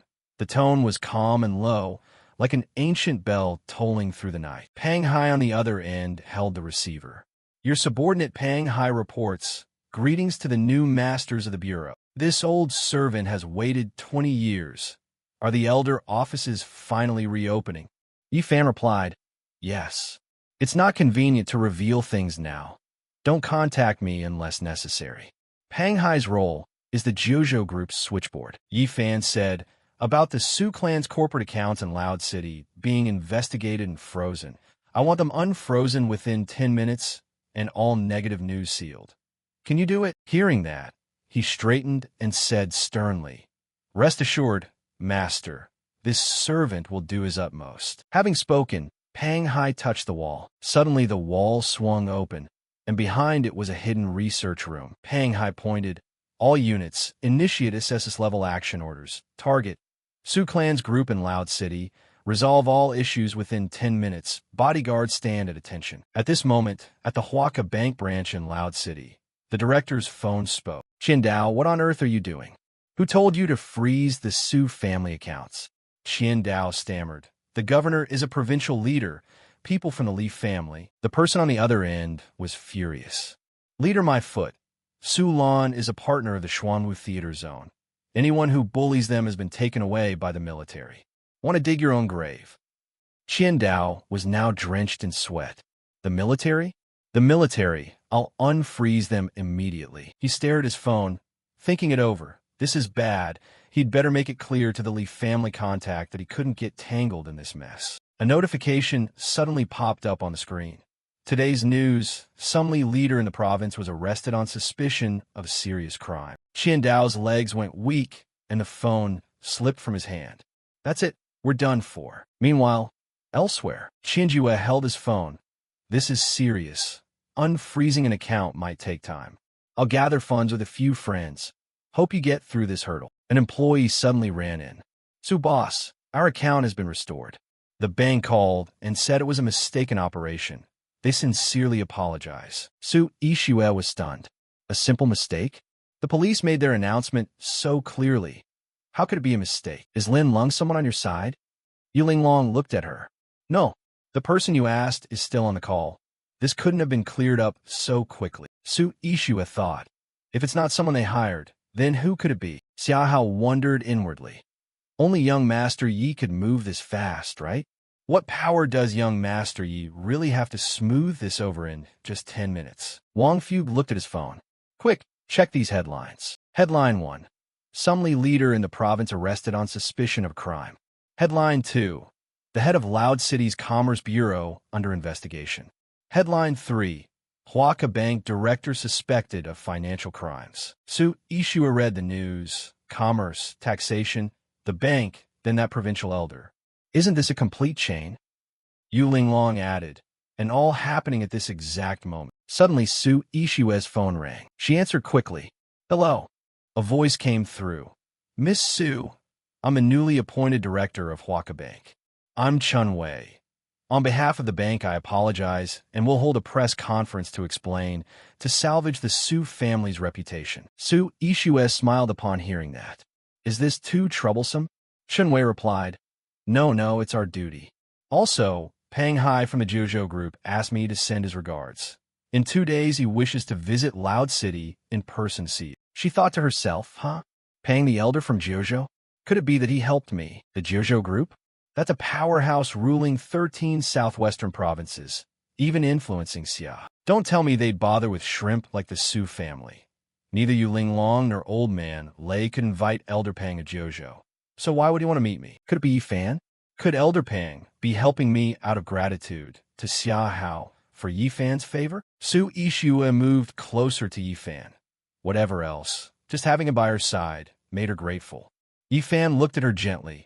His wife's happiness was his. Su Ishua blushed and hugged him happily. Yifan, thank you. Northwest Private Residence. Chu Feng slammed his fist on the table in anger. The people in Loud City had been wiped out by the military. He clenched the documents in his hand, uselessly. A frightened subordinate knelt down, helpless. The man in the province had been caught. All officials involved in this matter had been rounded up. Chu Feng threw the stack of documents to the floor. How could this be? So many big names, and in one night, they're all finished? The subordinate, trembling, said loudly, Captain Zhu, it's not that we didn't try. It's the Jojo Group who moved. He shouted, Jojo Group. Does that old man Pang Hai dare meddle in our affairs? Fina. Chu Feng gritted his teeth. That old man ruined our good plan. I'll lead people myself to eliminate Yi Fan and him. The elder suddenly stepped forward and stopped him. Chu Feng, you followed us for years. Why are you still so rash? You only have the cultivation level of a sect master. Do you think Pang Hai is weaker than you? And who stands behind Pang Hai? Do you even know? Chu Feng furrowed his brow. Elders, who exactly is behind Pang Hai? How dare he interfere with our affairs? Doesn't he know who's behind us? Before he finished, an elder cut him off. Don't speak nonsense. As for the power behind Pang Hai, we still need time to mobilize. You can go to Loud City, but for now don't provoke Pang Hai, understand? Chu Feng lowered his head. Elders, I know what to do. He smiled craftily. Go. My money's on Pang Hai's backing collapsing soon enough. Scene opens at the hotel. Hong Hai thought to himself. Just today's new drug launch alone brought the Su family hundreds of billions in deposits. This time the Su family could really be revived. He told everyone to eat and drink freely and not let themselves be shortchanged. The Su family's success today was thanks to all of them. Yifan quietly thought that those lurking behind were still eyeing the Su family. He absolutely couldn't let his guard down now. Just then, Xin Yufei came over and said, Fan, my heels are too high. Could you hold me up a bit? She approached in an elegant dress, pretending to be shy. He wondered in surprise, Xin Yufei, why is she here again? People around began to gossip. Isn't that Yi Fan's former fiancé? What is she doing here? Right. Does she have the face to show up? She probably saw the Su family backed by the Yi clan and grew green with envy. Yi Fan hurriedly refused. No way. I'm afraid Su Ishua will get jealous. He inwardly cursed. What does this girl want now? Xin Yufei took a few deliberate steps closer, then slipped and fell into his arms. She thought, Fan, even if you won't give me a chance, it's fine. I mean business now, and I'll make you forgive me. Yi Fan yelped in pain. Xin Yufei hurriedly got up, but Xin Yufei hugged him tighter and tighter, making Yi Fan's face flush bright red. She said, Fan, there's a martial powerhouse from the northwest targeting the Su family, with strength above martial sovereign. Also, the eldest young master of the Liu clan, Liu Qingyang, has arrived in Loud City and also wants to make a move against the Su family. You must be careful. Hearing that, his face registered surprise. What? Suddenly Su Yixue strode over and shouted, Xin Yufei, what are you doing? You already gave up on Xiao Fan.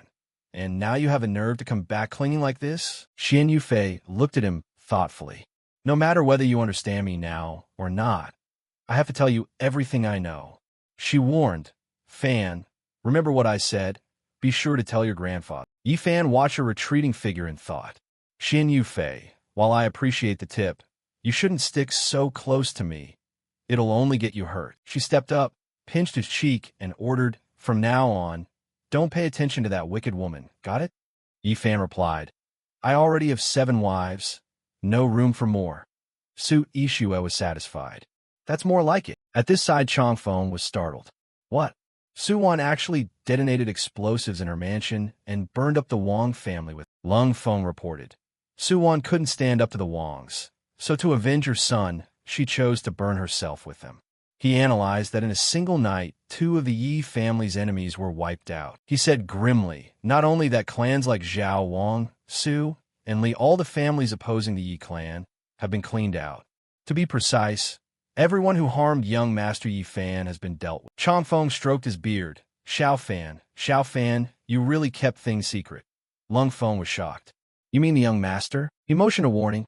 Keep it measured. Back in the banquet hall, Liu Qingyang clapped and mocked. Congratulations, Su. I wasn't invited but came anyway. I assume you won't be so rude as to not welcome me. Su Jixue quickly said. Liu Qingyang, what are you doing here? Yi Fan pondered. So he's really come. Seems Xin Yufei's intel was accurate. The Liu clan and the Yi clan have never been on good terms. What scheme might they be plotting this time? The man fumed. Su Yixue and Yu Linglong are peerless beauties. Any ordinary man would be lucky to have one, let alone Yi Fan having 7 such wives at once. Liu Qingyang sneered. Yi Fan? What a pity. You've turned into an idiot. With so many beautiful wives, can you even perform at night? If you don't know how, I can teach you tonight, guaranteed to please your 2 elder sisters-in-law. A lewd idea sprang to his mind. Captain Zhu Tu told him to test whether Yi Fan was really an idiot. Words like that are hard for any man to resist. Suddenly, Yi Fan reached out and flung the server's teacup into Liu Qingyang's face. The man howled in pain. My face, my head. Are you crazy? Yi Fan pointed and scolded. Shameless. Su Yixue already said it. At night, they sleep only with me. If you want to sleep, go home and sleep with your mother. The man wondered how, having reached the Sectmaster realm, he still couldn't dodge Yi Fan's move. Maybe because he stood too close. Those 2 were really playing dumb. Actions speak for themselves. In the end, Liu Qingyang decided to lunge forward. Go to hell. Yi Fan quickly hid behind Yu Linglong. Linglong, I'm scared. Yu Linglong scolded. Impudent, that's my man. Dare you lay a finger on a single hair? Yi Fan's subordinates stepped forward and declared. And us too. If you want to touch him, you'll have to get past US first. Liu Qingyang glared at the numbers and raged. On what grounds? A fool backed by so many masters. Are you really going to wait until he's left alone to make your move? He snapped angrily. So what if your lot are good? You can protect him for a moment, but can you protect him for life? I'm afraid it won't be long before Yi Fan is left out to rot in the wild. Then you'll all be real widows. Do you still plan to remarry and give yourselves to that old man of the Yi family? Yi Fan felt a surge of disgust. Insulting his grandfather like that was a death wish. Liu Qingyang slapped his shoulder. You idiot, do you know? Your second brother died horribly. I stabbed him more than a dozen times and even cut through all his tendons. He even knelt and begged me to spare you. Too bad. You won't be far behind him for long. Yi Fan clenched his fist. So it was the Liu family who killed his second brother in the southwest Vermilion war zone. The man continued to taunt. Well, still want to hit me? Do you understand now? He thought Chu Feng would handle this idiot. He only needed to confirm Yi Fan was playing dumb to earn his merit. Yi Fan reasoned that if he were exposed, those backing him against the Yi family would stop at nothing to have him killed. After all, he used to be able to kill Li Yunyang calmly. He could also get rid of that Liu without leaving a trace. No, He had to make this guy wish he died instead. Suddenly, Lu Qingyang grabbed his own throat and shouted, "What are you doing?" You over there copied him and repeated, "What are you doing?" He was bewildered. The deep bone pain had vanished. Moreover, a stream of aura seemed to fuse with his veins.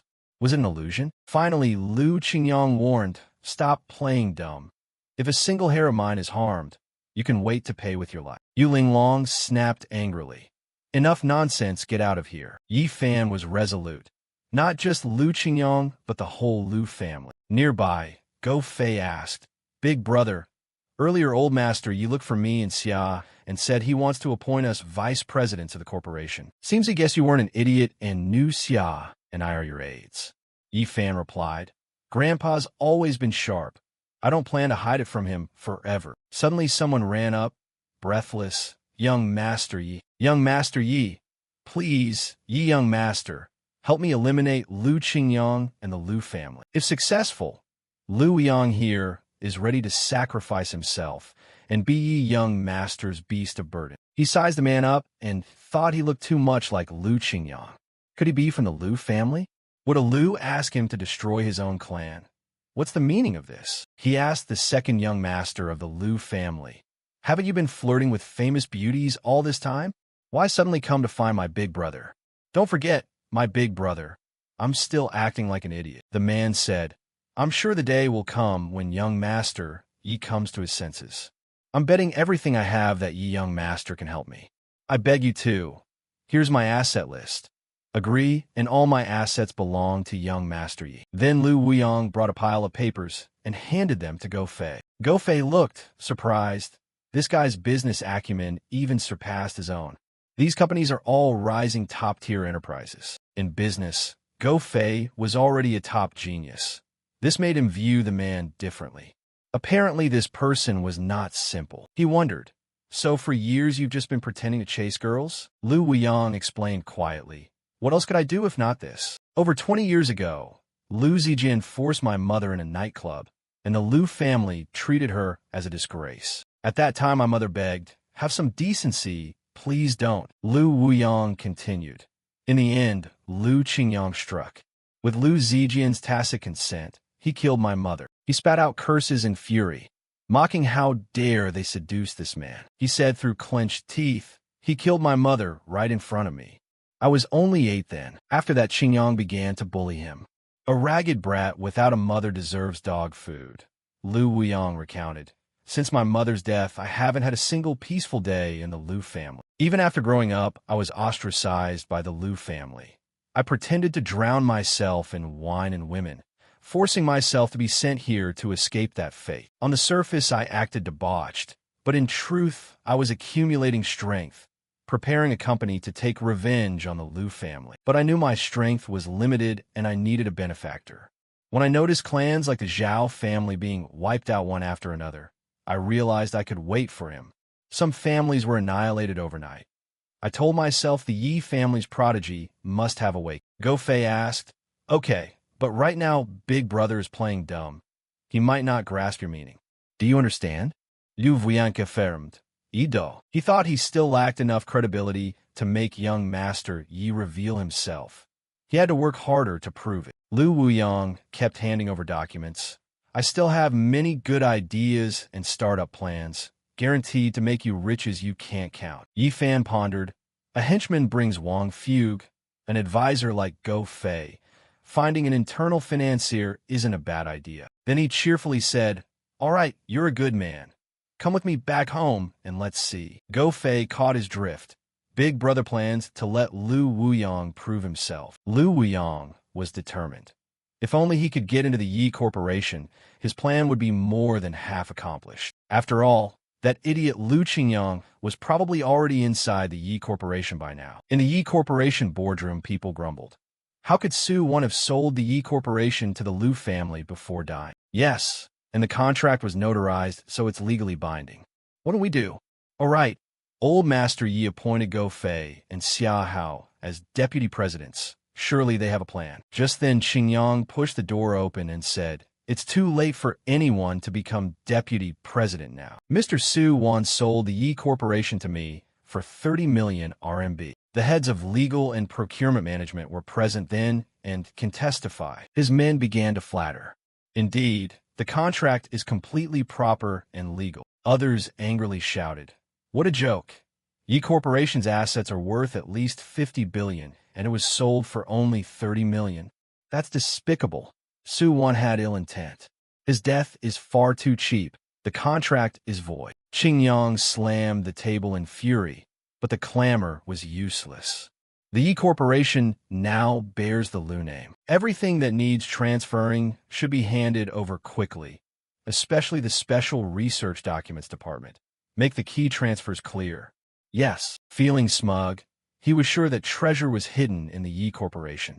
They say the Yi family once possessed a legendary treasure map, recording the location of a sacred relic.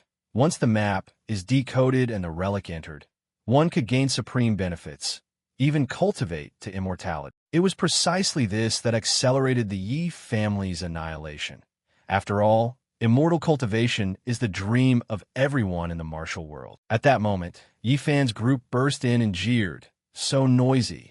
There's a mad dog barking." He barked back crisply, "Too noisy." Then Yi Fan grabbed a chair and whacked the mad dog. Lu Qingyang felt annoyed. This guy had 2 grandmasters as bodyguards. He wasn't sure he could kill him in one blow, couldn't risk it. He pointed, "Yi Fan, don't make trouble. The Yi Corporation has been bought by me. You and your people should get out now." His subordinates chimed in, "Someone get him security, escort Yi Fan out. If you want to play the fool, go home. This is a business meeting." Yi Fan fumed. 2 ungrateful ingrates. At that moment, Yi Fan squeezed that man's hand. "Manager Wu, don't think I don't know," he yelled. "I'll expose you. You secretly took a few million in bribes. And you too. You used your position to keep 3 women in one place. 5 years ago, you slept with a girl and drove her to jump off a building." The old man retorted, "You're slandering me. I've never done such a thing." Yi Fan confidently, "I'm not wrong. You're all rotten. Grandpa forbade me from speaking before, but today I will expose you." The man turned pale. Could Yi Fan really not be an idiot anymore? Lu Qingyang stepped forward, clapping the 2 on the shoulder. "Department Head Zhu and Manager Wu have served the Yi Corporation for years. Are you really going to believe that idiot?" They quickly piled on. "Yes, Yi Fan isn't part of management. Right? Actions need proof. We can't just follow him because he's family." Yi Fan turned and gave Go Fei a signaling look. Go Fei caught on and acted. "As the newly appointed deputy president, you should listen to me. Everyone look at this." Go Fei stepped up and plugged a memory card into the projector. Inside was footage of the transaction. "Manager Wu, here's 3 million. The Yi Corporation's steel plant project. Once it's done, there's another 5 million. He saw the money glinting and immediately agreed. "Easy." Now he snapped, "Stop. Don't play that anymore."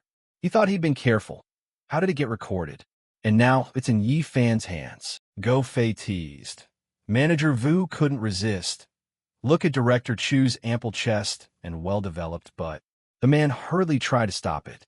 "Hey, don't." The video caught his resistance too. "Don't come near me, help. I'm the head of legal at Yi Corporation.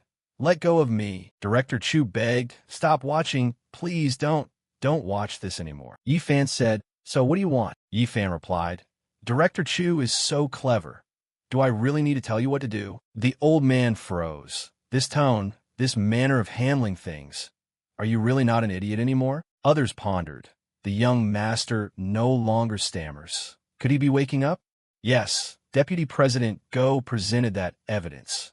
Surely young master gathered it himself, right? He stepped forward and admitted, "I was flustered and misspoke. In fact, Su Wan and Lu Qingyang never signed a contract." He continued, "Yes, the contract with Lu Qingyang is forged. There was never any purchase of the Yi Corporation." Lu Qingyang snarled angrily. "Yu Wei, Zhu Ming, are you crazy? The contract has Su Wan's signature and fingerprint, the Yi Corporation seal, and notarization from the notary office. Denying it is useless. You think dragging in Yu Wei and Zhu Ming's betrayal will help? It won't solve the core problem." At that moment, Yuling Long from behind said, "Lu, eldest young master, what you're holding must be only a copy of the contract, right? What's the use of just a copy? What if your contract is fake?" He spat. Lu Wuyang and Lu Qingyang were stunned. Why is this guy siding with Yi Fan? Knowing you'd be suspicious, I brought the original contract. Someone, bring the coded briefcase here. Inside this contains the original contract itself. He smiled calmly and said, Big brother, sorry about this. I happen to have a coded briefcase too. Tell me, which briefcase do you think holds the original? Lu Qingyang smugly thought, I always have the head of security carry the briefcase. There's surely no problem, he challenged. You think just holding an identical briefcase can scare me? Come on, open them, the men behind agreed. Fine. Soon the briefcase was opened and the item inside revealed itself. Lu Qingyang screamed in horror. What is this? A burial shroud. He spun to ask his men, Where's the contract? Where's my contract? Lu Wuyang, are you playing games? His face darkened as he said calmly. Lu Qingyang, 10 years ago you killed my mother, and now this is a gift for you. Soon you'll be using it. In Lu Wuyang's mind, I'd long ago bribed the head of security to swap the contracts. The foolish Lu Qingyang noticed nothing. He stepped toward you and said, Young Master Yi, the contract is here. Please take it. Lu Qingyang protested. Lu Wuyang is worth billions. Lu Wuyang replied calmly, This is only the beginning. Yi Fan grinned foolishly and said, Lu, eldest young master, I currently hold all 3 originals. Now tell us what surname the Yi Corporation bears, he fumed. Lu Qingyang resented. Lu Wuyang, you're vicious. I underestimated how quietly you've grown. Then he waved and left. Let's go. But you asked them to stop. My wife told me that if someone bullies you, you should make them pay a little. Now it's time to settle the bill. Lu Qingyang was uneasy. What is that idiot Yi Fan planning to do? Lu Wuyang reminded. Young Master Yi. He has a transparent bone on him that's excellent for cultivation. Maybe make him hand that over. He shouted. Lu Wuyang. That's the Lu family's heirloom treasure, worth a fortune. How could you let an outsider know about it? With this bone, I reach my current realm. How could I let that idiot steal it? Immediately, he was attacked by 2 of Yi Fan's men. Go Fei sneered. Lu, eldest young master, hand it over. Lu Qingyang shouted, You're robbing me. He silently marshaled his energy. How could he stand idly by? How could it be? Has my martial energy weakened? Could it be because Yi Fan stabbed me back then? Could it be that this guy has truly fully awakened? Is it him? Then I'm finished, aren't I? Wang Fu got excited. Cut the nonsense. Who allowed you to come stir up trouble at the Yi family? Here. Then Lu Qingyang screamed piteously, No, please don't. When Yi Fan saw the necklace, he was startled. Could this be an immortal bone? In the Yulinglong lineage records, it was mentioned that some ancient masters who surpassed the pinnacle of martial Tao, after passing away, have their bones condense into immortal bone. Within it gathers all their accumulated techniques and combat experience. Just wearing it allows one to be nourished. If you can also absorb those energies and experiences, you could catapult yourself skyward. Conveniently, the Ring of Dragon Scripture's records include full methods for absorbing and transforming an immortal bone. Then he smiled and said, Lu, eldest young master, thanks. I'll take this treasure. Lu Qingyang objected. Who said it's a gift for you? Give back. Yi Fan commanded. Old Wang. Let him go. He's a guest delivering something. Release him. But, he smiled, stepped forward and pulled the man out. Do as I say. Let him go. Wang Fu wondered. Big brother, what are you doing? Go Fei warned, Don't cause trouble. He thought surely Big brother has some plan up his sleeve. Then he turned and left. Come on, Lu, eldest young master. Let me see you out. Lu Qingyang snarled. Let go of me. What do you think you're doing? Yi Fan thought. Come on, Lu, eldest young master. Let me see you out. He told himself. Good opportunity. Once outside, I'll take back the immortal bone. The scene opens at the Yi Corporation parking garage. Lu Qingyang, thinking wickedly, with 2 grandmasters like Wang Fu and Go Fei present, I can't act. Now with only these 2 trash left, dealing with Yi Fan will be a snap. Right? Then he lightly snapped his fingers. Lu Qingyang's bodyguards immediately closed and all around. He boasted, Yi Fan, you dare to lead those 2 out with you.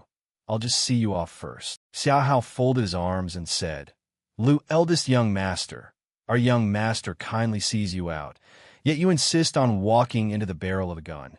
Don't blame our young master for being unceremonious.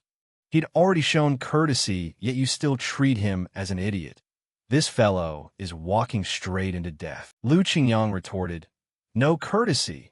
What can an idiot do?" But unexpectedly, Yi Fan stomped the ground once. The ground immediately cracked open. Lu Qingyang's entourage were grievously injured as a result. He turned and glanced around trembling. How did this happen? Yi Fan, are you faking idiocy? You've awakened, haven't you? Calm now, only just realizing? Too late. Then Yi Fan emitted killing intent and ordered him to kneel. He trembled. Could this force mean Yi Fan has reached the rank of martial sovereign? Yi Fan emphasized that answering a few questions would ease some of the pain of the flesh. Lu Qingyang pondered. This is bad. I must report this to Captain Chu Feng. Just as he reached for his phone, a force struck him. Yi Fan roared in anger. At this point, you still want to report it? You think you have a chance? Who exactly is behind the Lu family? Is it Zhou, eldest young master from the capital, or the lone wolf? The one who ambushed my brother in the Huanwu theater, aside from the Lu family. Who else could it be? Lu Qingyang's voice trembled. Yi Fan, you think waking up alone can change the outcome? Dream on. He continued. The lone wolf elder from the Northwest War Zone is en route. Then will be the Yi family's extermination. After you're dead, your poor wives will certainly have many men taking turns loving them. Yi Fan lunged and grabbed his head with the 7-star soul-devouring claw. Lu Qingyang panicked. What have you done to me? My head, it's killing me. You smiled and replied. Being the first sacrifice for the 7-star soul-devouring claw is your honor. System notice. The 7-star soul-devouring claw is a secret technique in the ring of dragon scripture. He foamed at the mouth, begging you to spare him. It hurts. You ordered, behind the Lu family, aside from the Zhu family from the capital. Who else is there? They struck at the Yi family. What exactly do they want?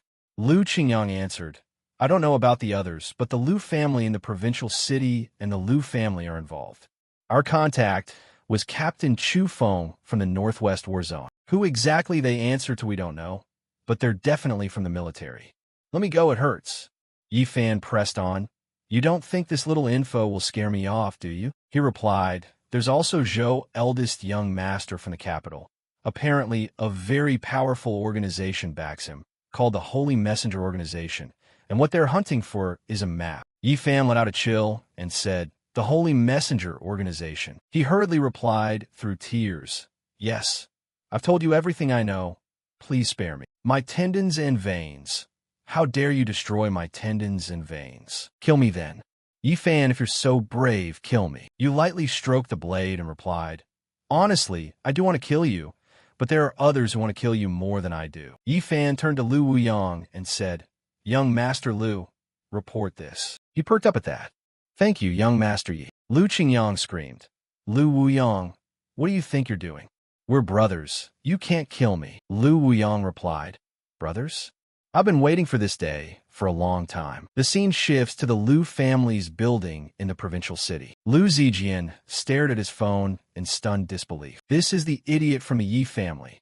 How could he possibly have the ability to kill Lu Qingyang? Quick, call Lu Qingyang. This video has to be fake.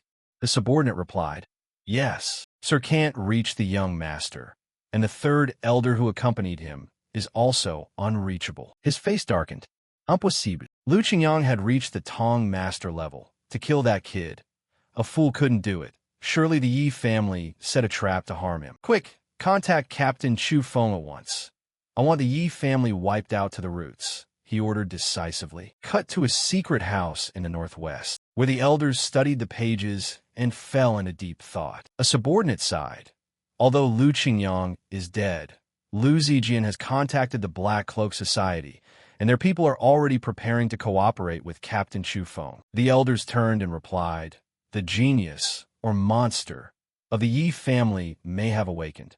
The Black Cloak Society might not even be able to help. Jia Jie asked curiously, the Yi family is already on the ropes. What if Yi Fan wakes up? He snapped back in anger. What do you know? The masters above calculated that the Yi family will certainly have a Qilin seed capable of shaking the Xia situation, even the global balance.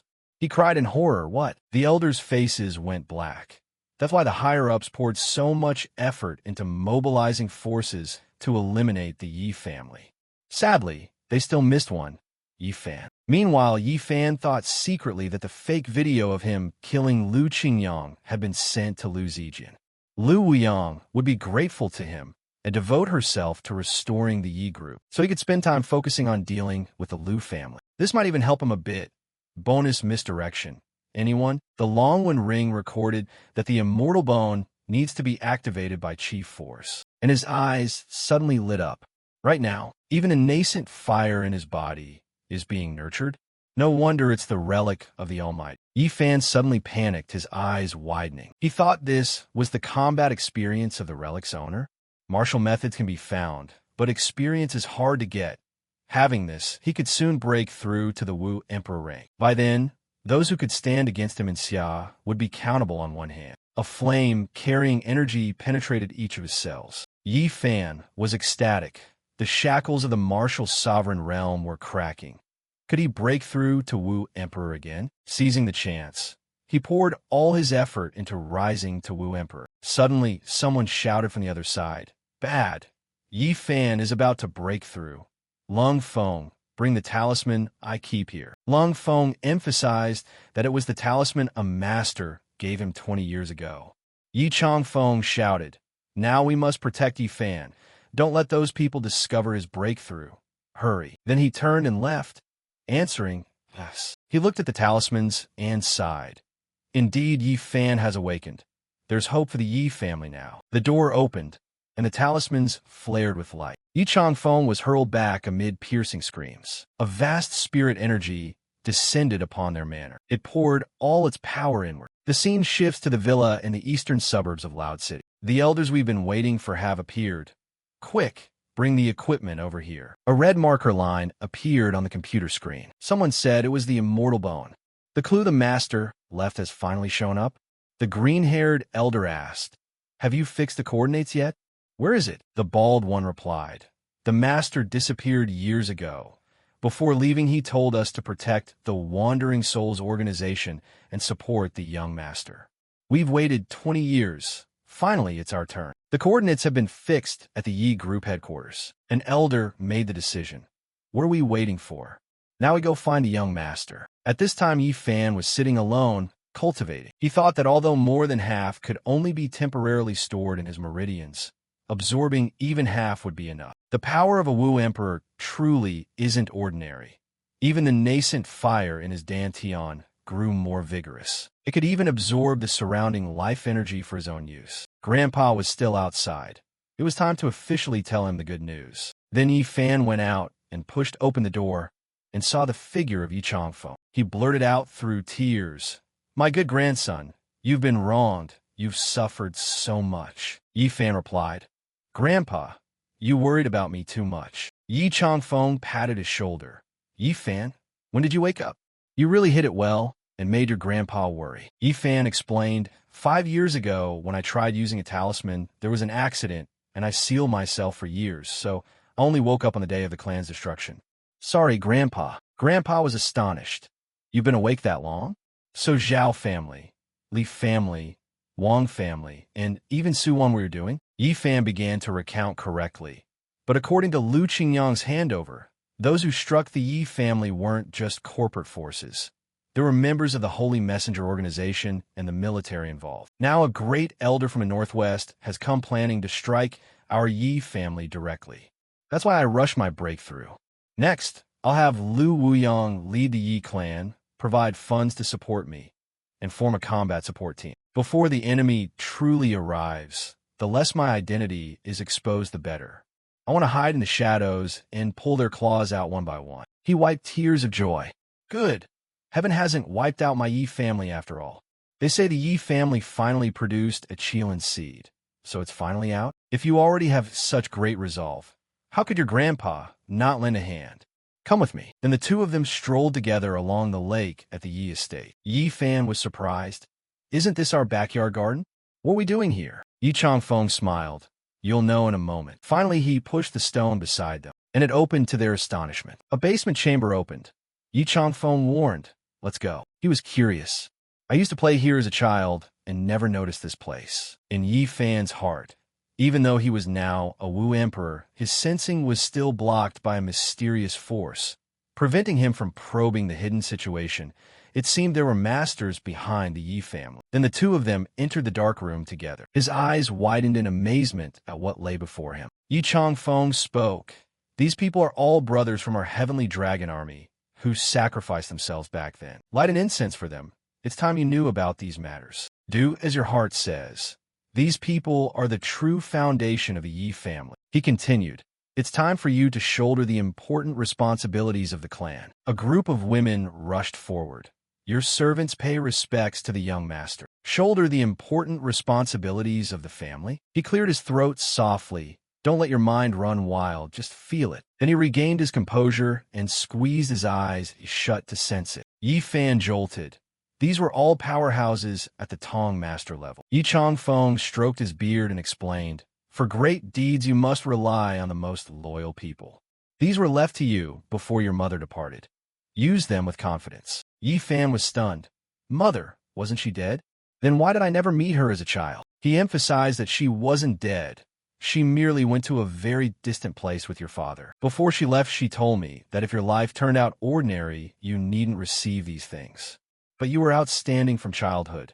I knew you'd need them sooner or later. Besides these, your mother arranged another retreat in Xia. I don't know the details. You'll have to investigate that yourself. She set up such a grand scheme 20 years ago.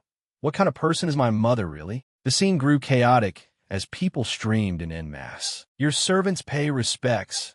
Respects to Elder Yi.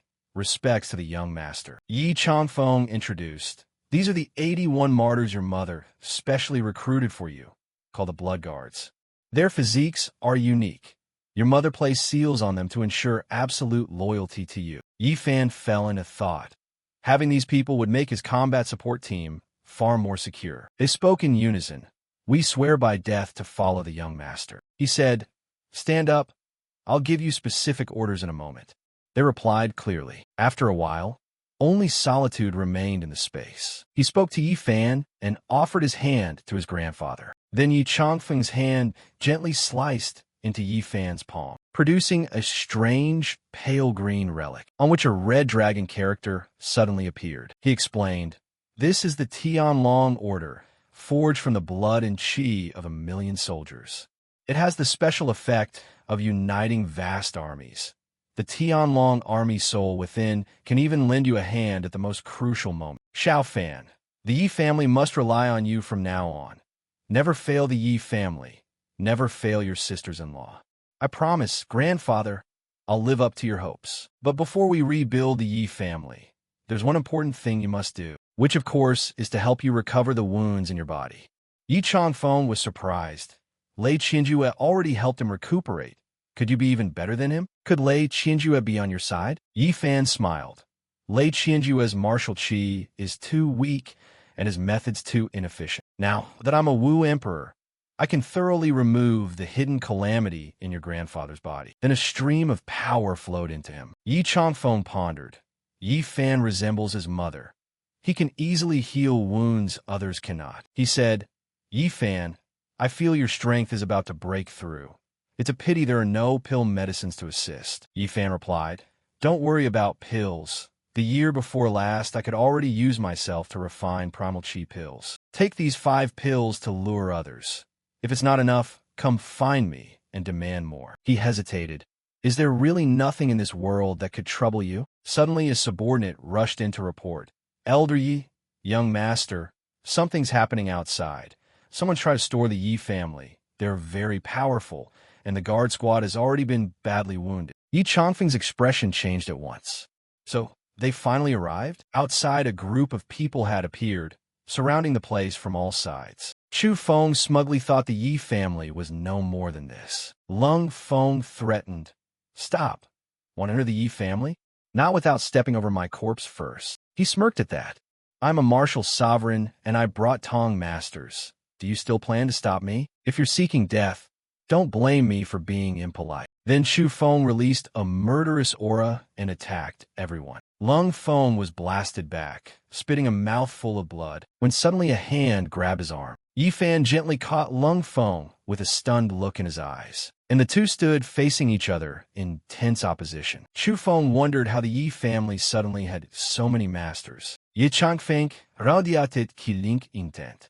Chu Feng said, "Back then I killed enemies on the battlefield and earned great merits for the nation, and now your master comes. Won't you even give up my final seed?" He replied, "Elder Yi, the fate of the Yi family was already decided. You're just being stubborn. I have no choice but to come personally to see you off a ways." Yi Fan thought, "Want to make a move? Perfect chance to try the new technique that a mortal bone gave me." Just then someone appeared and calmly declared, "Whoever wants to kill my young master must first get past Old Bull's gate before making a move." He was stunned. Young master. Could these people be? Chu Feng was surprised. People of wandering souls. What are you doing here to make a scene? Wandering souls can be regarded as one of the strongest martial alliances formed by Xia's mortals. At its height, it set up hundreds of branches worldwide. Some politicians even considered joining wandering souls in honor. But a few years ago, the organization vanished into hiding. So why are they appearing here now? Wen Wei answered, "Didn't I make myself clear? I'm here to protect my young master. Try starting a fight with wandering souls and see what a finger gets you." He barked rudely. "Are you putting on airs because someone spared you?" At that, Chu Feng clapped his hands and a group of people appeared. He recognized them as powerful martial enforcers from the Dong Business Syndicate. Wen Wei shouted, "You actually conspired with Dong Business's dogs to act against the Yi family. If I don't kill you today, I'll join them in your sin." He declared that the Yi family must be destroyed today. Attack. The purple-haired man stepped forward to report, "Captain Zhu, today we act together. Don't forget our promise after it's done." Of course. Lung Feng's men immediately charged up, shouting together to kill. Suddenly Yi Fan raised his hand and intervened. "Wait, let everyone enter the secret subterranean chamber. Today I want to open a grand killing ground." He hesitated at that. "Yi Fan, can you really do it?" Finally, Yi Changfeng made his decision. "All right, grandfather believes you. Everyone obey my order. Withdraw." The two sides came from opposing factions, and the atmosphere grew tense. Wen Wei in the distance thought the young master intended to act personally. What a treat to witness this time. Chu Feng was smug. "Your grandfather left you behind, seemingly ready to discard you like trash. Then I'll let you die comfortably. Just like dealing with your brother.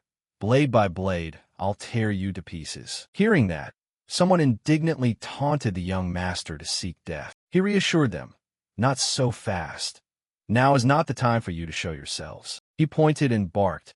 "With that tone, you're not stupid." Yi Fan replied, "Not only am I not stupid, I'm stronger." His body immediately began to release energy. Everyone was overwhelmed by the sight and stepped back. Chu Feng roared, "Such martial power. Have you broken through to Wu Emperor already?" Yi Fan answered, "That's right. Now it's finally my turn to avenge Big Brother." He shouted, "What are you standing there stunned for? Kill him quickly." Then the henchmen rushed forward aggressively and released their captive. Before their weapons could reach him, they were shattered. A dangerous spark shot from Yi Fan's hand, and with a single strike, he sent everyone flying. They panicked. "This really is a Wu Emperor of Xia. Better retreat." Chu Feng barked, "Beasts, you took my money. How can you run away?" Yi Fan smiled dangerously. "Time to test my new move." Then he surged forward, sweeping like a storm. Yi Fan said calmly, "The Dong Business Syndicate isn't much to brag about." Chu Feng retreated in fear. "Don't come over. What happened to your brother isn't my doing. Don't kill me." But Yi Fan approached and squeezed his head with the technique, 7-star soul extinguishing hand. Chu Feng immediately changed expression and screamed, "It hurts." Yi Fan retorted, "This pain is a 10,000th of what my big brother suffered that year." "Who sent you here?" He hurriedly said, "It was Elder Zhang. He participated in all the assassination attempts against the Yi family's heirs. He mainly handled actions for the Northwest Army." Yi Fan emphasized Elder Zhang, one of the 9 great elders of Xia. Although he only handled part of the work and used elders, who is the leader confronting the Yi family?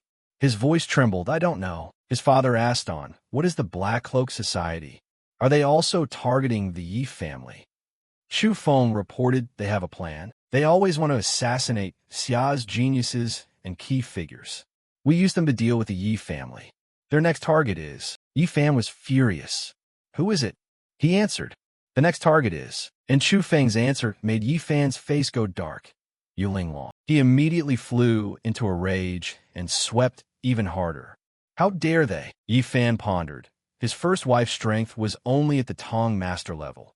Looks like I'll need to use dual cultivation to help her level up quickly. Meanwhile, Yu Linglong wondered why the Wandering Souls and that Ren Shui gang had all rushed here. Suddenly, she heard movement outside. Someone. Just then, he entered carrying a pillow. First wife Yu Linglong was surprised. Ye Fan, it's so late. Why are you running to me? Yi Fan took her hand and said, I had a nightmare. It was terrifying. In his heart, to raise first wife's strength, he had to play the pitiable role a bit. She hurriedly stroked his head to comfort him. You fool, dreams are fake, they're not real.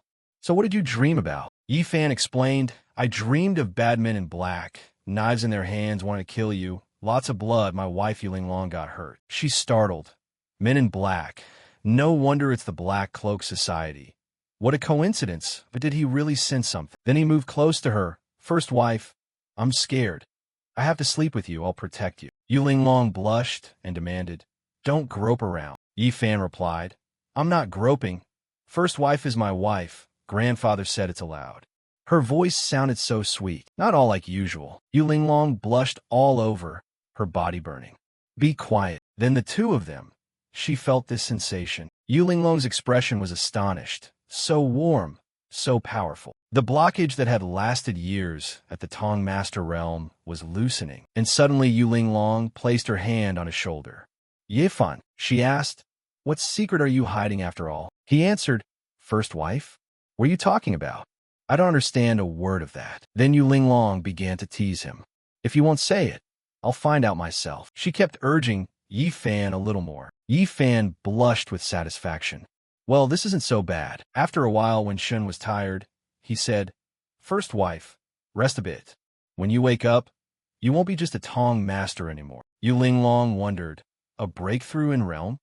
Yi Fan, what exactly is going on? Lu Zijin reported, Young master, per your orders we've sealed the news that you defeated Chu Feng and told outsiders it was done by our Wandering Souls people. Yi Fan was pleased. Not bad. Sit down and speak. The elder took the order, explaining that earlier the situation was too urgent to ask questions, but now finally they could investigate. He asked what I meant by take me as master. Yi Changfeng replied that indeed the Yi family normally has no dealings with Wandering Souls. At that moment, Wen Wei produced an item. Elder Yi, this is a relic the master entrusted to us before he left. Let the young master see this, and he'll naturally believe. He hesitated. This is, Wen Wei explained, this is a shard of Xiao Zhu's jade pendant. How did it end up in your hands? Yi Fan was stunned when he realized. Xiao Zhu is my mother. Wen Wei explained, I don't know the specifics, only that the last time a master met us he handed this over and told us we must pass the Wandering Soul's legacy to the young master. It's just a pity we're fools, and it took so long to confirm the young master's identity. Yi Changfeng said as he looked at him, apparently this was arranged by your mother. Besides the Yi family's forces, your mother really did prepare other contingencies. Yi Fan fell into thought. If even Wandering Souls can be recruited and wielded, what a remarkable woman his mother must have been. He addressed the captain. If you're truly my mother's people, then of course I will trust you. Now, I have an important mission to entrust to you. The old man quickly stood and saluted. His subordinate swore he would die 10,000 deaths rather than refuse. Yi Fan instructed, I want to deal with Elder Zhang in the northwest. You must follow my arrangements. Wen Wei responded clearly. The scene shifted to Loud City's old street. Yi Fan exclaimed, Su Yishue, so many people here. How fun. He glanced, then asked with concern, You're not enjoying it? Su Yishue said sadly, Su Group's ointment production needs a manufacturing license from the Drug Association. The chair, Yu Chong, loves antiques and calligraphy. I planned to pick 2 items for him, but it seems this visit isn't appropriate. Across the Southwest, there's only one quota this year. The Su Group is competing with the Kim family to secure the quota. If they lose it to them, Su Group will be in trouble. Hearing this, Yi Fan pondered. Yu Chong, chairman of the Southwest Medical Association. Isn't he the head of the assassination gate for Heavenly Secrets Pavilion? Perfect. He could use this chance to reveal his identity to Yuchong. At that moment, his eyes landed on the people opposite. Yifan sensed the item in their hands. The antique painting was a genuine good. The seller said, 1,000 taels and it's yours. This piece is at least a few decades old. He was stunned. 1,000 taels? That painting is worth at least 10 million. Yifan asked, Su Ishue, I need to use the restroom. Wait here for me, please. I'd be embarrassed otherwise. She instructed, don't run off. Call me if anything happens. He asked what she thought. The shop owner appraised it and said, fine, your goods aren't bad. So okay. The seller's faces lit up with excitement. He thought, it's a pity the craftsman worked too hastily, so he overdid the aging, but it's still not bad. He stepped forward. Boss, I'll give 1,500 taels for that painting. I want it. The boss got excited. This big fool surely couldn't spot the fake aging and thought it genuine. We're getting rich this time. He began to flatter. This is an authentic trace of Wu Daozi. I spent $500,000 to acquire. If you're sincere about buying, I'll let it go for 300,000. Then Yifan produced the earlier footage in a 1,000 tael video, giving it to him. Boss, don't be so shady. Just take a fair hard-earned fee. He angrily shouted, 10,000 taels, and you can take the painting. No more haggling. Yifan calmly said, 1,500 taels. If this video leaks, your losses will far exceed a few 10,000s. Yifan then began to count down. 3, 2, 1. Finally, the boss threw the painting at him. Fine. You're cruel. You win. Give me the money. Yifan left, but turned back to warn him. Do business with a conscience in the future. The boss sputtered in anger. I'll remember you, kid. Watch your back. A while later, Yifan left the shop carrying the painting. Suddenly, someone approached and started a conversation. Handsome sir, can you sell me that painting? I'll offer 8 million. People immediately started gossiping.